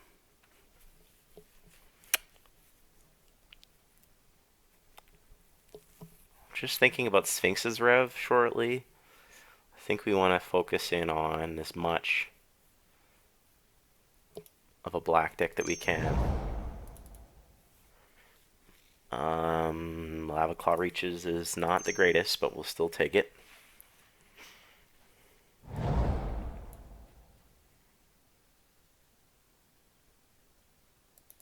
Assassin's Trophy for the board, possibly. Go for the Throat isn't the worst Magic card. Yeah, I like the free Kate Sale freebooter too, Jason. Mezfiend is pretty solid.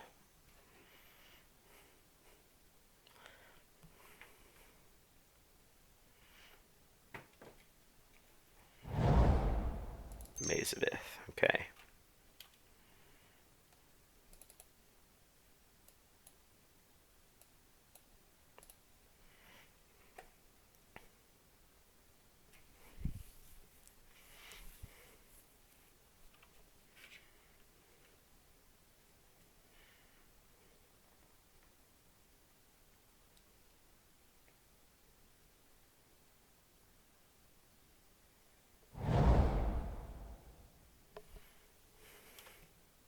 The Disrespect Knigget was last.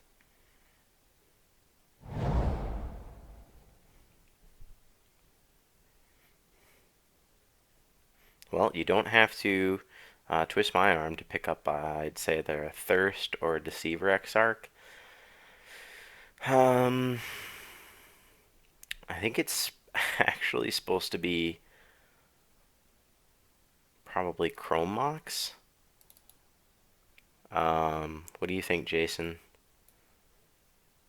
Maybe that or Liliana? I think we're gonna stay as probably as black red as possible.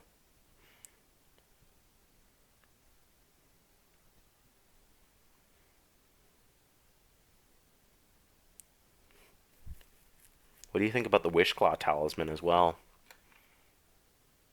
Thirst, you think? Yeah, it's probably correct.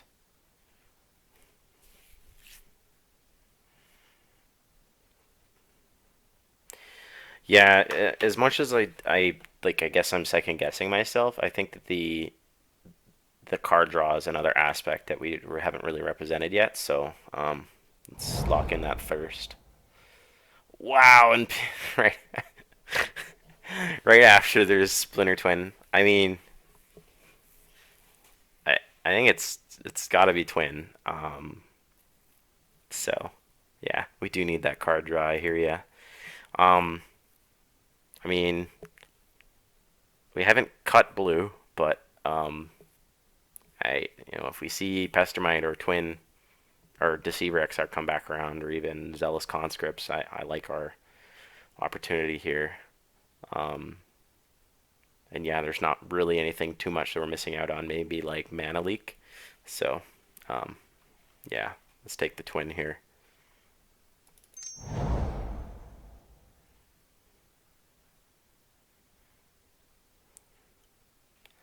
Well, the mem drawer is on the lower end um, of the draw sevens, but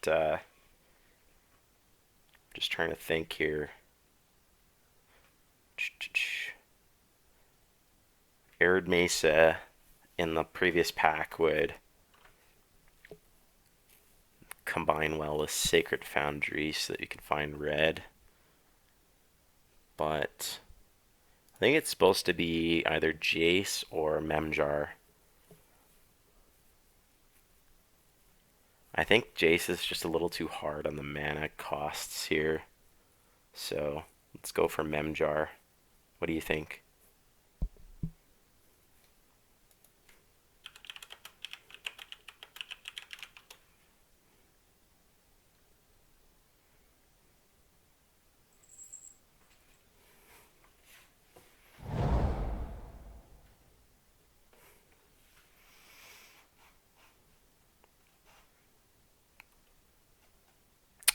Well, this pack is a bit of a whiff for us. Think it's probably Gifts Ungiven. Yeah, I'm glad that you agree on Jar. Gifts.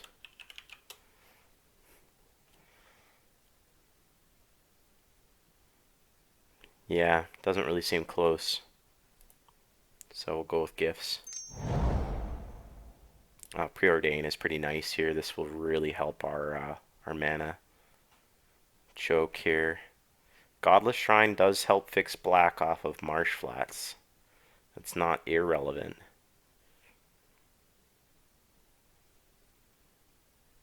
Alright, let's go with Preordain, I think.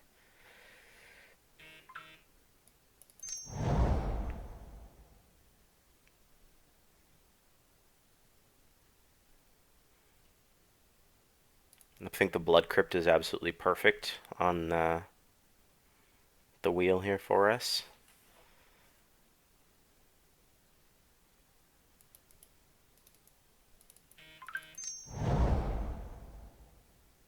I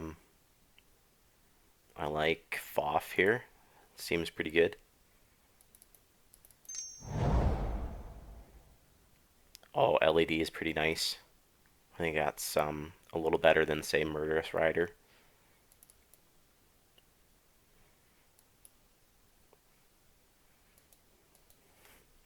LED.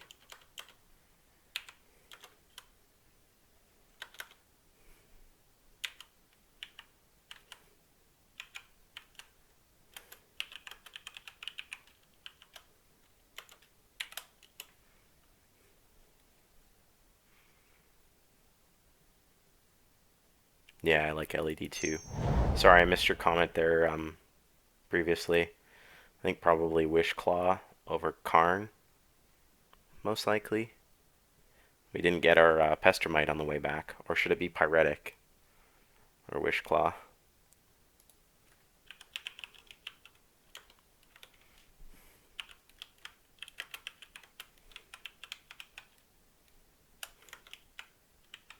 Yeah, I like Claw too.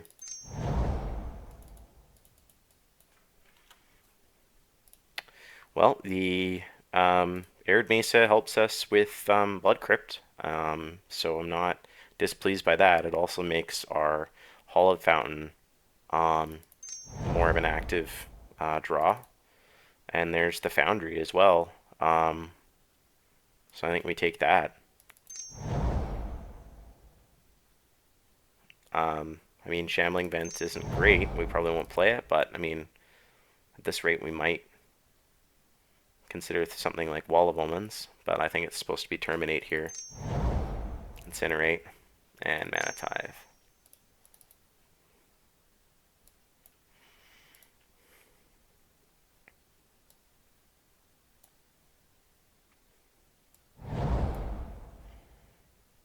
Ooh, there's some spicy ones in here. I think of the spiciest, I think is probably the TSG, but I don't think we're trying to pull that kind of strategy. I think Muldrifter is exactly what we're looking for. So, um, what do you think?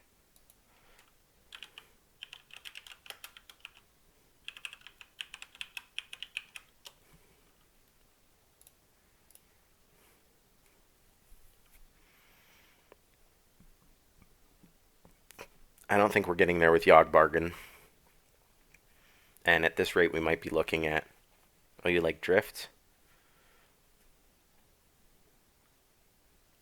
Sorry, I'm missing. Yeah, Drifter. Okay. Sorry.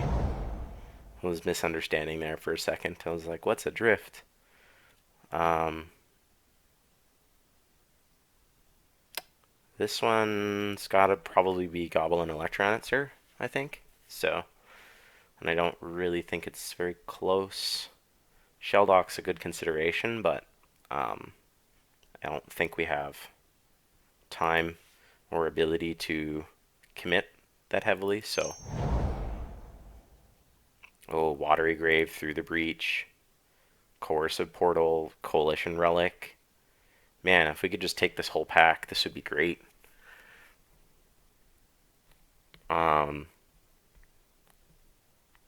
I think it's probably supposed to be Watery Grave. It's just too good to not take. We can find it off of Marsh Flats, and really helps our mana. Like, it's pretty essential for us.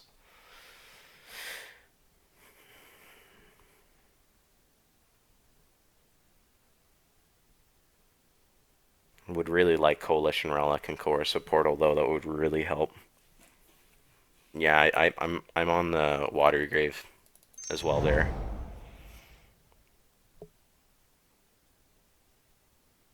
Yeah, this one's conflicting. I don't think we have enough blue pips to justify Vendilion Click, but I think it's the strongest card in the pack. Um, I don't think we have time for Search Res Canta. Um, so I'm a little bit lost. I think it's supposed to be still Vendilion Click, even though we don't really have a lot of blue cards in general. We're running out of ways to really abuse the graveyard. You like the empty the warrants? Yeah? Yeah, because I don't think we're taking advantage of the twin, so it's probably supposed to be empty the warrants. You're not wrong. Okay. Gobos it is, Jason. Well, I don't dislike Gush or Inquisition. Dark Ritual is pretty nice. Yeah, let's go with Dark Ritual, I'd say, over Inquisition. What do you think?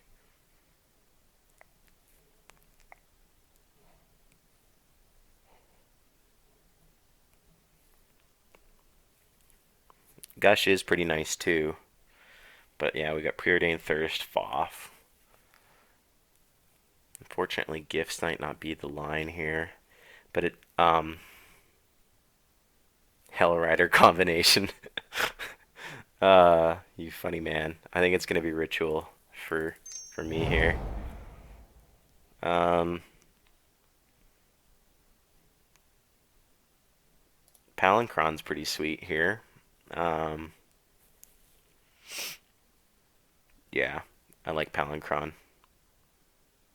If we spike a mana doubler somehow, um, it's pretty nice. This might actually be a Tyramander deck, but um, just so that we can protect ourselves early game. Um, but yeah, no, I think it's pretty clear Palancron. Oh, Upheaval, Riftwing, Cloudskate. Well, Upheaval definitely helps. I don't dislike that card here. We've got Mox Sapphire, LED, Monolith. It seems pretty sweet. Yeah, it's kind of hard to miss out on Upheaval. Wow, Mystical Tutor is going to be great here. It's a great card for this pile.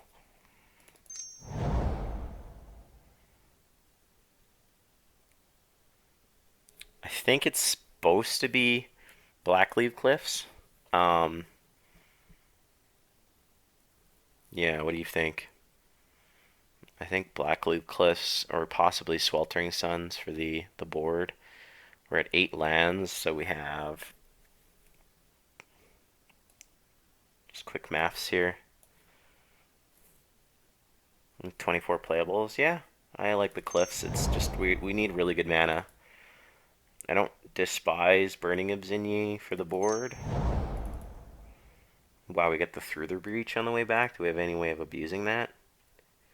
No, we don't.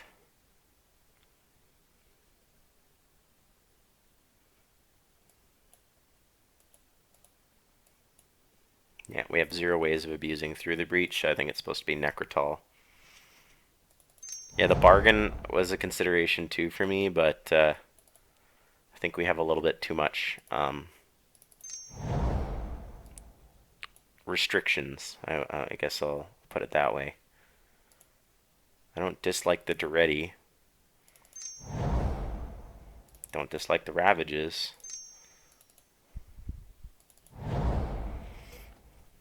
Okay, so we get a really sick mana base here. So I'm actually just going to sort by color because this is a bit hard on the eyes right now. So Arid Mesa currently grabs Blood Crypt, Hollowed Fountain, and Sacred Foundry. So it's a tri-land. Marsh Flats currently grabs Blood Crypt, Hollowed Fountain, and Sacred Foundry plus Watery Grave.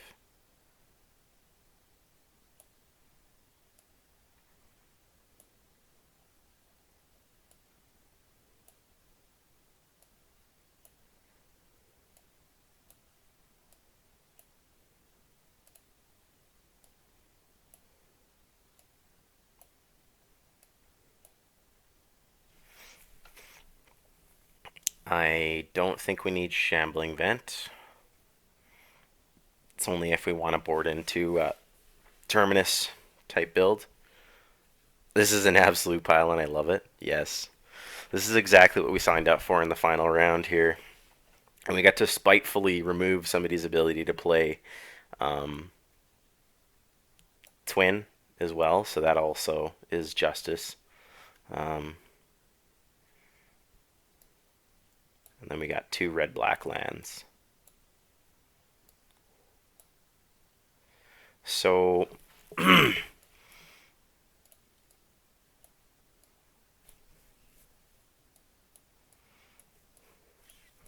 currently we have no way of abusing LED.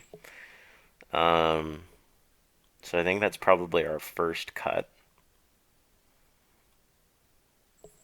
Actually, LED Mystical Tutor? No.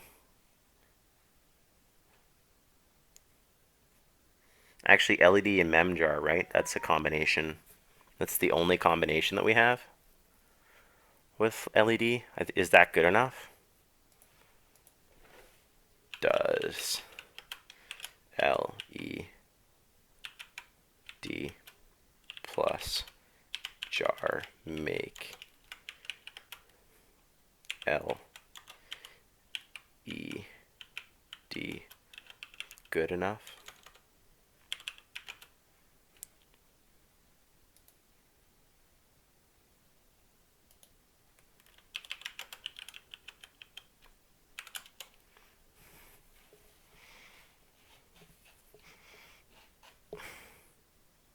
Yeah, probably correct.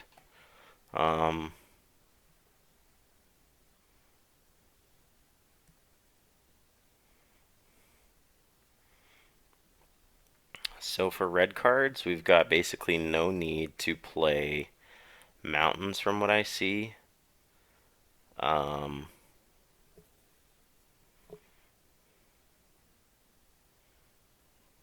have, this is 20.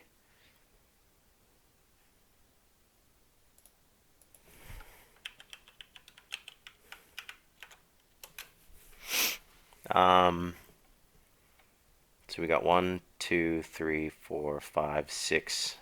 1, 2, 3, 4, 5, 6, 7. Could probably get away with playing 1 mountain.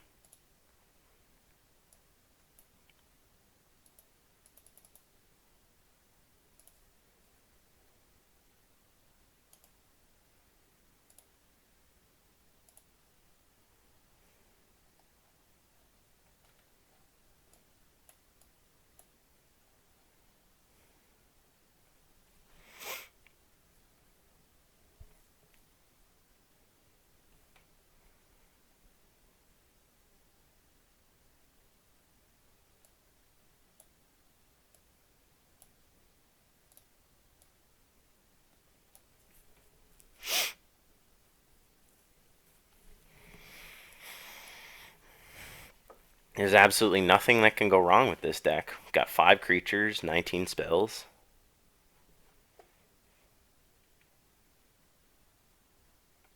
One, two, three, four, five, six, seven, 8 black sources for one, two. Seems fine.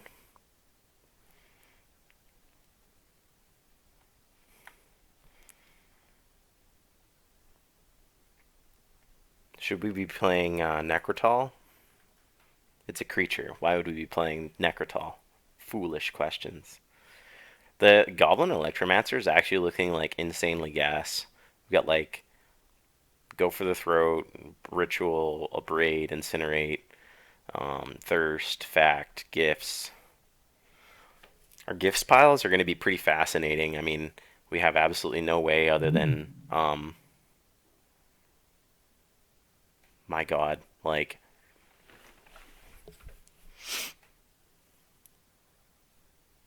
if the opponent just doesn't give, like, it's probably going to be something like Memjar, Upheaval, Palancron, Tendrils, Empty the Warrens, and we have to, like, trick. Yeah, we have 3 win conditions. We golden. Yeah, no, I guess so.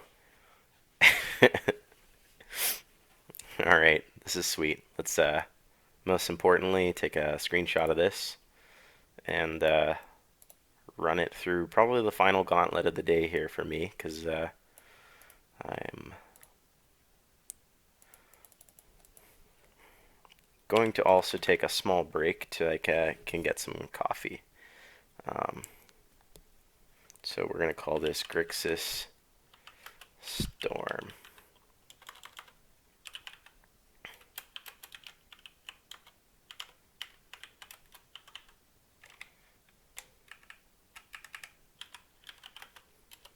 Cool. All right.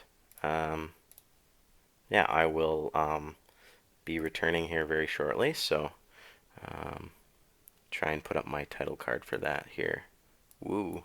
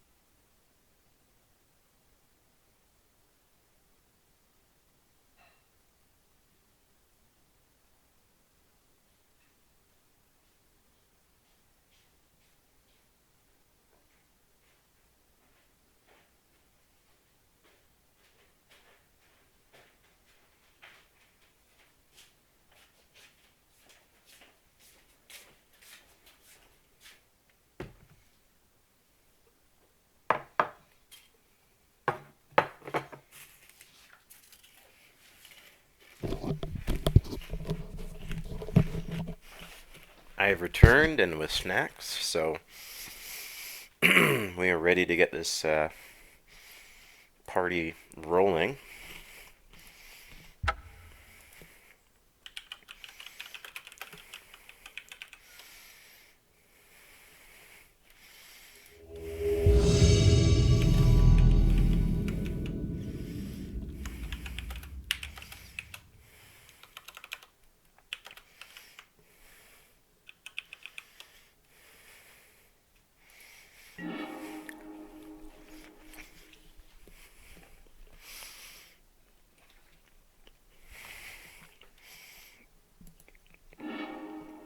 I would love to take the play.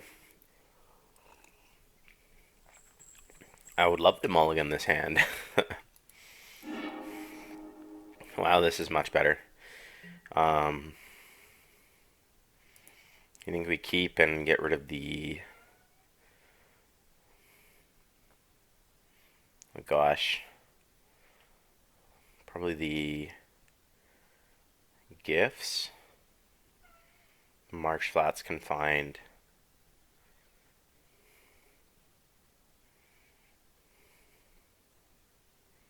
Probably the Cabal ritual.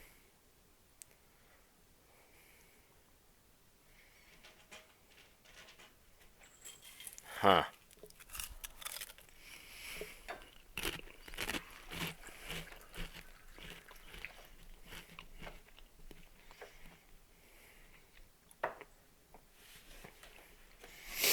I think after some deliberation here, we'll go with bottom the Ready.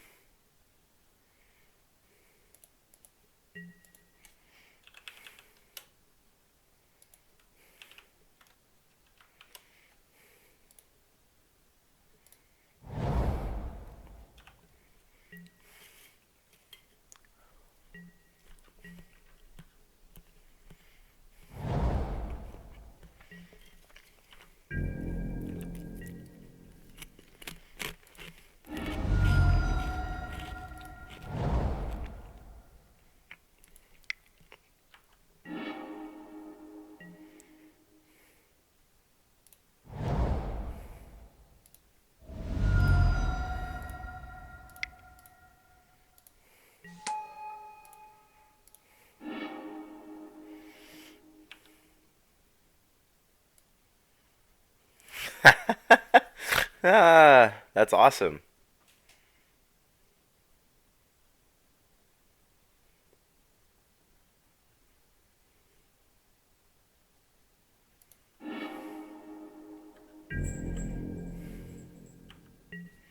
The opponent's also on Storm.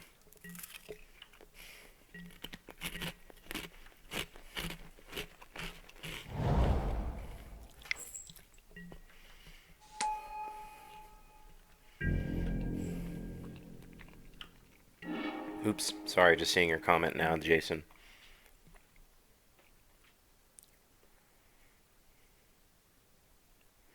Boy, this is an abomination. Guess we're supposed to MT for, gosh, I don't know. Empty the Warrens?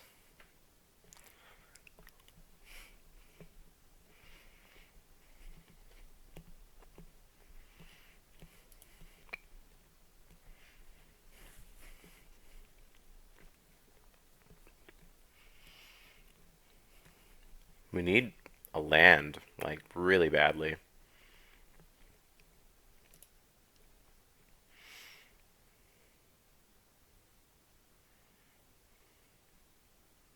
There's nothing that really helps us through that.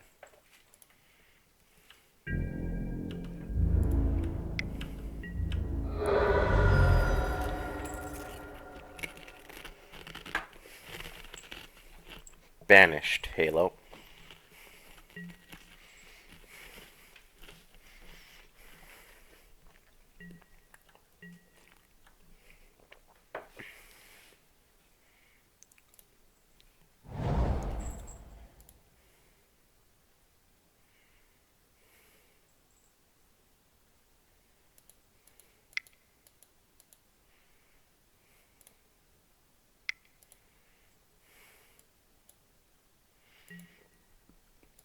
party, Jace.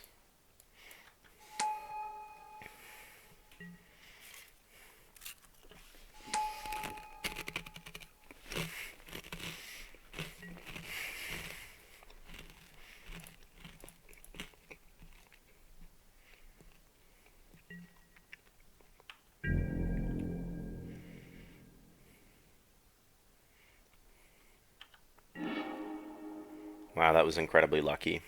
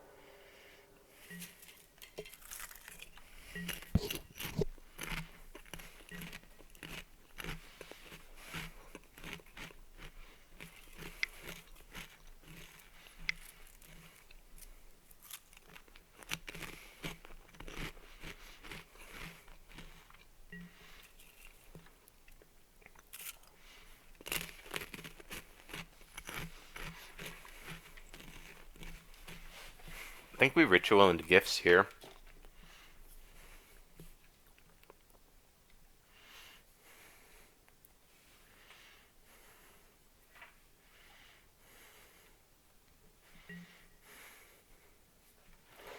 What a nice opponent. Oh, I totally should have responded with Mystical Tutor.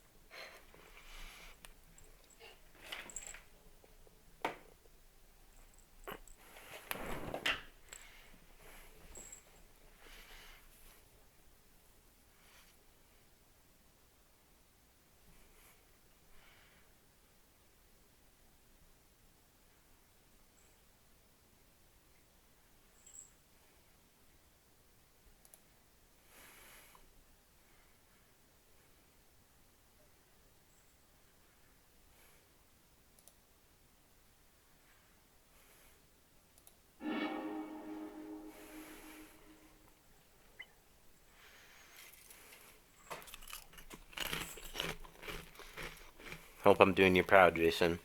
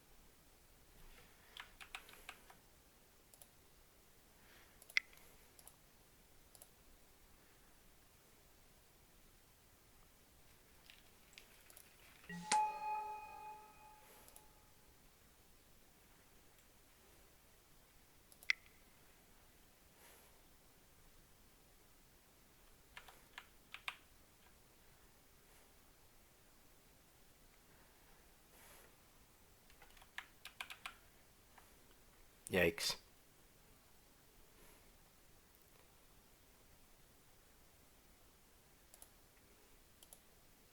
Whoopsie daisies.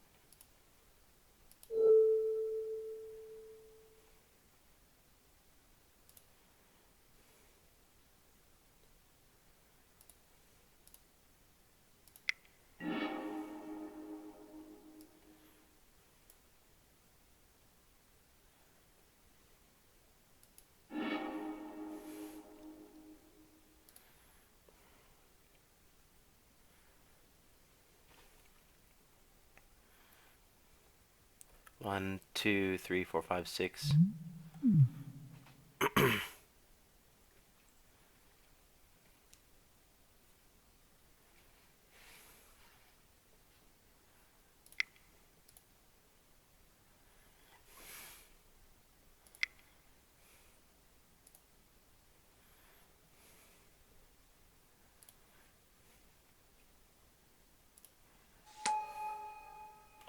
Halo, you're in the way.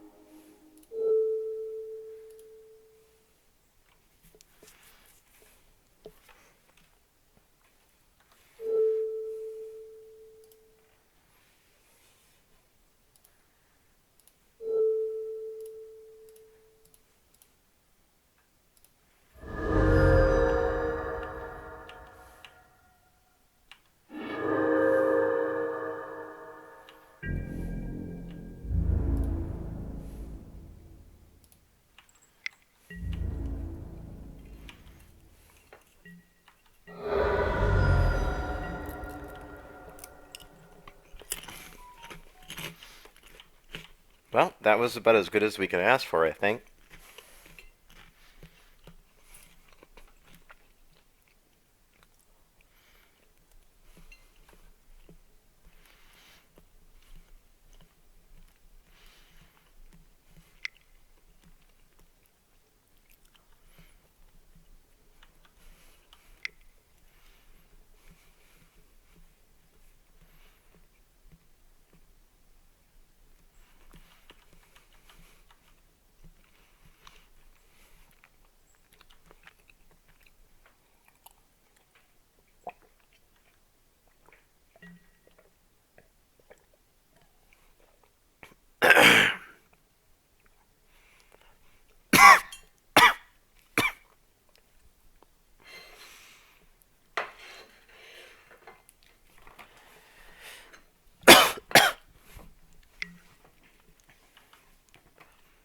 Yep, this is their turn. They've got to do something.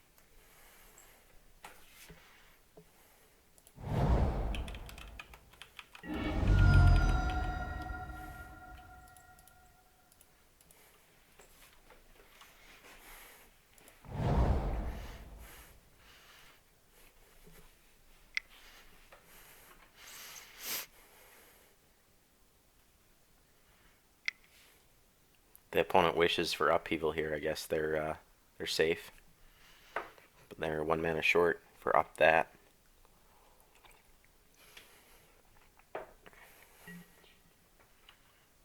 Ooh, that's pretty good.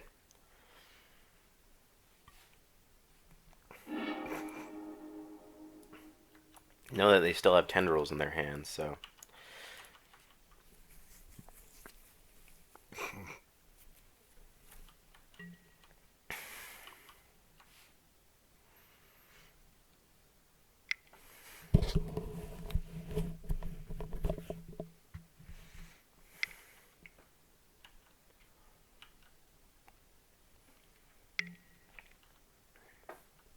I'll have to get storm count up to 9 though to kill me. I think.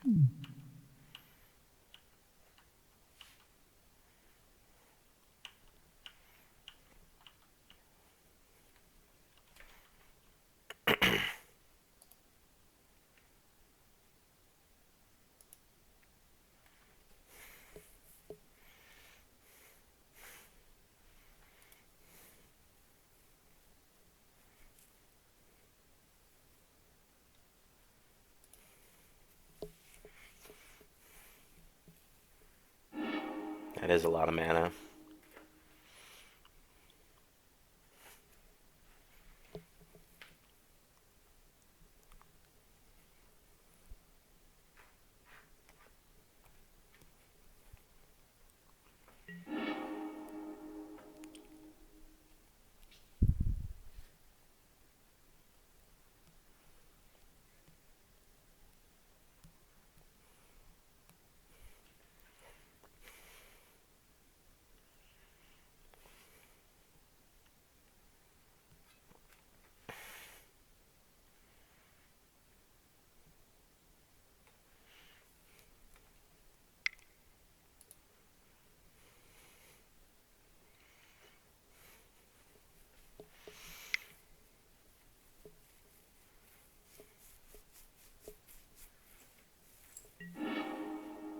Whoa, Yawgmoth's Will. So they can bring back. No, they don't have enough. Am I missing something? Yeah. Unless they have ritual. Yeah, no, we got them. Cool. Um,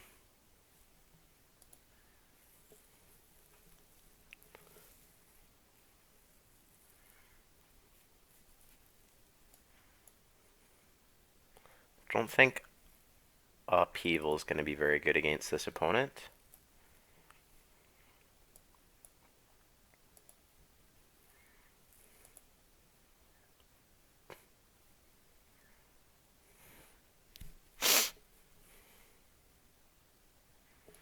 I think we just want to be as fast as possible. Put in Lion's Eye Diamond. Um,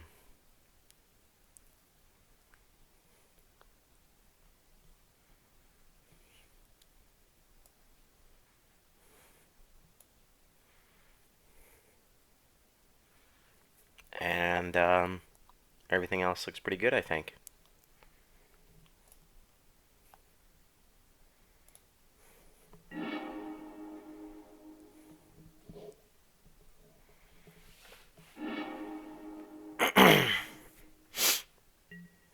This looks pretty good. I think we're supposed to keep.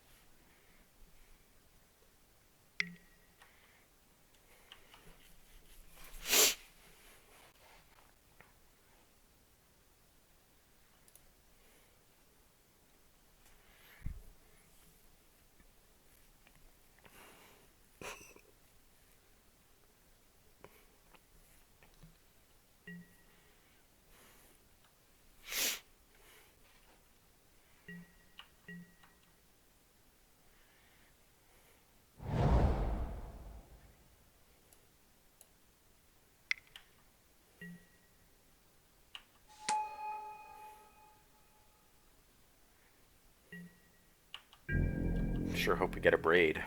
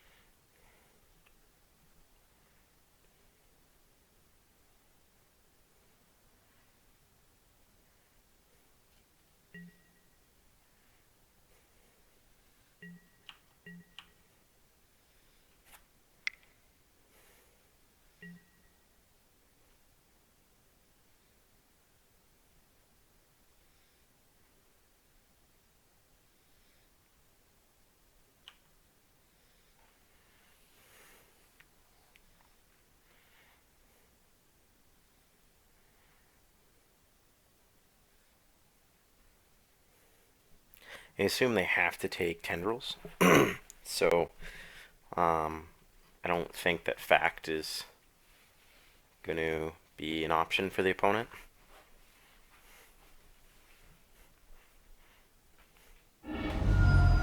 Oh, they take fact or fiction. Probably very close. Guess I should have cast the fact then.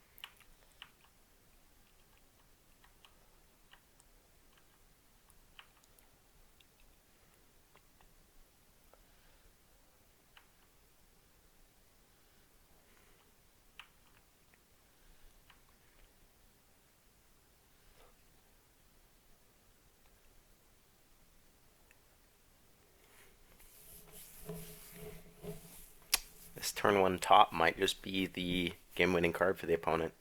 Yeah, no, you're probably right. The um, Fact or Fiction was really good there. Hey Google, bedroom light on. Okay, turning on the bedroom light.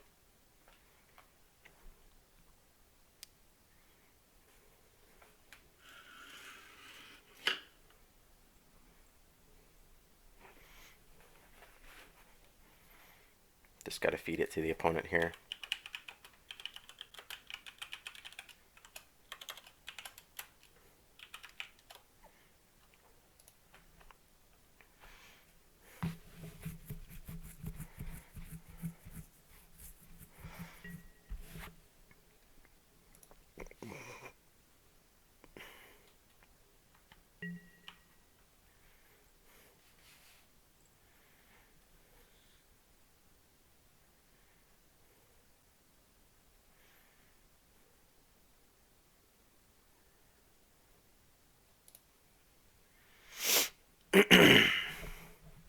Opponent's choked on double blue.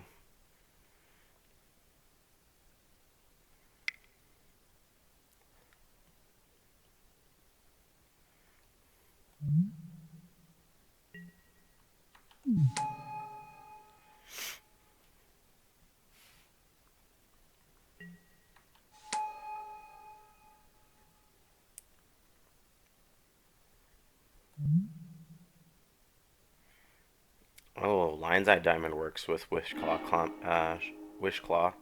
as well.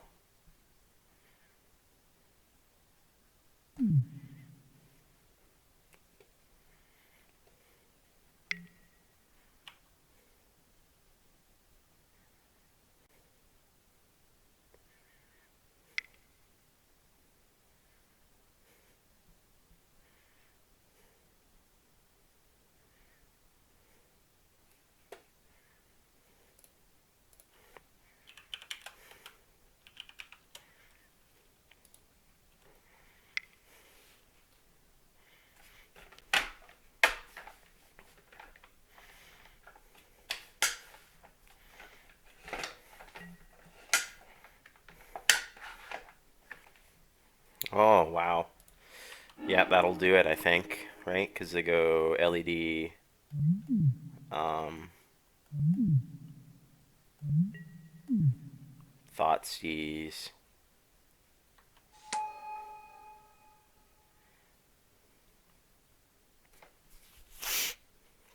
I don't know if they get to Storm Count 10.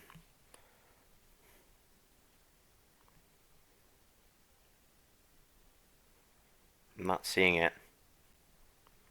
Unless if they Wish Claw for like Remand or something here on the tendrils.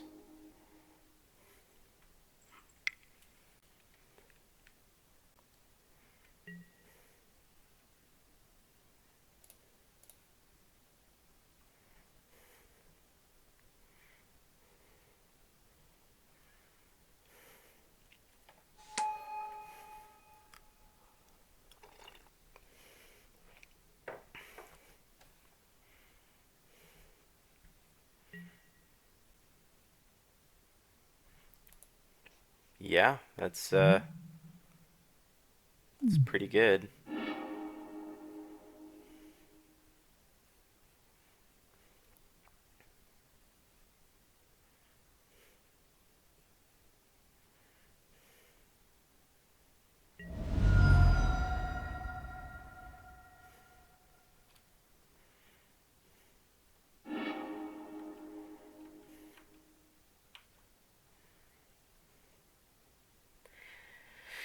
I probably don't use Wish Claw right away with this hand.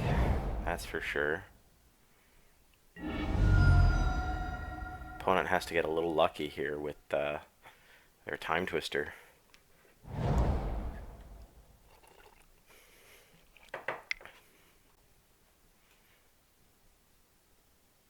If it's turnabout, it's pretty bad news. Tendrils equals 14. I'm not dead from that.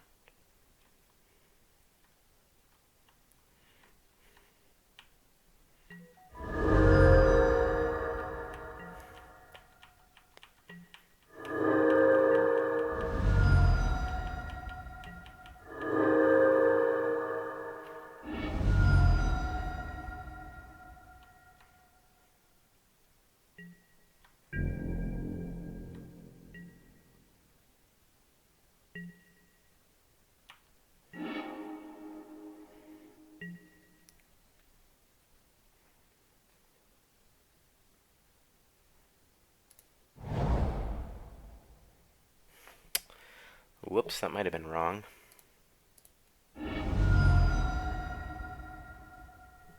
Um, what? Why did you concede?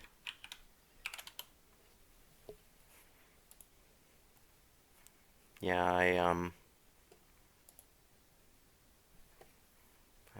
don't really like that. Um,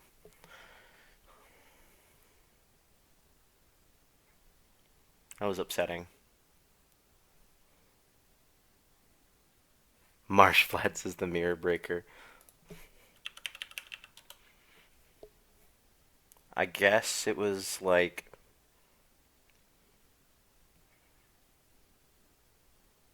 Wishclaw for MT cast Muldrifter. Like I just don't see a way in which I kill the opponent um there.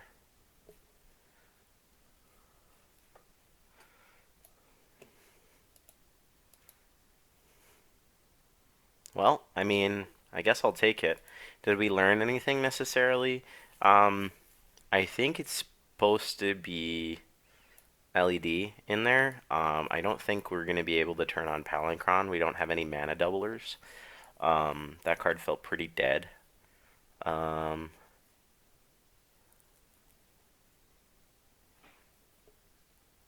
Palinchron beatdowns? Yeah. No, that feels unlikely. Um,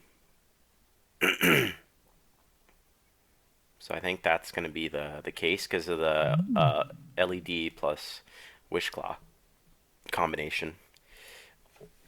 So there we go. I mean, I guess at the very least, Palinchron is a 7 mana add to Storm count, but if we're at 7 mana, I mean, um, you should hopefully already be winning with other cards. So, um, yeah.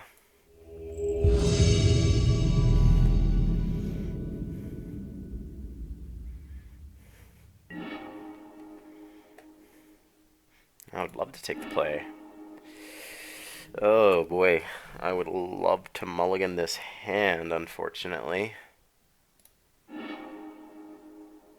Well, that's a significantly better keep. I think we get it as greedy as possible and we ship away the kite sail here.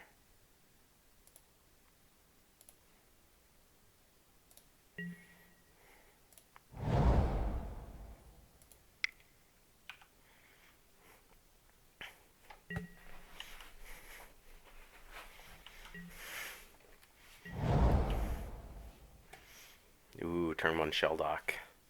Very powerful.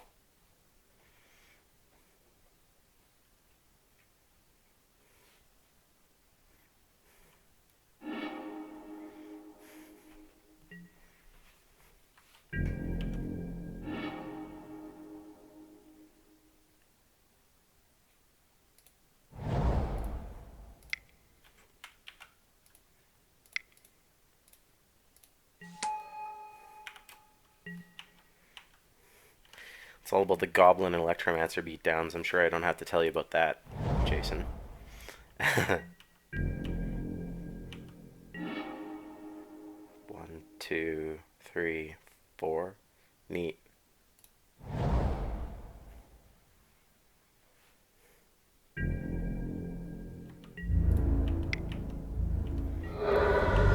Getting into the red zone.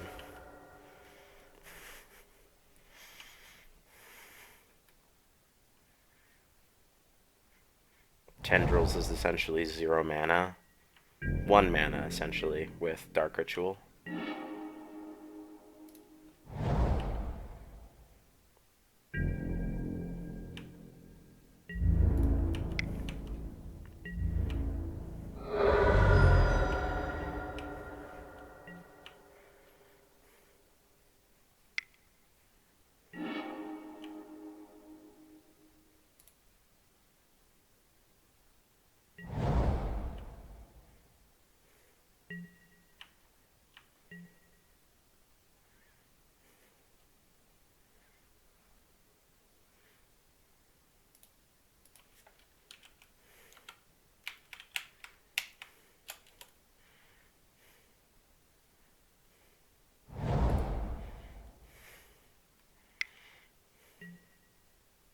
Woo!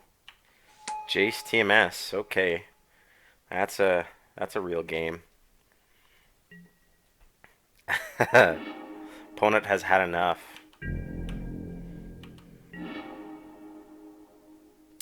Well, I think we definitely re-resolved the Electromancer and send the turn back here.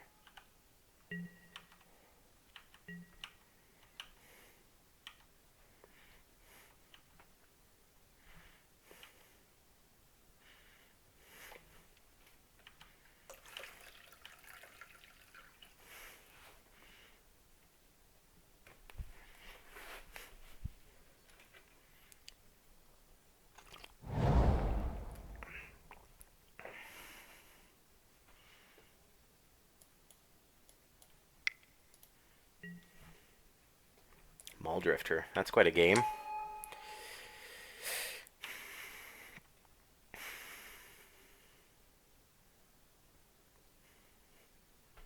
So what can we do here?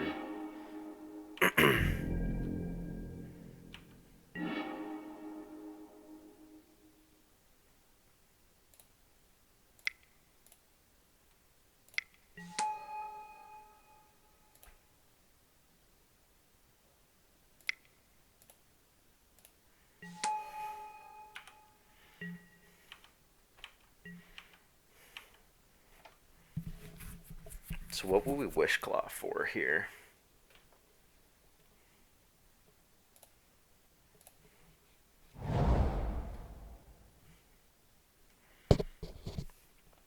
Probably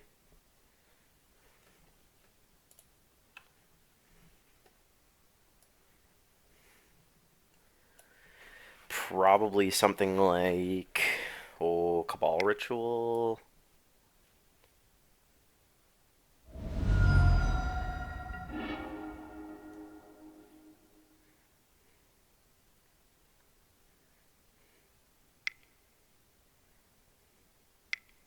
Maybe Grim Monolith.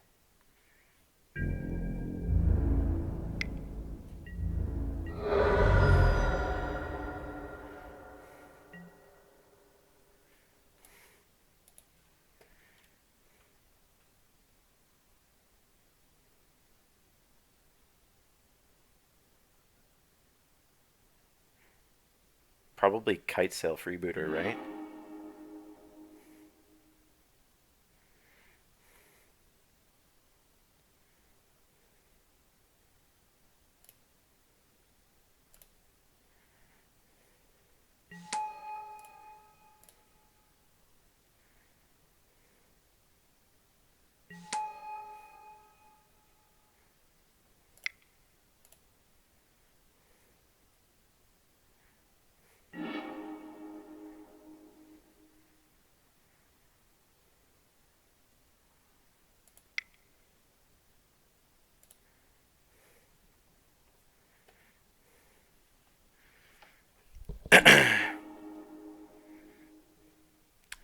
Yeah, if we go for Kite Sail,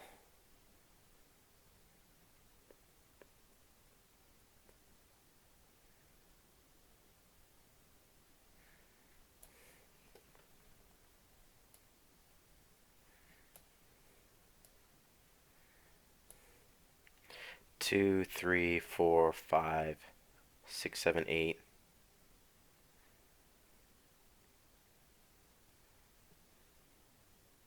Whoops, we just messed up. Um,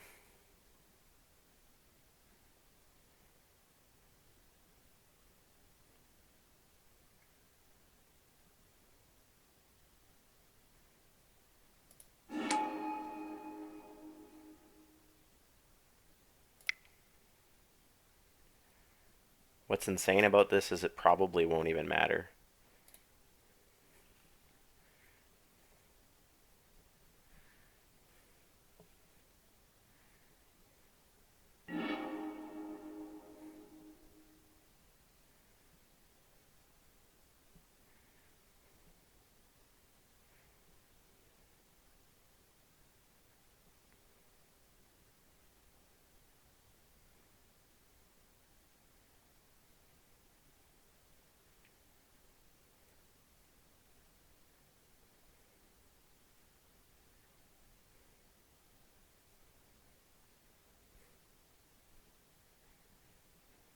One, two, three. One, two, three. Need one more in graveyard.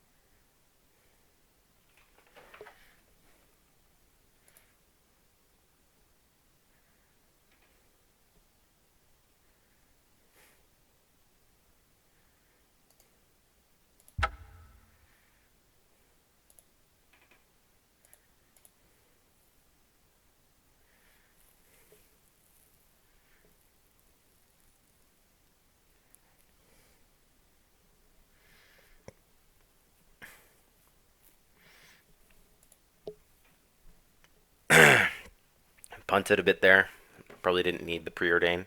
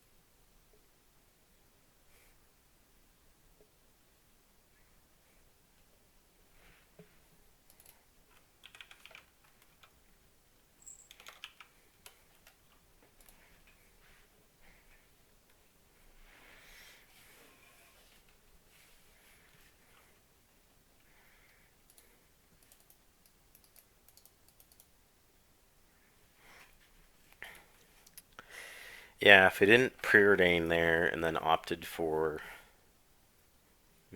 I think it all revolved around the Wish Claw plus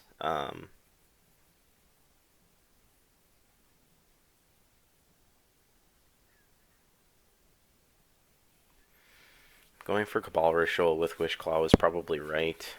Just the timing was off.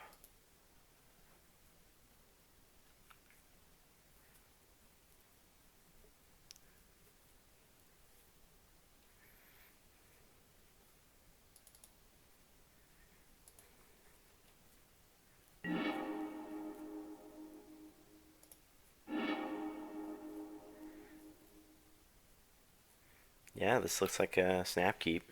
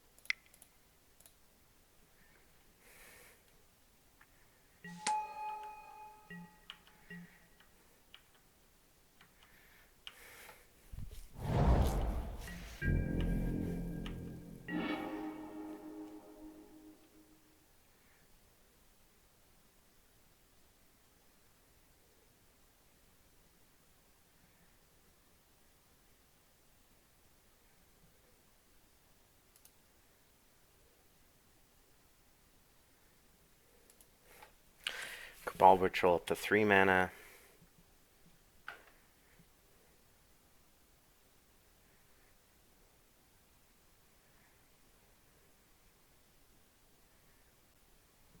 Wishclaw Talisman for a red source.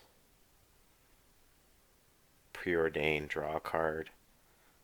Empty the Warrens. No, we can't quite get it done. Really need to start drawing lands.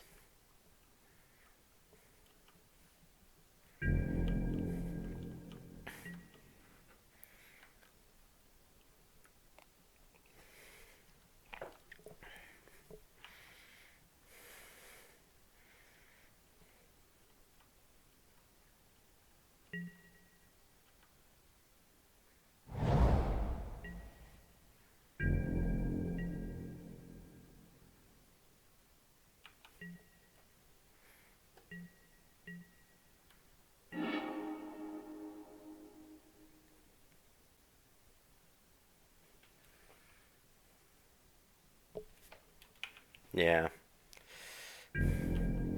I agree with you, Jason.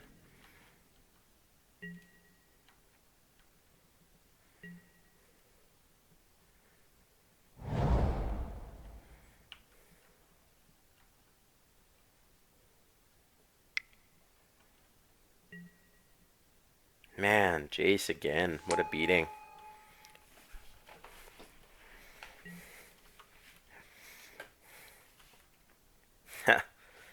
Just gonna bottom any land. That's not good for us. We'll have to bust Preordain to get through the Jace lock.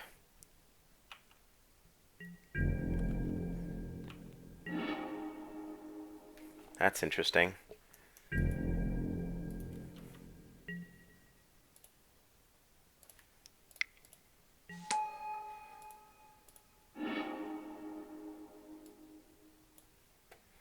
Whoa. Definitely take mana drain and note that there's mana leak.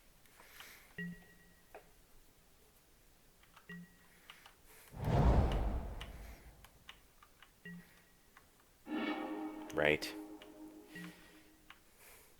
Man, Jace is a beating.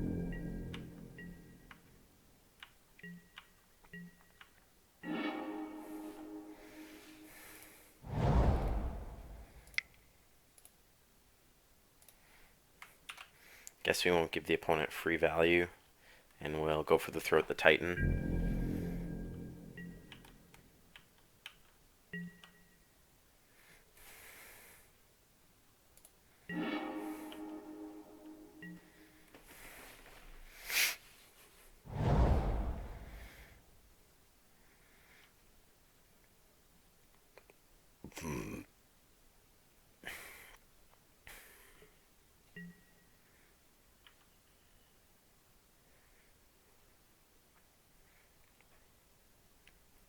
They've got to just slam Titan, right?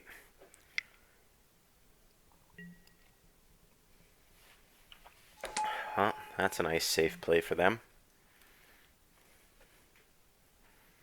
Opponent is really playing smart here, taking maximum advantage of their Jace.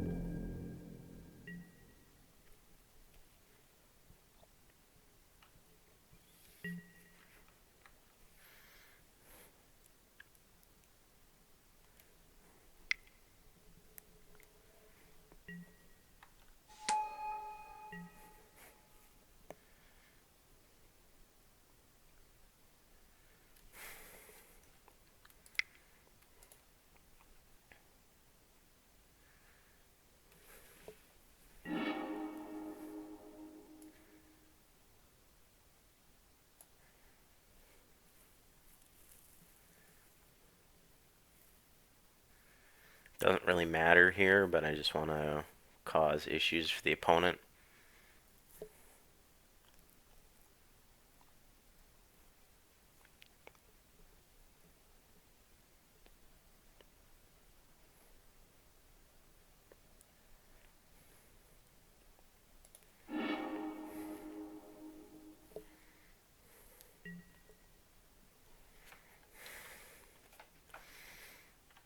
So now they'll probably take my Empty the Warrens.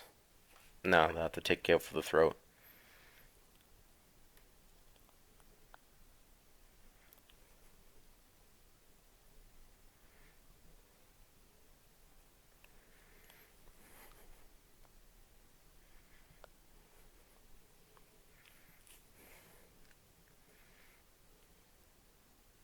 Fascinating. They took Preordain.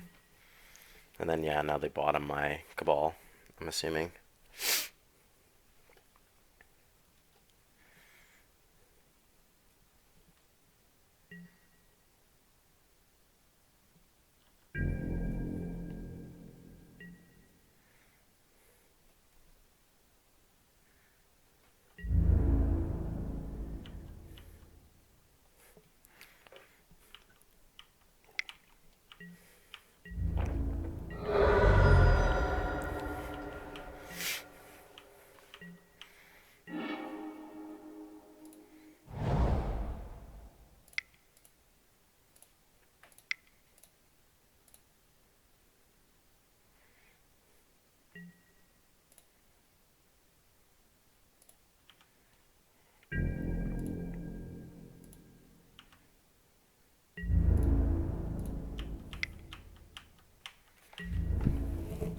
The old Lava Claw reaches beatdown strategy.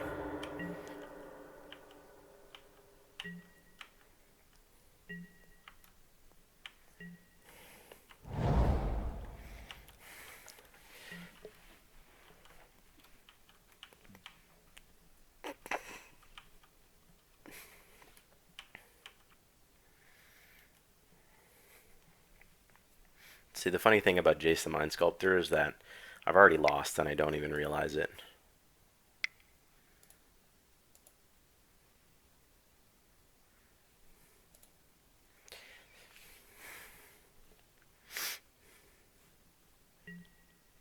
Walking Ball, X's 2. Okay. Insulate them from Mezfiend, I guess.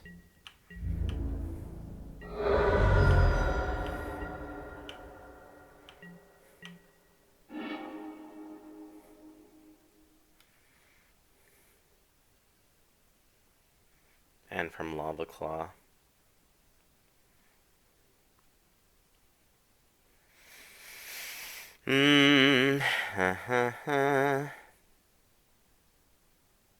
Okay, well, I think it's now or never.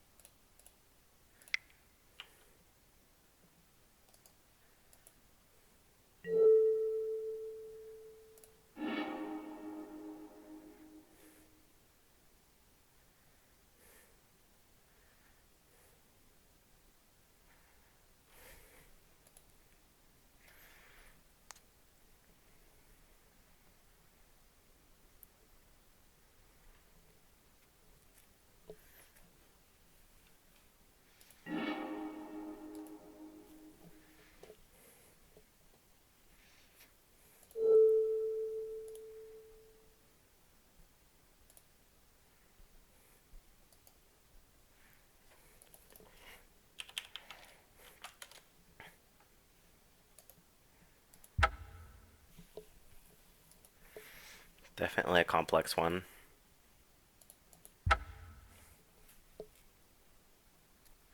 It's kind of our nightmare scenario, though, I think, is trying to get through counter magic like that.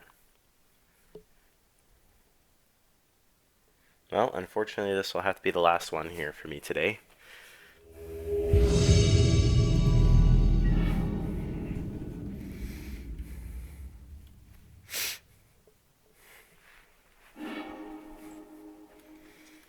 This looks pretty sweet.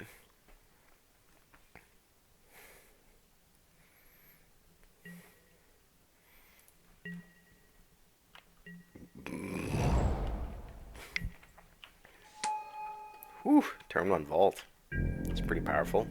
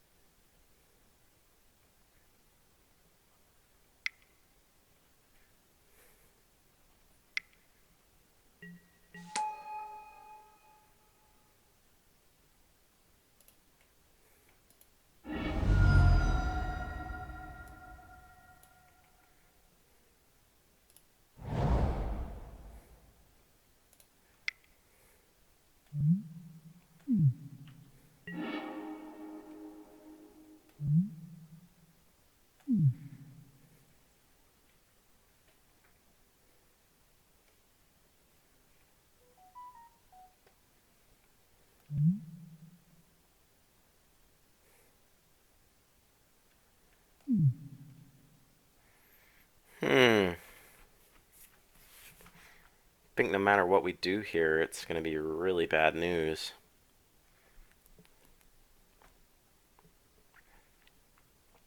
We can directly sack Mock Sapphire to kill the first form of Worm Coil, shrinking it into 2/3/3s, but I'm not a huge fan of that.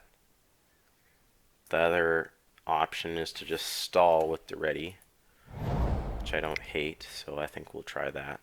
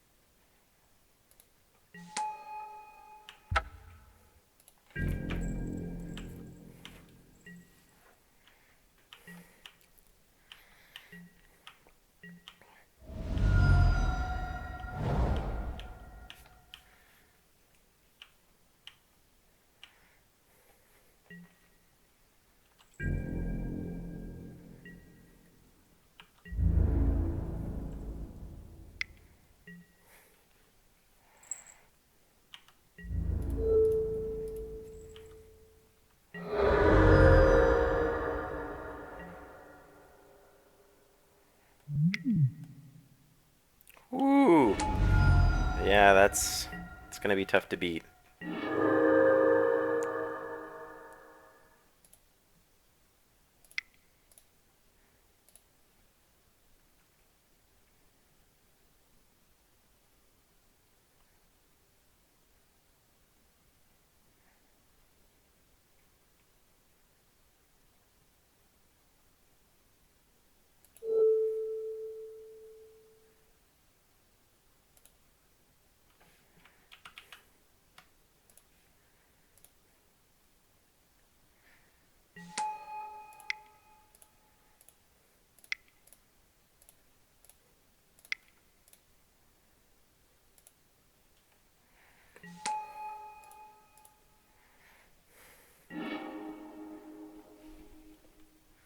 Should have killed the lifelink. Yeah, you're right.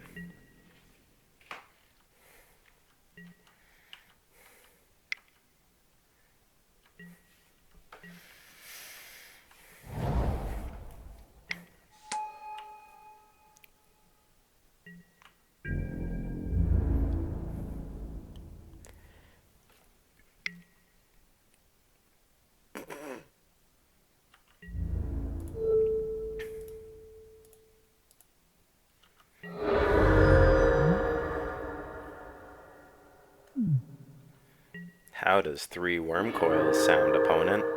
Oh wait, you were not expecting that to happen to you.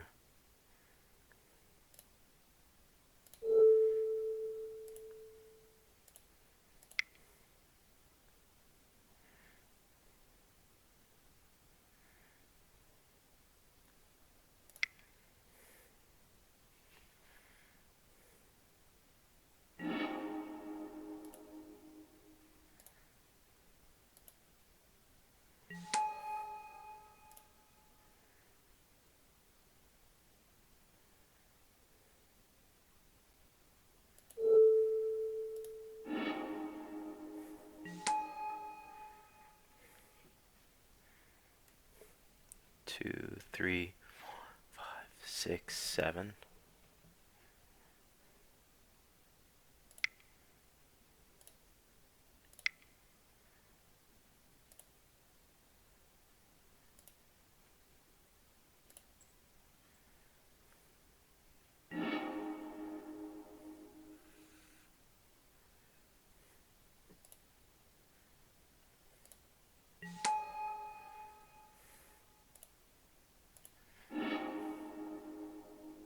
Whew, that's a spicy grip. Get to cast Grizzlebrand next turn.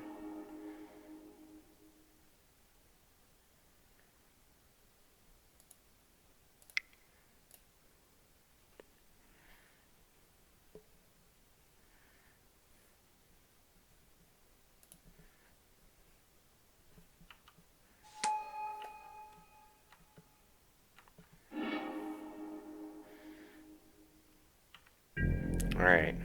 Well, we may not win this game, but that was sweet.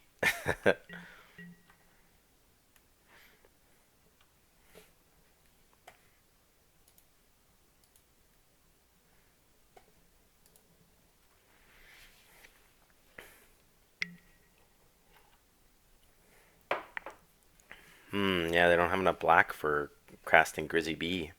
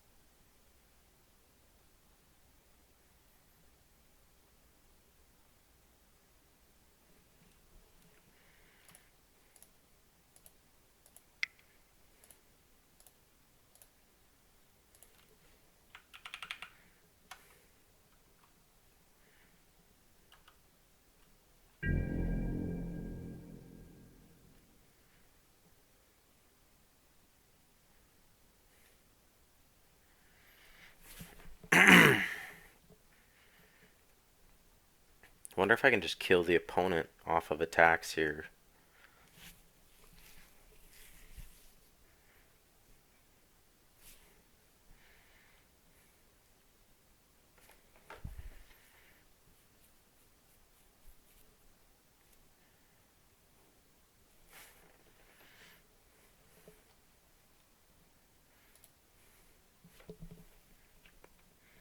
They'll be at, no matter what,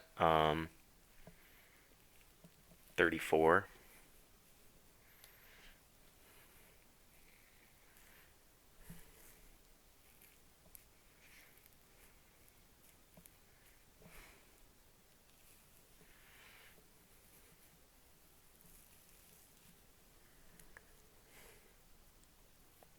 Gifts probably for Wishclaw Talisman,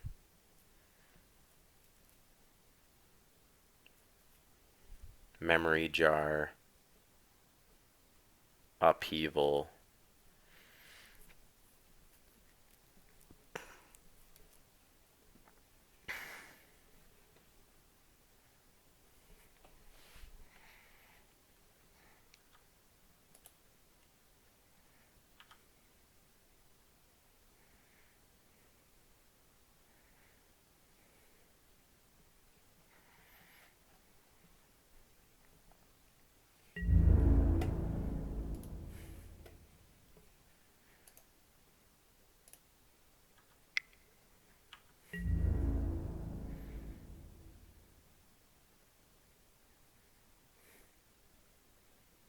Fascinating.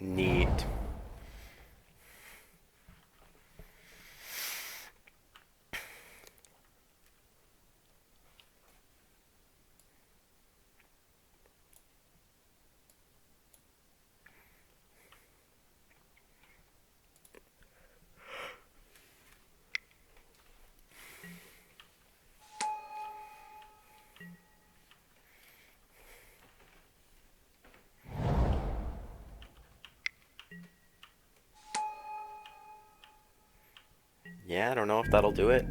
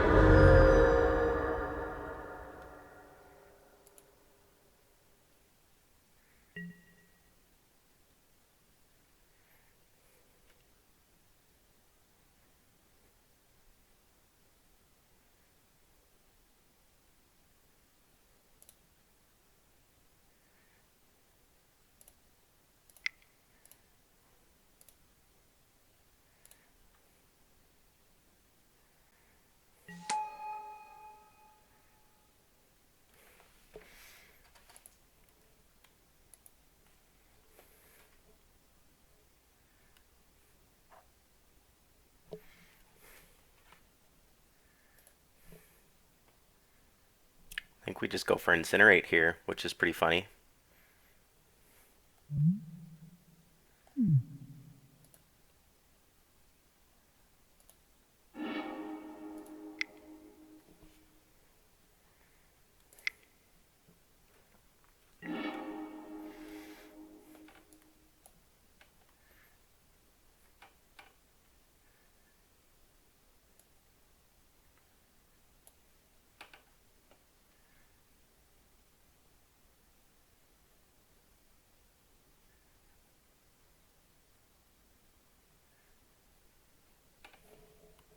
Oh, incinerate's in the bin.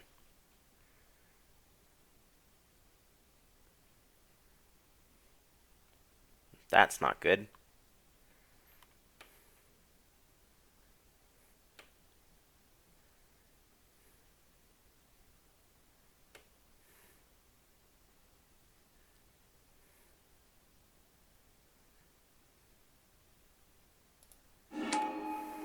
Whoopsie daisies.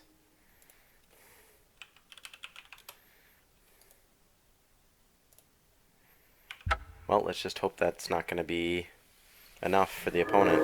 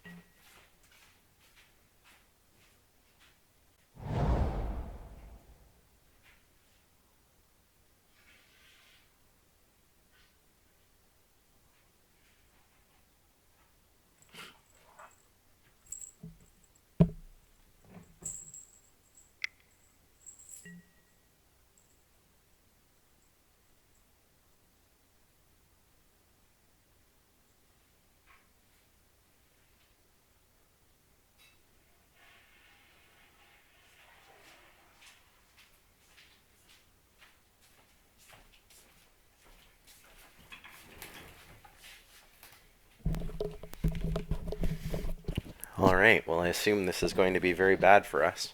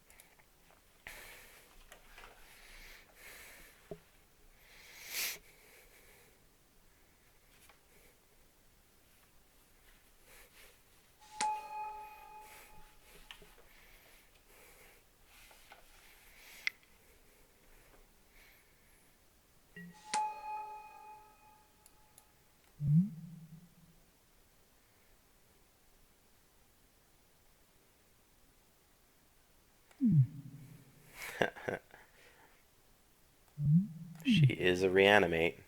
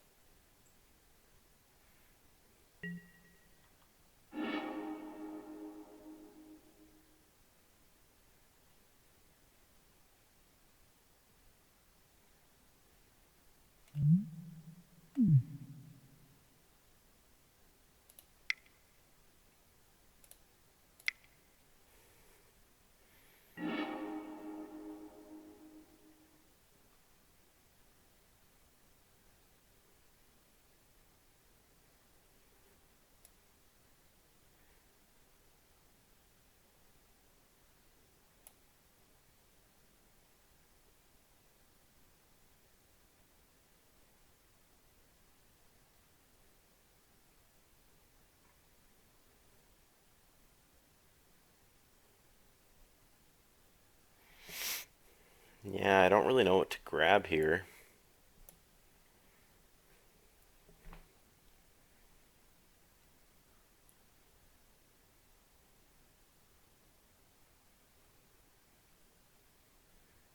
None of these cards help me.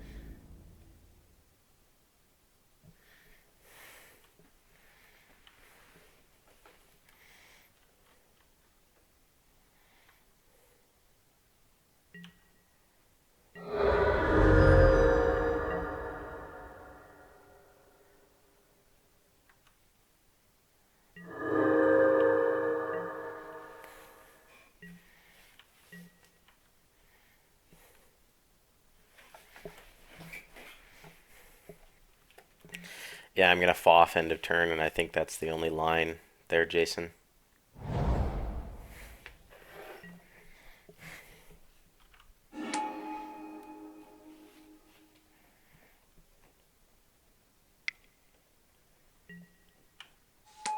Oh shit.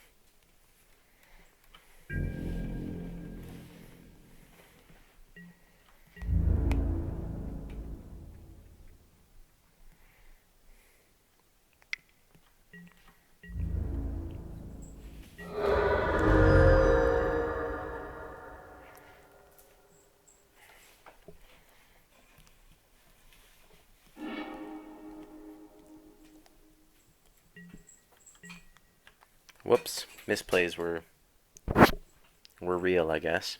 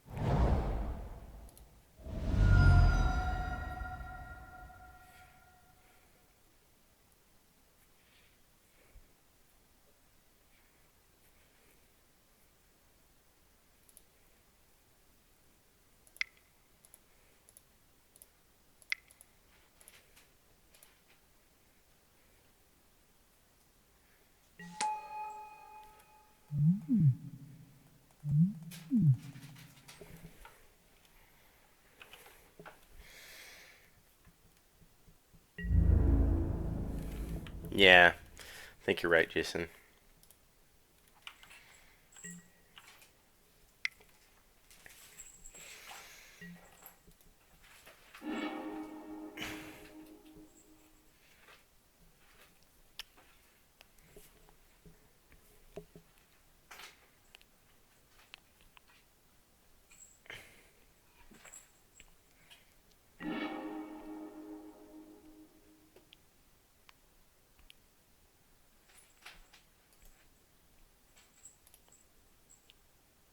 Yeah, and opposition as well. Interesting.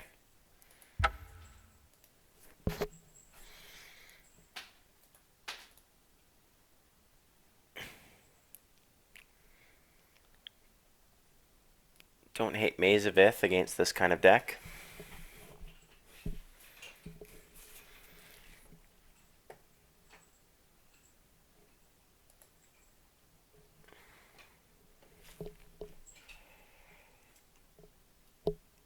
And I think we're supposed to get rid of.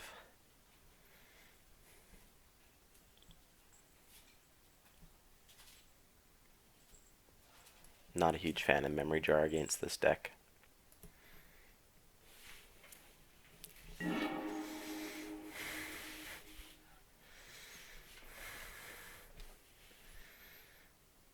Seems okay.